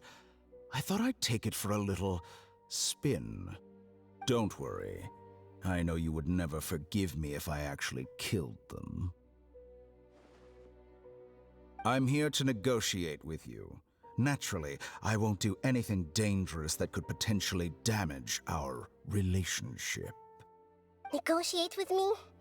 I heard you had already left Sumeru. Why are you here again now? I left Sumeru, but I also stayed in Sumeru. Even the God of Wisdom is restricted by the habits of cognition. How disappointing. You mean there are many different versions of you in this world? An astute guess. Even the same individual will have different cognitions at different ages. A long time ago, I made a major decision in hopes of preserving all my perspectives of how I observed the world. Observation is the first step of any experiment, but observing the current world doesn't satisfy me. It lacks an important dimension, that of time. So I saved segments of all my ages and made them into independent individuals. That's all there is to it.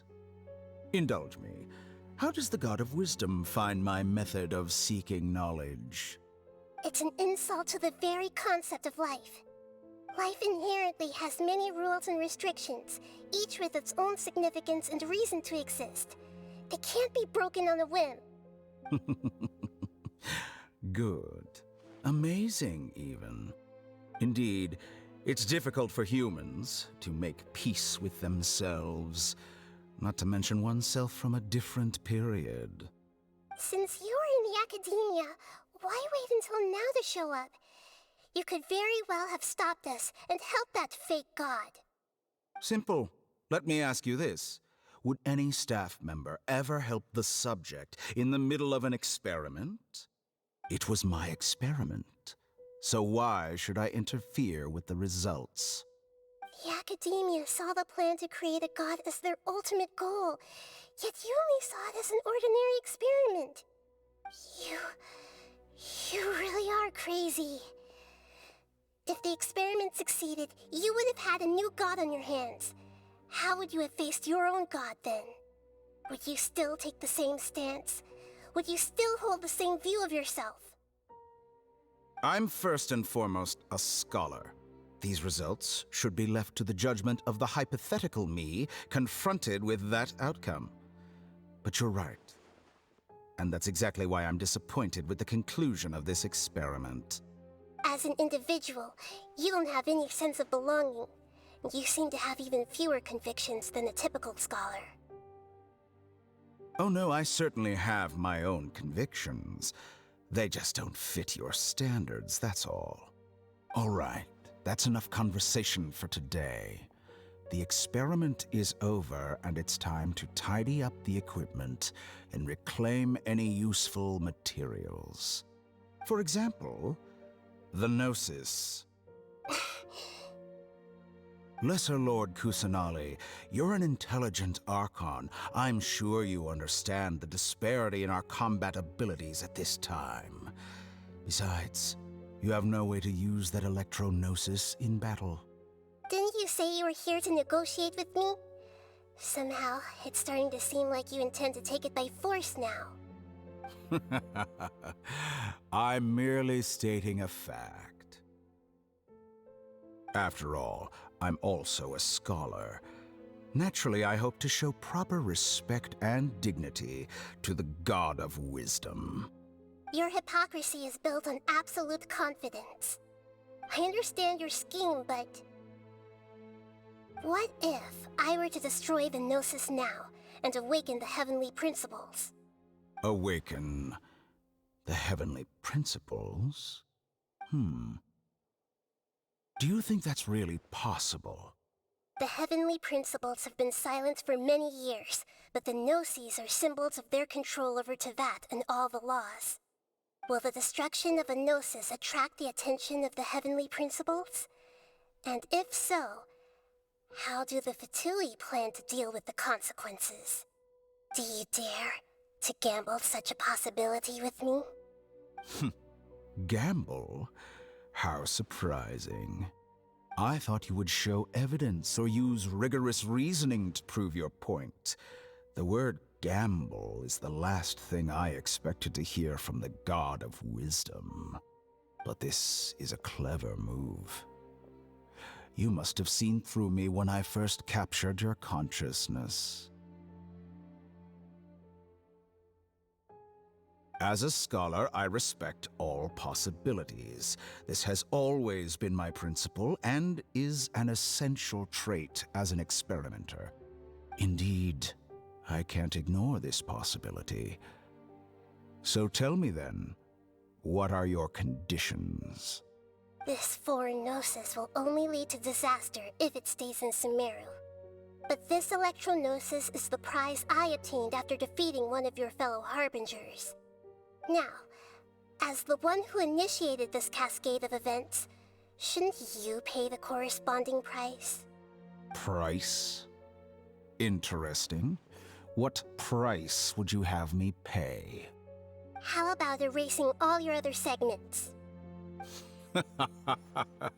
So this is how you wish to restrict me, the most threatening opponent of the Nation of Wisdom.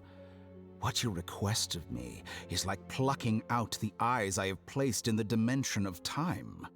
Segments are extraordinarily difficult to make.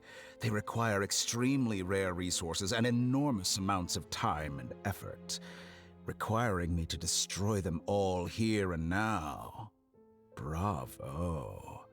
A suitably wise decision on your part. Yes, how very interesting. Can I assume that you have long been wary of me? Among all the versions of me, this segment you see now is the most selfish. If it weren't me, your idea wouldn't have worked. What did you see when you were imprisoned? You were observing me, and that's how you know I've long grown tired of their doubts and endless arguments. Like you said, it's difficult to make peace with yourself. Being as smart as you are, have you managed to do that? I see. If you think all those versions of me are worth a Gnosis, then deal. You sure didn't hesitate much. Is the relationship between all the versions of you really that bad? I don't think there's any need to dwell on that. The surplus versions of me can be exchanged for a Gnosis. Do you think anyone can offer themselves at a higher price? Besides, with my abilities, it's only a matter of time until I find better perspectives. Perhaps it's best to say, you're just temporarily ahead. But what I'd like to know is, how can you be sure that I've really erased them? I can see your remaining honesty.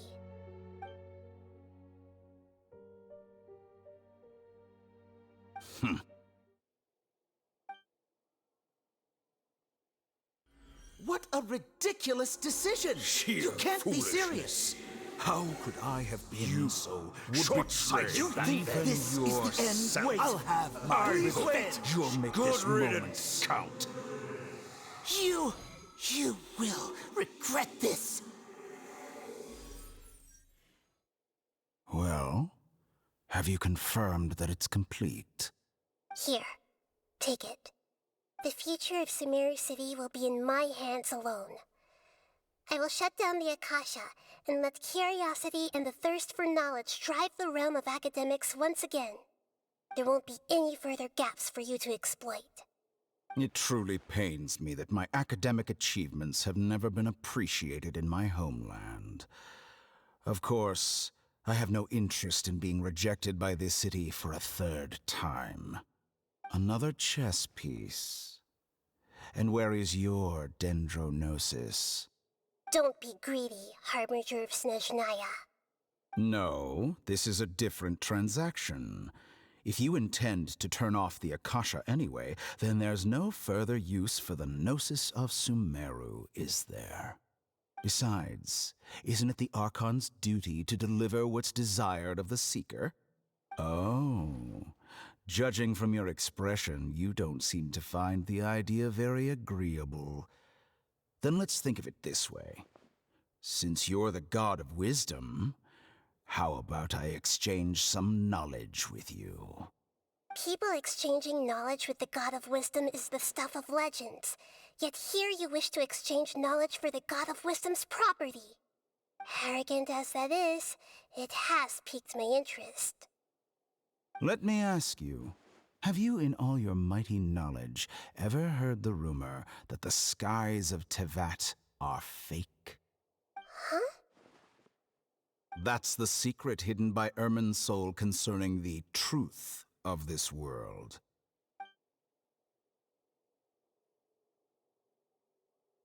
Once I finish telling you about this, it will be time for me to say goodbye. With negotiations, we've all gotten what we wanted. I'm very glad I got to meet you like this. Your arrogance may know no bounds, and convictions may mean nothing to you. But I'll still listen to what you have to say.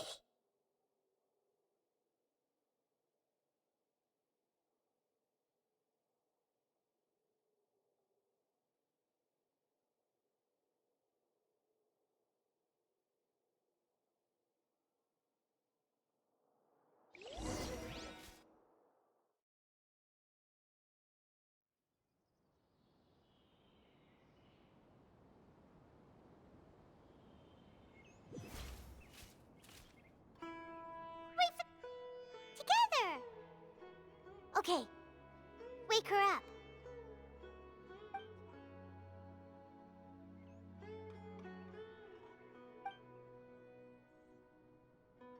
Are you awake?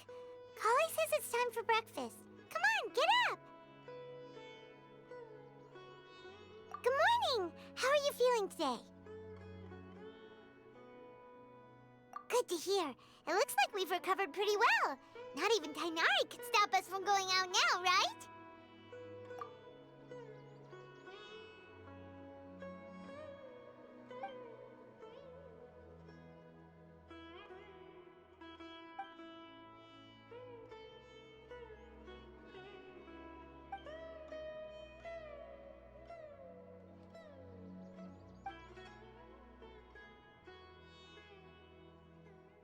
Come on, Traveler, let's go!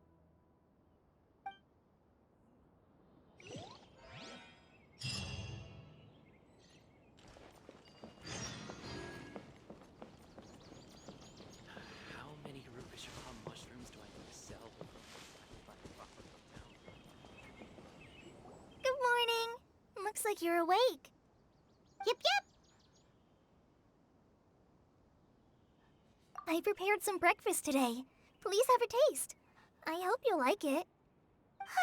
It's nice to have you here so we can eat something yummy. Well, now that I've recovered from Alizar, I'm feeling better than ever. I can even prepare 4 or 5 meals a day now. And Paimon bets they're all delicious. Oh, by the way, someone brought a letter for you after you went to sleep last night. Nope. Paimon wanted to read the letter with you after you woke up, so Paimon didn't open it.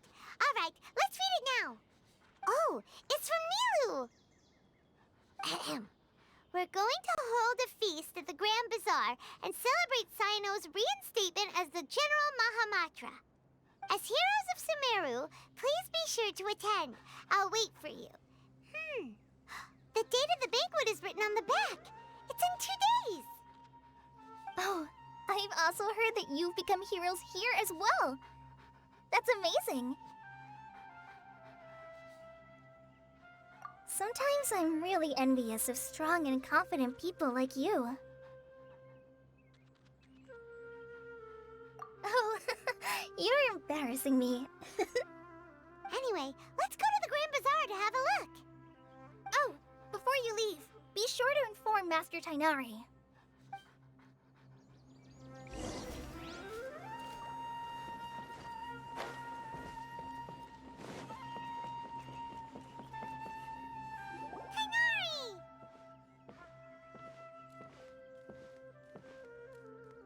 Good morning. How do you feel today? We feel much better. How about you? I'm recovering well. Thanks for asking. But from the looks of it, you seem to be already busy with work again. It's fine. I'm not that busy, really. The Elazar patients have recovered, as well as Hypatia. For now, I only need to tend to my Forest Watcher duties. It seems once Irminsul started getting better, everything else started to recover too. Yes, but there are still some residual effects. The withering is one example. Though it won't spread anymore, the existing zones won't just disappear. We forest rangers will still need to do the work. By the way, we have some good news.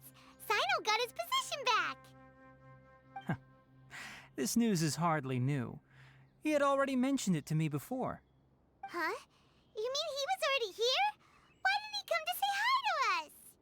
He visited once, but he was afraid of disturbing you while you were resting. He just asked me a few questions and left. Then you probably already know all about the celebration feast. Celebration feast? No, I haven't heard anything about that. Huh? But didn't Nilou say in her letter that they would celebrate Sino? He didn't tell you? Perhaps, or alternatively, he doesn't know about it either. Come to think of it, Sino doesn't seem like the type who'd enjoy a celebration feast. You and Collei are both Sino's close friends. Why don't you come to the feast with us? Collei has taken over some of my tasks these days. I don't think she'll have time for it. Not to mention me.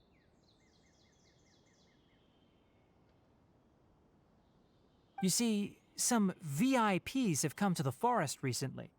Huh? VIPs? Very important Paimons? Well, technically speaking, they are former VIPs. The sages involved in recent incidents have begun their training in the Avidya forest, and the people they had previously imprisoned have all been released. Huh? Yes, he's a little weak, but he isn't injured and his condition is stable. Lesser Lord Kusanali, in her boundless mercy, has decided to spare Azar and the other wrongdoers. Supposedly, they were ashamed of their shallow ideologies and have decided to dedicate the rest of their lives to cultivating wisdom in the Avidya forest. When they learned that Lesser Lord Kusanali had defeated the Balladeer and saved Irminsul, they were shocked at first, but also became happy, feeling that the sacred light guiding them on the path of discovering wisdom had begun to shine once again. As a result, work has increased for the forest rangers. That sounds really exhausting. There's nothing we can do, really. But that's another topic. Back to the matter at hand. Are you two planning to head out? Ah, right! We're here to request permission to head out. Would that be okay? You've recovered well. You may go, but be careful. Yay! Will do!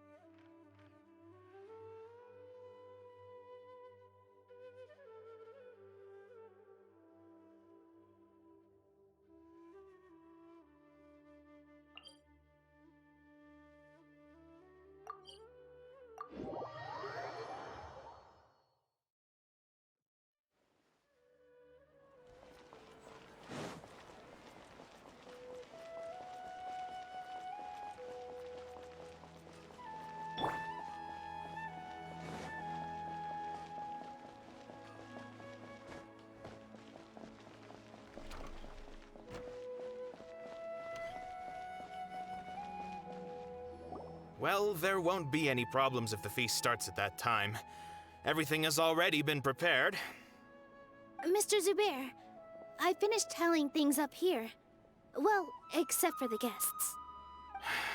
Is a simple reply really that much to ask of our guests? It's affecting our arrangements. Oh, it'll be fine. Besides, it never hurts to get things ready in advance. I was thinking the same thing. The feast will be held sooner or later, right? Hey, Nilou! Traveler, Paimon! We got your letter, so here we are! You're the best! The other guests haven't even replied yet. Huh? Are we the only ones that have arrived?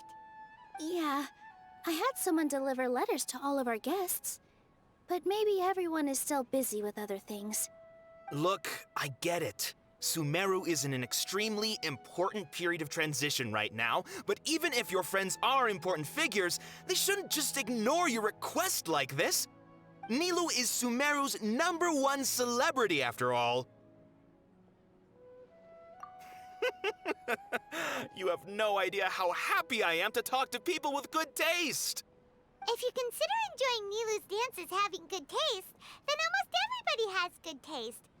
Because Paimon thinks everybody will love her performance. That's right.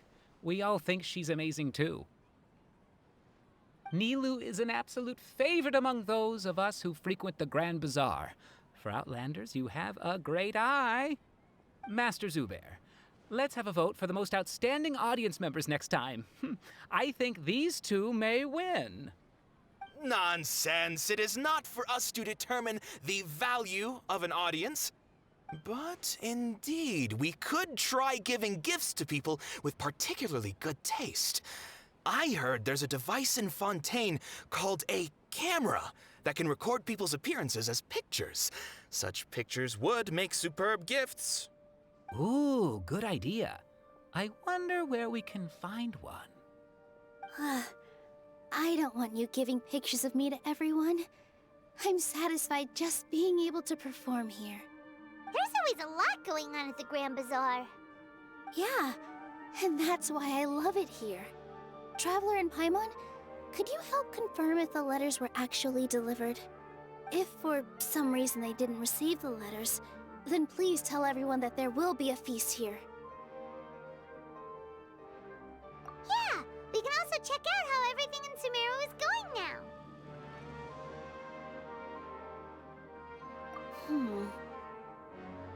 When I wrote the letters, I heard that Dia was in Port Ormos, and Alhaitham was at the Academia. As for Sino, we've only heard that he appears at the Academia from time to time.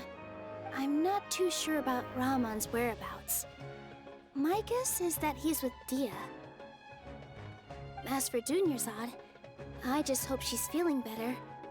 I sent her a letter, but I was afraid of disturbing her. If you have time, please ask about her for me.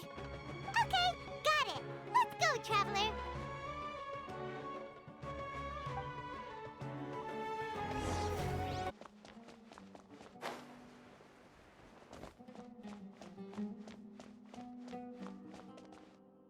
Alhaitham should be around here somewhere, right? Oh, he's over there! But it looks like he might not have time for us. Just put down that worthless book and tell me what happened in the Academia. This is not just some worthless book. Do you have any idea how difficult it is to find a physical book like this in Sumeru? It doesn't matter. It's probably just another thing that you used your authority to get your hands on anyway. Just put it aside. Listen, I came back today only to hear that the sages have disappeared. Oh, you sound surprised. I thought you would already know the inside story. Would I be here asking you if I knew? You're the scribe, not me. So just tell me what you know already. Well, I almost became a sage. Huh? Oh, don't sound too surprised now. You're the renowned Kaveh, light of the Ksharawar. Besides, as a master builder and craftsman, chances are you'll be appointed as a sage too. Why do I feel like you don't really mean it? Huh. What makes you say that? Why would you question my heartfelt sincerity? Maybe it's because you've never said anything good about me before. Yeah, well, I share a similar sentiment, and anyone who knows you as well as I do would surely do the same. Oh, you... See? This is why I hate discussing anything with you. Your ridiculous and arrogant attitude always gets in the way. It seems that you really can't stand my personality. Ha! What was your first clue? Well, then you might as well move out of my house. Are you threatening me? Stooping to a new low, I see. Ugh, and don't change the subject. You, a sage? What a joke. The academia might as well just close tomorrow. Are they having a fight? Forget what's going on with the academia. Haven't you been busy with your construction project? Tell me, when are you going to build yourself a mansion? Don't get me started. I get angry just thinking about it. So, what great building did our master architect work on this time? Like I need to tell you. Keep your nose out of my business. No, I think we deserve to know. Where were you when Sumeru needed you most? I was in the desert for a large project, but considering Haravatat's utter ignorance of architectural and aesthetic matters, you probably wouldn't understand. Which is truly unfortunate. I can only pity the man who doesn't understand the first thing about beauty and romance. Unlike a true... Hold on, wait a second. What do you mean by when Sumeru needed me most? Well, while you were out fiddling around in the desert, many people came together to save Sumeru from a crisis. Ha! And you think I'd believe that? Look, all you really need to know is that Azar and all his accomplices have all been overthrown. Huh? What nonsense are you talking about? It's no skin off my nose if you don't believe me. It's not like my Darshan was the one trying to apply for funding from the Grand Sage. Yours, though, on the other hand... You know what? I'll ask around. I'm sure someone knows what's going on here. You're dead if I find out you're lying to me.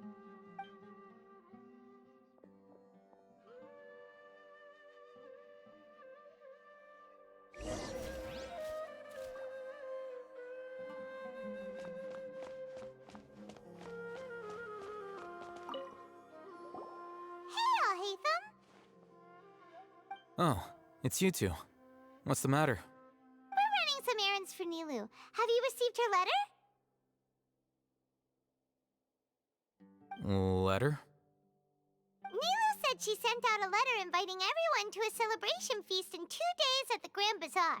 We'll also be celebrating Cyno's reinstatement as General Mahamatra. If she addressed the letter to all Hatham of the Academia, then the letter should have gone to my office. I've been busy these days, so I haven't had time to check for any new mail at my office. I only now have some free time to attend to personal matters. Have you always been so busy with your work? Of course not. I'm only busy these days because several sages have been dismissed recently and the whole academia was practically turned upside down. Tighnari told us they all went to train in the Avidia Forest. Apparently they will spend the rest of their lives there. That is already the best possible ending for the likes of them. 4 of the 6 great sages were possessed by their desire for power and attempted to create a new god. In order to pull it off, they even imprisoned the other 2 rational sages. To imagine such things could take place in the academia. I don't know where to begin. Yeah, you're right. Feels kind of strange to hear them called that after all this time. But then again, the 6 great schools sounded pretty impressive too. Yes, at least that's how they're supposed to sound. It's said that when the Academia was first founded, the Dendro Archon herself established the 6 great schools, each representing one of the 6 different types of wisdom. Numerous Darshans have sprung up and faded. Only the 6 Darshans attaching themselves to the 6 great schools have stood the test of time and obtained permanent seats in the Academia. Now, the 6 Darshans are nearly synonymous with the 6 great schools, and the leaders selected for the schools are the 6 great sages. Among the 6 great sages, there is one central leader, the Grand Sage. Unfortunately, only the sages from Vahumana and Amorta remain now. They were imprisoned for opposing Azar and were only rescued after Azar's downfall. So who's managing things in the other 4 schools now? Do they need to find someone new? Yes. Normally, new sages are selected based on a strict set of criteria. Oh, didn't you just say something about becoming a sage? If they pick you, then we'd have a huge connection in Sumeru. Yes, about that. You didn't let me finish my sentence. The person in charge of personnel affairs nominated me to be the Grand Sage in place of Azar and help Lesser Lord Kusanali manage the academia. But I refused. Huh? But why? Ugh, can't you be a little more ambitious? I'm not even interested in being one of the 6 great sages. Like I said before, I don't like being a leader. Oh, all right. So are you busy these days trying to find others to take the job? That's not my job either. I'm only responsible for handling important affairs within the academia before the new sages take office.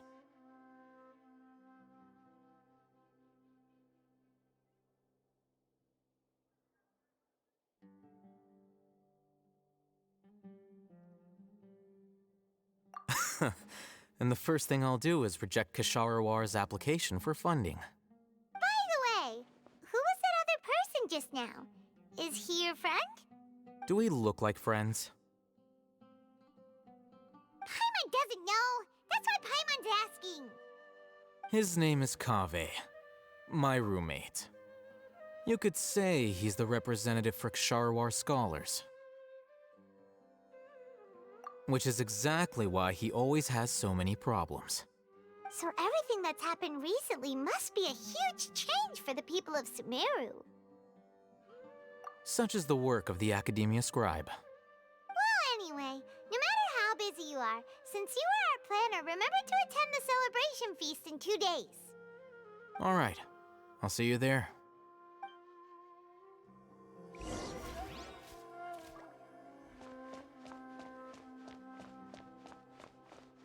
Scatter!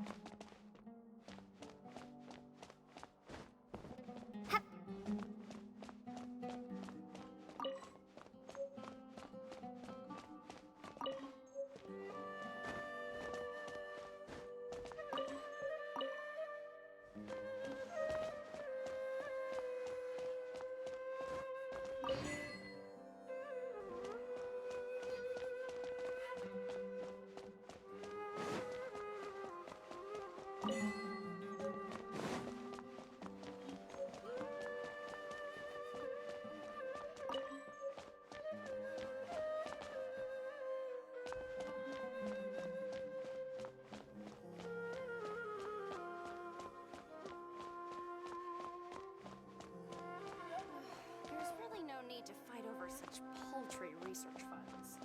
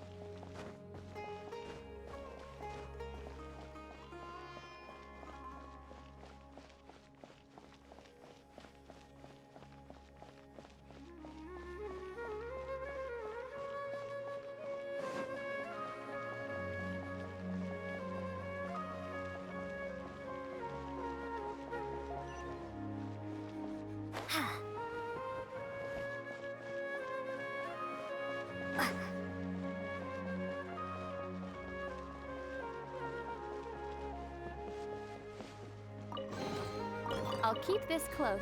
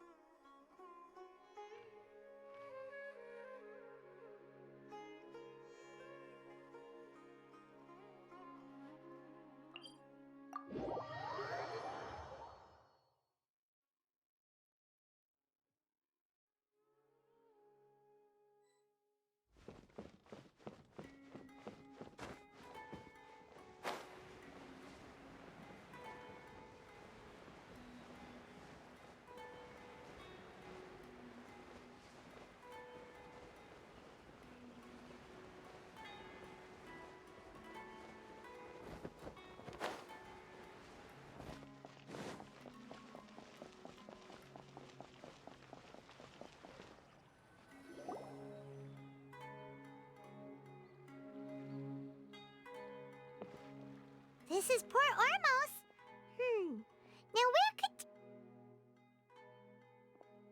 Is that Paimon I hear? Huh? Oh, it's been a while. How are you doing? Dinyarzad! It's been so long since we've seen you! I'm doing well. I can go as far as saying I have never been happier in my entire life. I don't know if you've heard, but Alizar has completely disappeared, and all the patients have recovered. You kidding? Knowing them and the connections they've got, I'm sure they've heard about it. Yeah! That's right. My lady is feeling better now, so I'm accompanying her for a walk. Why do you still call me that, Dia? You've already informed my father of your resignation. I guess I'm just used to calling you my lady. Old habits die hard. Resignation? You mean you're quitting? Yeah, I might start losing my edge if I keep being a bodyguard for the Homayanis. You know that my parents and I are fond of you, and that we appreciate you very much. It wouldn't be a problem if you wish to continue to be our bodyguard. I'm not a woman that's easily persuaded. You should know that by now, my lady. When I took this job, I had already decided that I'd quit as soon as you'd recovered. It's time for me to get back out there and chase that horizon. So what are you gonna do now if you're not gonna be a bodyguard anymore? I want to take a risky job and put my body to the test again. Huh? But we literally just finished one of the most dangerous jobs ever! Are you getting bored already? I know. If I hadn't joined in that plan with you, I wouldn't have come up with this idea. I guess I still get fired up by that feeling of going all out in a fight. It made me realize that I'm still a mercenary through and through. Life is short, and I'm happy that I got to be a part of that operation. But the whole thing also made me realize that there are still many problems in Sumeru. And as a desert dweller, I'm still not completely ready to settle down on this side of the wall. Well, I remember a friend had someone bring you a message. You mean I'll hate them? I didn't expect him to still remember that. I thought he was joking. We just came from talking with Alhaitham at the Academia. Did he tell you that he suggested that I come work at the Academia? What? I heard that Azar and his cronies fell from power, and Alhaitham told me that now was a good time to find a job in the Academia, but only if I wanted to. Whoa. Paimon can't see you being anything other than a mercenary. Me neither. But I think Dia would look great dressed up as a scholar. Ugh, forget about it. I wouldn't last 10 seconds in there. Alhaitham probably just liked the way I worked and knew I'm good in a fight, so he suggested I find some work in the Academia. But you know, if you take him up on the offer, Sino might actually agree and let you become a Matra. Because you're super amazing! The Matra have all the talent they need as long as they have Sino. I prefer to be free to live however I choose. In fact, I chose this job from the very start because I knew it'd be right up my alley. Even if being a mercenary means facing all kinds of danger. A lion has to return to the wild sooner or later. If anything, being your bodyguard has been unfamiliar territory for me. I don't want to see you go, but I'll respect your decision. I'm glad to hear you say that. Come on, no need for the sad face. It's not like we'll never meet again.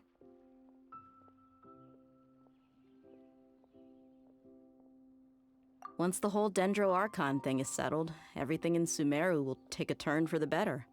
That makes me happy too. But a peaceful society will probably mean less demand for mercenaries like me. Before long, we'll be a dying breed. So I'd better get to work while I still can. Huh? But wait a second! You make it sound like you're leaving now! Well, no, not yet at least. I promised my lady I'd stick around until next week. So, have you been in Port Ormos this entire time? We were wondering if you had received a letter from Nilou. Oh, did Nilou write to us? She heard that you were seen in Port Ormos, so she sent the letter here. Huh. It was probably sent to the inn that we're staying at. My lady has been very energetic lately, and keeps taking me on hikes, staying out even into the night. By the time we get back, the receptionist is usually off napping on the job. Right, and we tend to leave quite early in the morning, so the old man on duty is also usually dozing off. So what it really sounds like is that the person on duty is always asleep. I bet the letter's at the reception desk. I'll go check later. No wonder there wasn't a reply. You never received the letter. Good thing Nilou asked us to come and check on that. Sorry to make you two come all the way out here. It must be something important for Nilou to specifically write to us like that. Yes, she said they were preparing a victory feast in the Grand Bazaar, and will also be celebrating Sino's reinstatement as General Mahamatra. She was hoping you could come. Great! I'll be sure to attend. Count me in too. But is there some sort of dress code or anything for the feast? Can I just show up looking like this? Since it's being organized by Nilou, I don't think she'll be too picky about that. If anything, I think she wants to see us as our most natural selves. All right, then this is how I'll show up. The feast will be held in 2 days, so don't forget. Sure. Thank you so much for letting us know. We'll see you there. Oh, by the way, do you happen to know where Sino and Raman are? The General Mahamatra always comes and goes without a trace. Normally no one knows his whereabouts. Oh. But last time we met, he mentioned that he had something to do in Aru Village. You can try your luck there. As for Raman, your guess is as good as mine. I only remember he said that he had something to discuss with Sino. You can ask Sino when you meet him. Don't mention it. You'd better get going. All right, on to our next stop.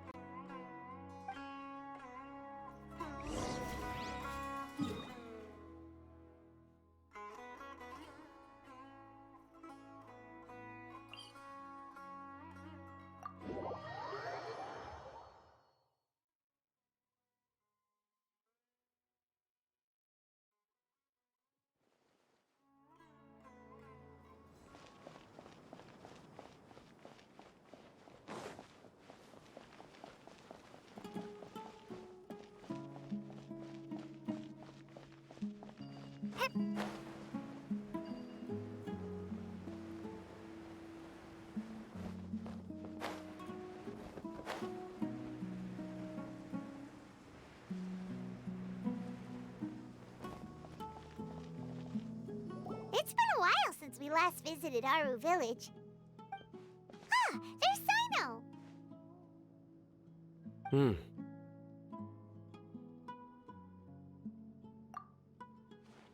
What brings you here? We recovered well, and Tanari agreed to let us leave, so now we're out and about again. It seems Gandharvaville's medical treatment is still as good as ever. Mm-hmm, and Tanari is recovering well, too. That's good to hear. Yeah, you're the one who brought us to him when we lost consciousness, right? Thanks for that.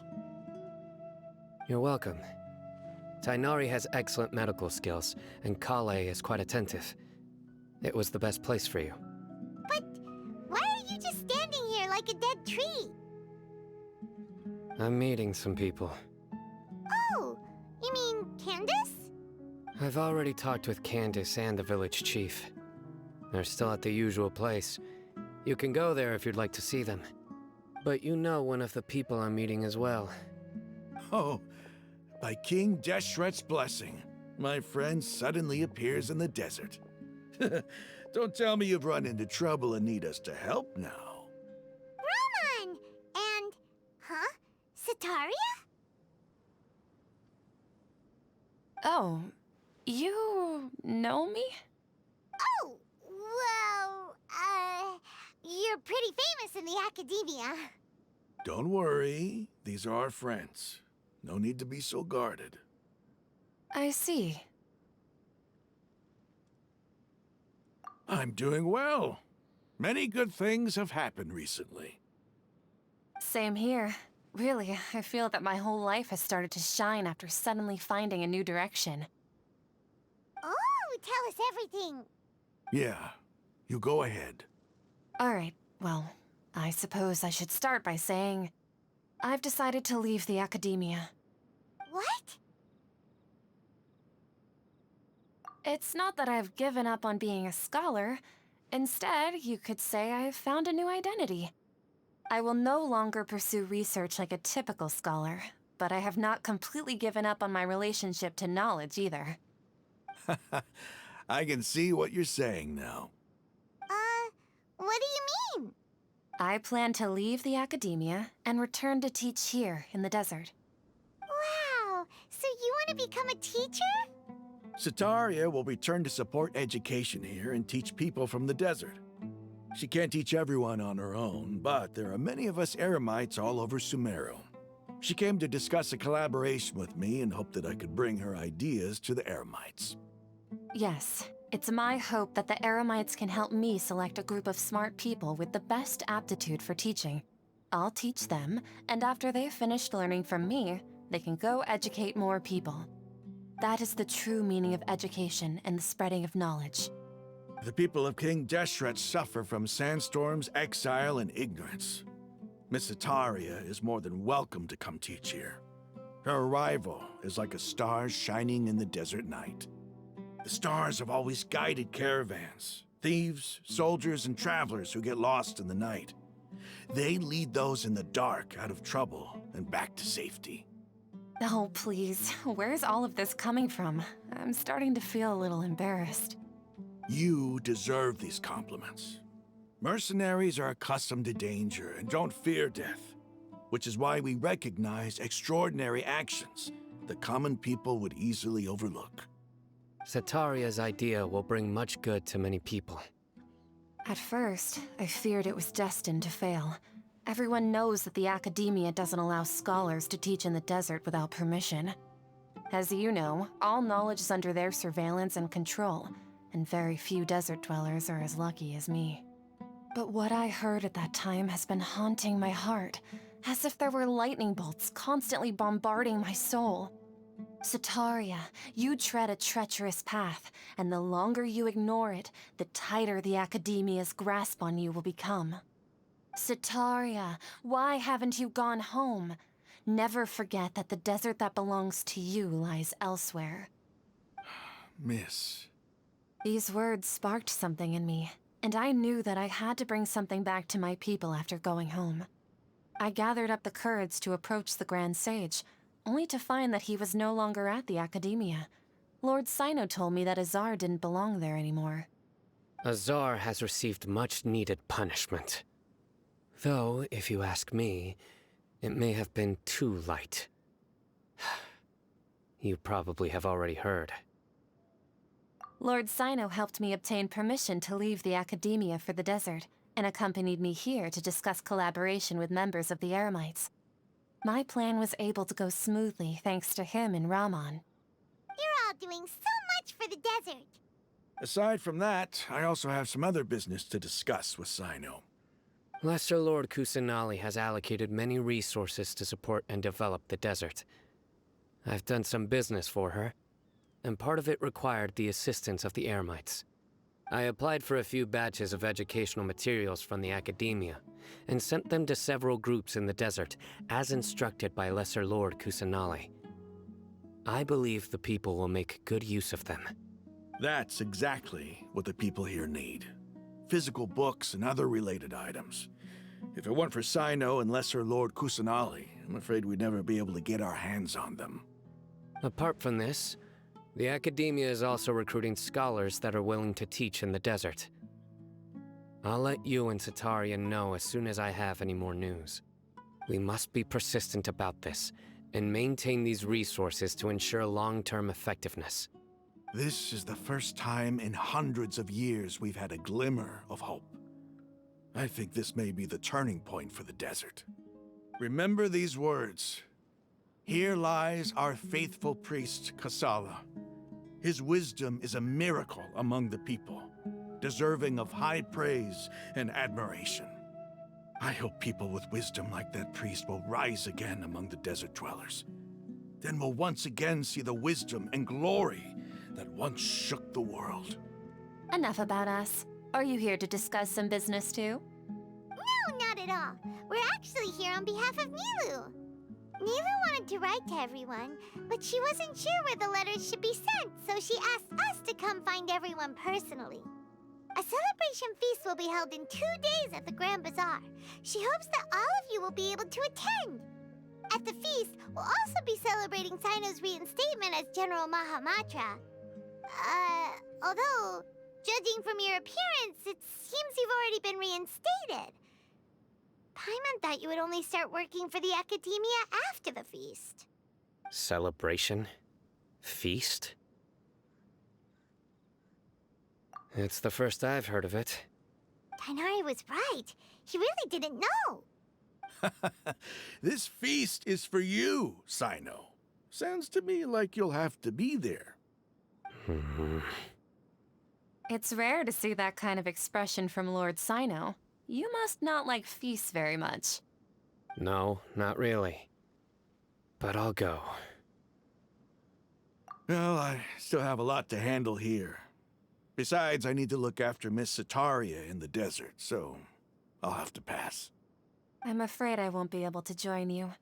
Although, if you'd be so kind, please give a message to Miss Nilou for me. The message is, I'm sorry for how I treated you before, but now I understand the beauty of your dance. It's like a light shining in the sky. You and the art you symbolize are not only beautiful, but also lively and powerful, so much so that it was prohibited. Please keep dancing, and someday, I'll be able to appreciate your art in person. Okay, we've got all that down. Our job here is complete as well. Oh, Sino, remember, party's in 2 days. Make sure you're there. Got it.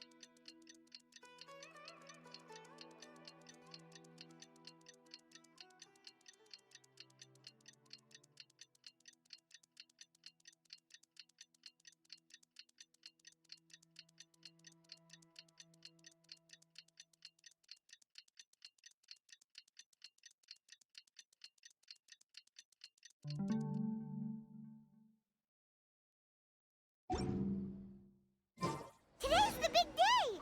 Let's go to the Grand Bazaar and see how the celebration's coming along.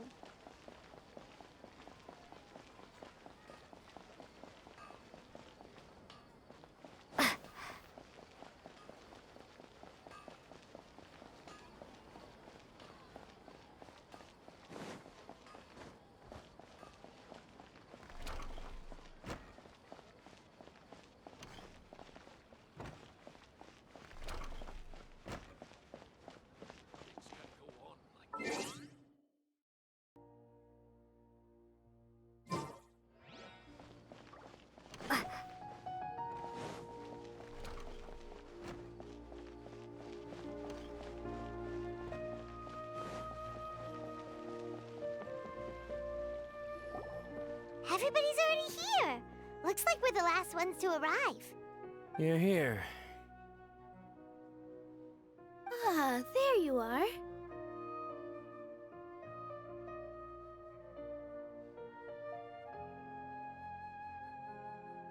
Well, look who finally decided to show up. You look like you came here immediately after finishing up some work. I'm very happy to see you here. But we're not late, are we? It's just that everyone else arrived ahead of time. I propose that the last one who arrived be put in charge of today's speeches. Nah, there won't be any speeches today. Oh, really? Well, even better. Come join us over here. Let's share some great food and drinks, and chat about all sorts of fun things. Everything looks quite good. Wow! Paimon can't wait!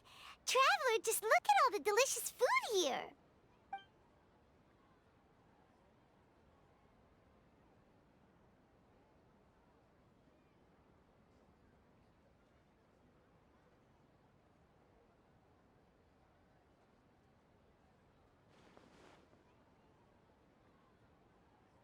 Whoa! It's so delicious! Oh, this grilled meat tastes amazing! The food was specially prepared for you by everyone in the Grand Bazaar. And we have gifts that were sent by the residents of Sumeru City when they heard we were holding a feast. Everyone that came said that you saved Sumeru, and wanted me to thank you all on their behalf. Ah, feels kinda nice to be seen as a hero. I could get used to this. Being a bodyguard is also a hero's job. You've always been amazing, Dia. My lady sure has a way with words. Thanks. I'm glad to hear it. And I'm happy to meet everyone that participated in the great plan. Don't mention it. Come to think of it, we've really done something impressive together. It's unbelievable. We owe it to our abilities. And luck. Really? Why do I remember everybody thinking that luck was against us and feeling like we hardly had a chance of succeeding? That's how I remember it too. It's luck that brought us together, and it was luck that let us form a team. Then, it took even more luck for us to formulate a plan and implement it successfully. Moreover, judging from the results, everything worked out well. Yeah, everyone gave it their all when it mattered most. It was almost like a performance. We took the stage and put on our best show. Everyone played their part, and thanks to everyone's efforts, the performance was a great success.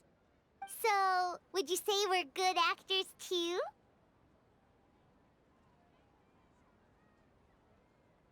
It's such a blessing that Lesser Lord Kusanali was able to return to power at the Academia. Yes! Even after being abandoned and neglected so many times, she's finally returned. Uh-huh. Lesser Lord Kusanali once used all her power in a great disaster, which resulted in her losing all her wisdom and memories of the past. The Academia basically abandoned her because of it. This should be something everybody should remember. Huh? You look surprised. I didn't say anything wrong, did I? No, everything you said is correct. That's good.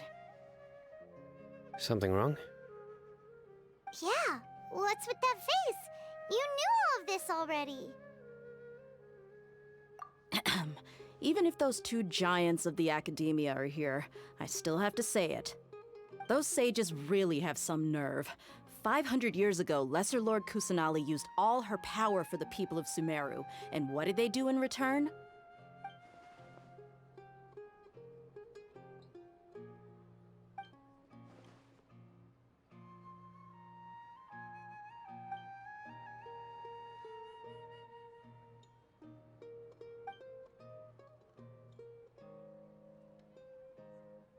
If you bite the hand that feeds you, don't act surprised when it turns into a knuckle sandwich, right, Sino?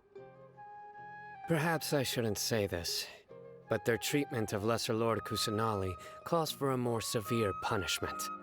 You could simply tell Lesser Lord Kusanali that you wish to have Azar and his accomplices severely punished. I respect our deity's decision, and won't interfere in any way. While we're on this topic, why didn't you accept the Academia's invitation to become the Grand Sage? Are you trying to say that I'm fit to be a sage? Not at all.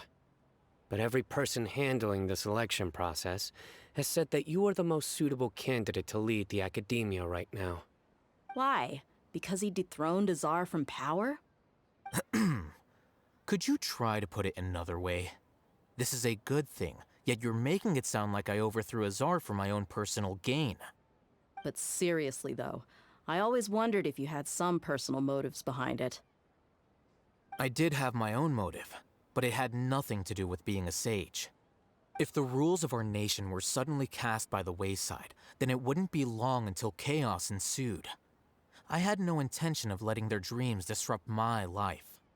By that, you mean your life working as the Academia's scribe. Precisely. Wait, is that all? So, that's the only reason why you joined us and came up with all those plans? It's reason enough. You've certainly got quite the personality. You flatter me. All right then.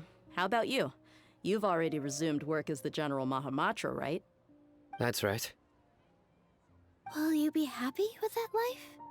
It's not about being happy. There are merely a lot of things that I must do. Even so, keep your spirits up and try to be happy, okay? And try to smile more every day, just like I'm doing now. Thank you. I'll keep that in mind.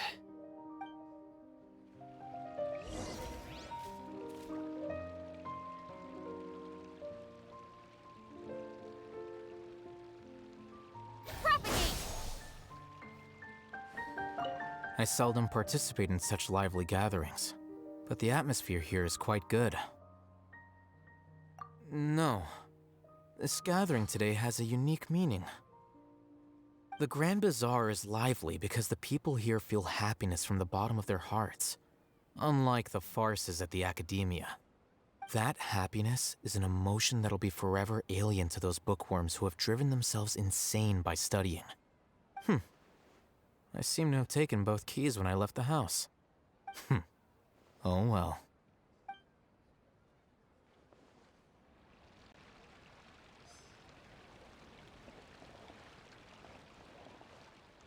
There you are, traveler. Well, how is it? Are you enjoying the feast today? If there's anything you're unhappy with, just let me know. I'll be sure to take note of it.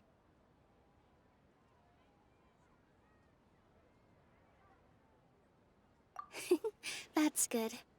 It's the first time I've ever invited so many exceptional people to one place. I was a little nervous myself. You see, every guest here is quite extraordinary. It's unbelievable that we've got everyone together here. Almost like a fairy tale. Make sure you live it up tonight. I'll be happy as long as you're enjoying yourselves.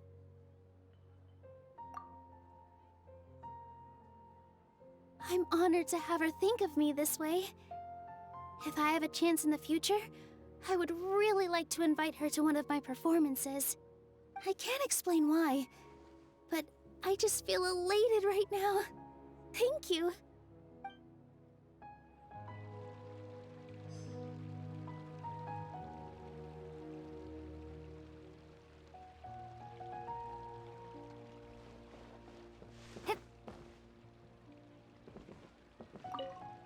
The atmosphere here is good, and everything is delicious.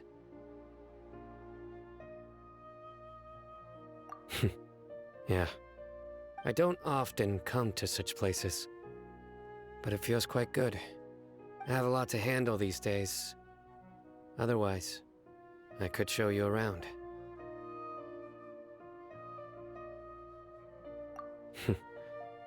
There's always next time. We're friends after all. This feast is pretty good. I like it.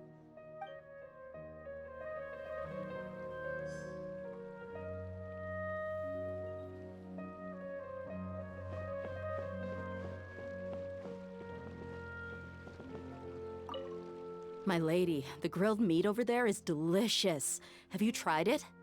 Yes, I also tried some fruit just now. Oh, they're very sweet. What an amazing place to relax. No wonder everybody likes to rest at the Grand Bazaar. You said it. Oh, look who else is here. Hello! Oh, I'm so happy Nilou invited everybody. Oh, now I have the chance to meet all the heroes.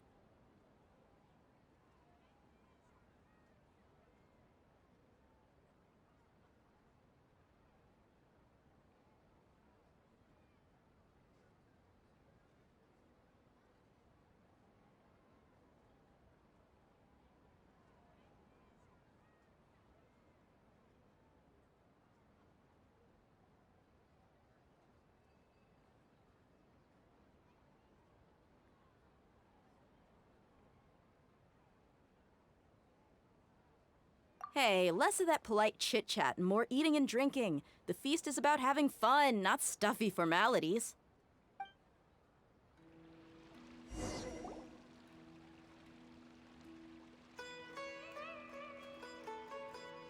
Hey, what's wrong? Your head is starting to droop.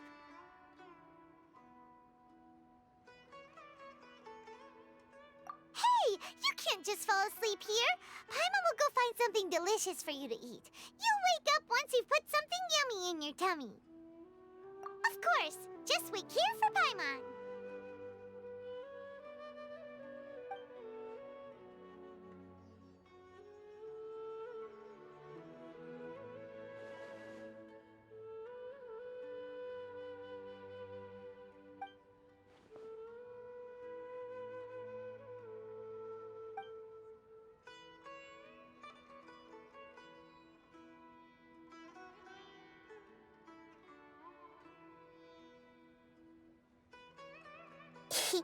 It's me.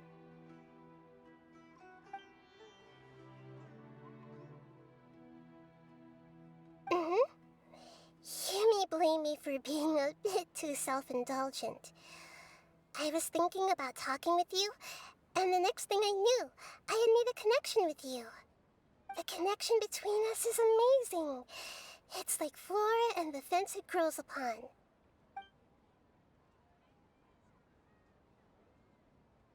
I heard there's an amazing celebration feast today at the Grand Bazaar.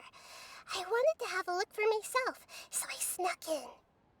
Lately, I've been so busy dealing with all the fallout from recent events, so I really haven't had any free time.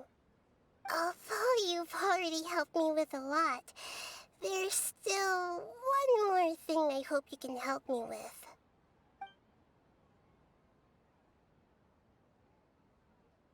Please say thank you to everyone for me.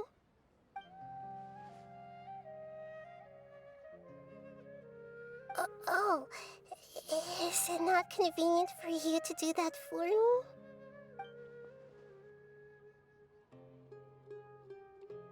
But if I just show up all of a sudden, people will become all quiet and stiff, won't they?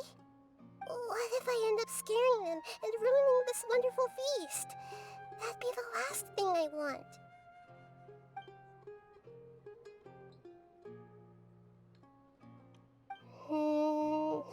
Let me think about it. Okay.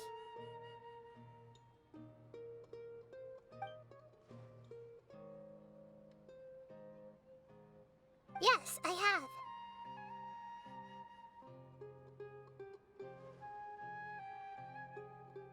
You said I should go thank everyone as myself, right? So... I've decided to borrow your body for the time being. Please don't blame me. The flora also climbs up to the fence to get closer to the sky.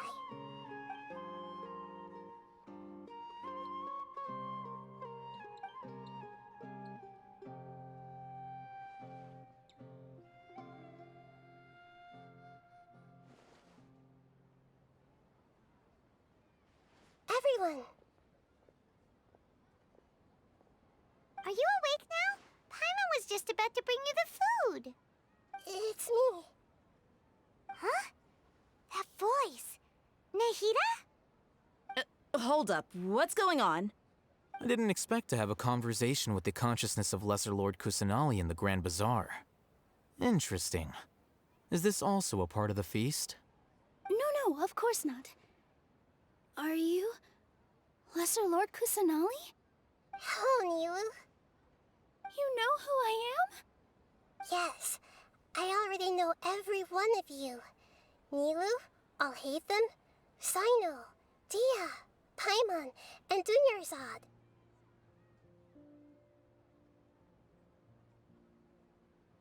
Lesser Lord Kusanali? I took the liberty of occupying the traveler's body so that I could thank all of you in person. Thank you so much for rescuing me, even if that meant placing your own safety in peril and taking the risk of becoming enemies with the Academia, the sages, the doctor, the balladeer, and even the entirety of Sumeru. Without you, without any of you, I would have been in a much more difficult situation. Had you not helped me to resolve the crisis, not only I, but Sumeru and even the entirety of Teyvat would have suffered great misfortune. People refer to you as the heroes who managed to rescue a god. I'm quite fond of this name. It not only explains your identities, but also bears witness to your relationship with me. Please, allow me to present to you my most sincere gratitude. Lesser Lord Kusanali, you have done so much for Sumeru, and I didn't even have a chance to do anything for you. You don't have to do this. Dinyarzad, the suffering you endured during your illness is also proof of you being with me and praying for me. Thank you. You don't need to be so ceremonious. It's always been my duty to protect you. This is how the relationship between the Academia and Dendro Archon should be. We just did what was necessary and set things back on the right path. You're an Archon, but you act so humble. You really don't need to be so polite with us. I'm honored to have been able to take part in this plan. I hoped you liked the dance I dedicated to you. Thank you, all of you. Thank you so much.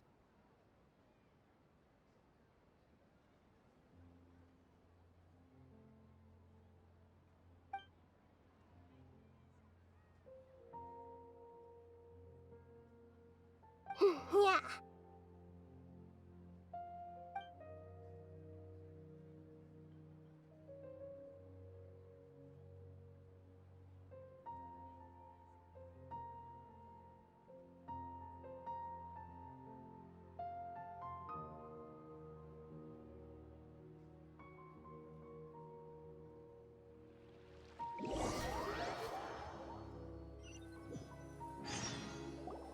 Are you awake?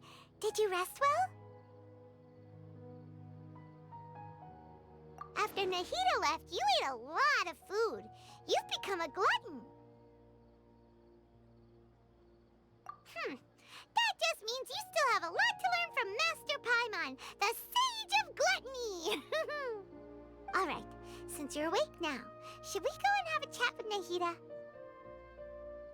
She should be in the Academia right about now. If you have any questions, now's your chance to ask.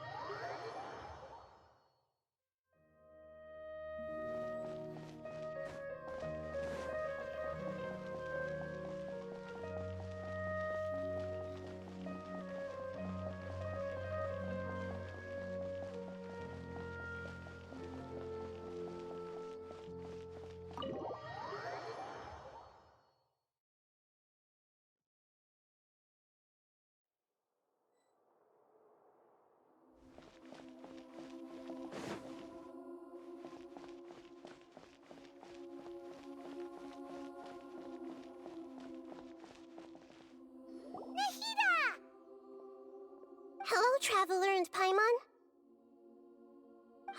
What a fantastic night. I'm still immersed in all the happiness and joy, like a candle floating on water. So are we, and that's why we're here to talk with you. Is there anything you want to know?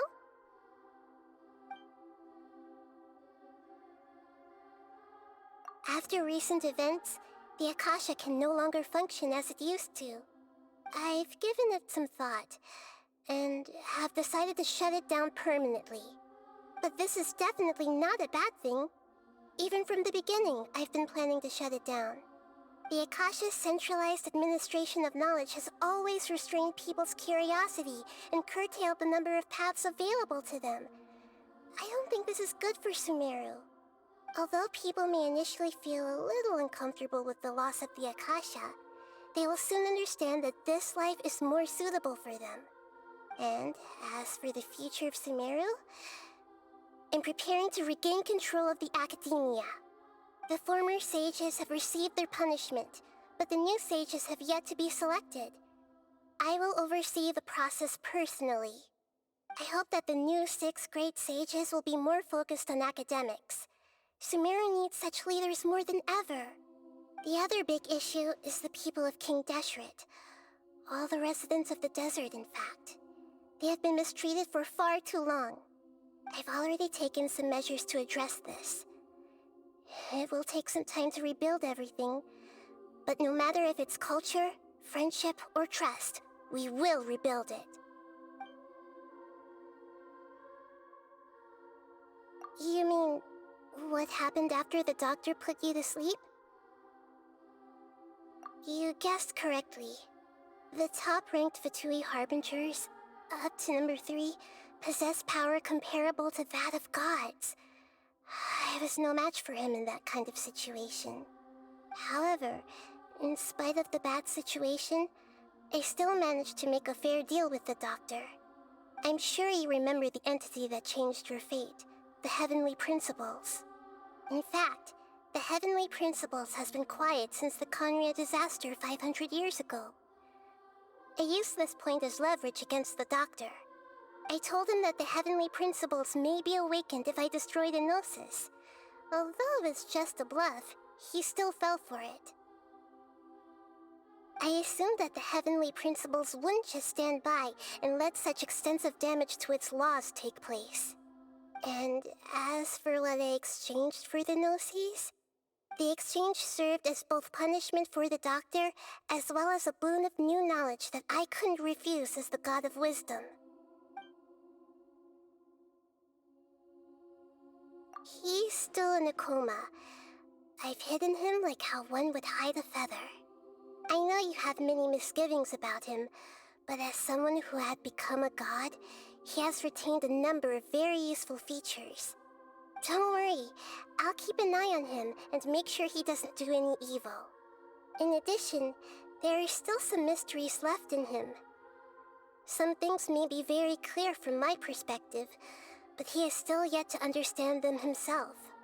His future will be determined by fate. Is that where you're headed next? Fontaine, the Nation of Justice? As far as I know, that nation operates in a judicial system. Does their Archon personally judge people? No, there's a Chief Justice in Fontaine.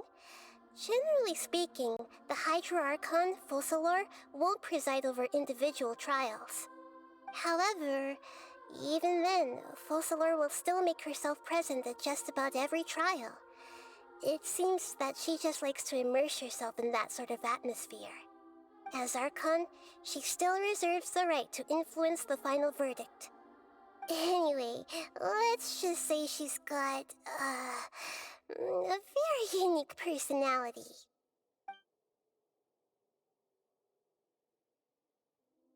Are you sure? Isn't there something else you haven't asked about yet? Huh? You mean... About your brother.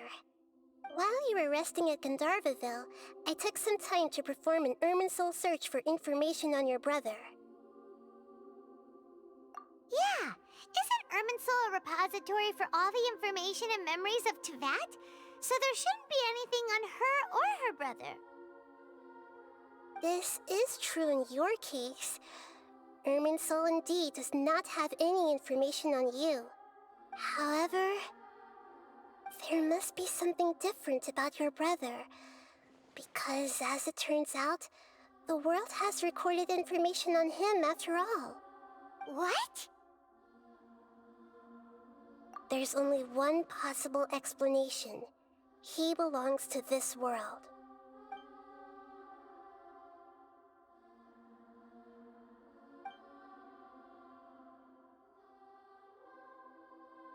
But nothing about this makes any sense!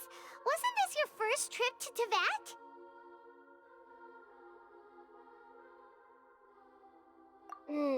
According to the records I was able to access, your sibling suddenly appeared in Conria. After the Conria disaster, he began his journey through the 7 nations of Teyvat.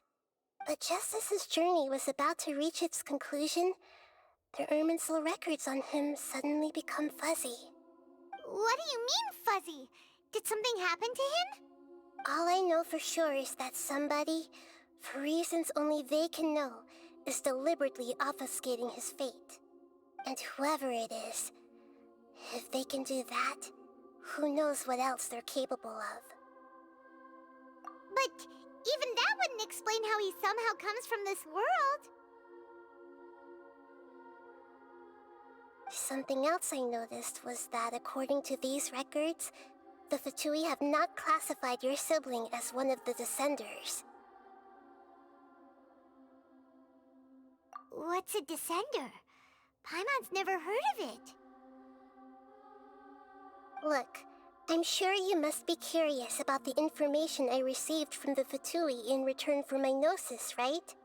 A very important part of the intel was about this world's Descenders. External beings, ones that don't belong to this world. Traveler, you are Tevat's 4th Descender. Huh? So the Fatui count 3 other Descenders before the Traveler, and her brother isn't even one of them? That's right. My current hypothesis is that the first Descender was likely what we now call the Heavenly Principles. As for the other Descenders, I still need to verify their existence. It could take me some time. Paimon's head's about to burst from all this crazy new information. And yet, even knowing all this, I'm sure you must still have a lot of unanswered questions. I must say, I truly regret that I can't help you more as the God of Wisdom. There are many questions in my heart as well. I will need some time to go through each one of them. And soon, you'll also begin your journey anew and depart from Sumeru. I'm very interested in your future. It's a journey that can't be observed or recorded by this world. If fate is the ultimate knowledge, then your future will be the ultimate fate. Paimon's sure glad we got to meet you, Nahida. The pleasure is all mine. I can't thank you enough. Alright, that's enough talk for today. If you ever miss me, just close your eyes, and maybe I'll appear in your dreams.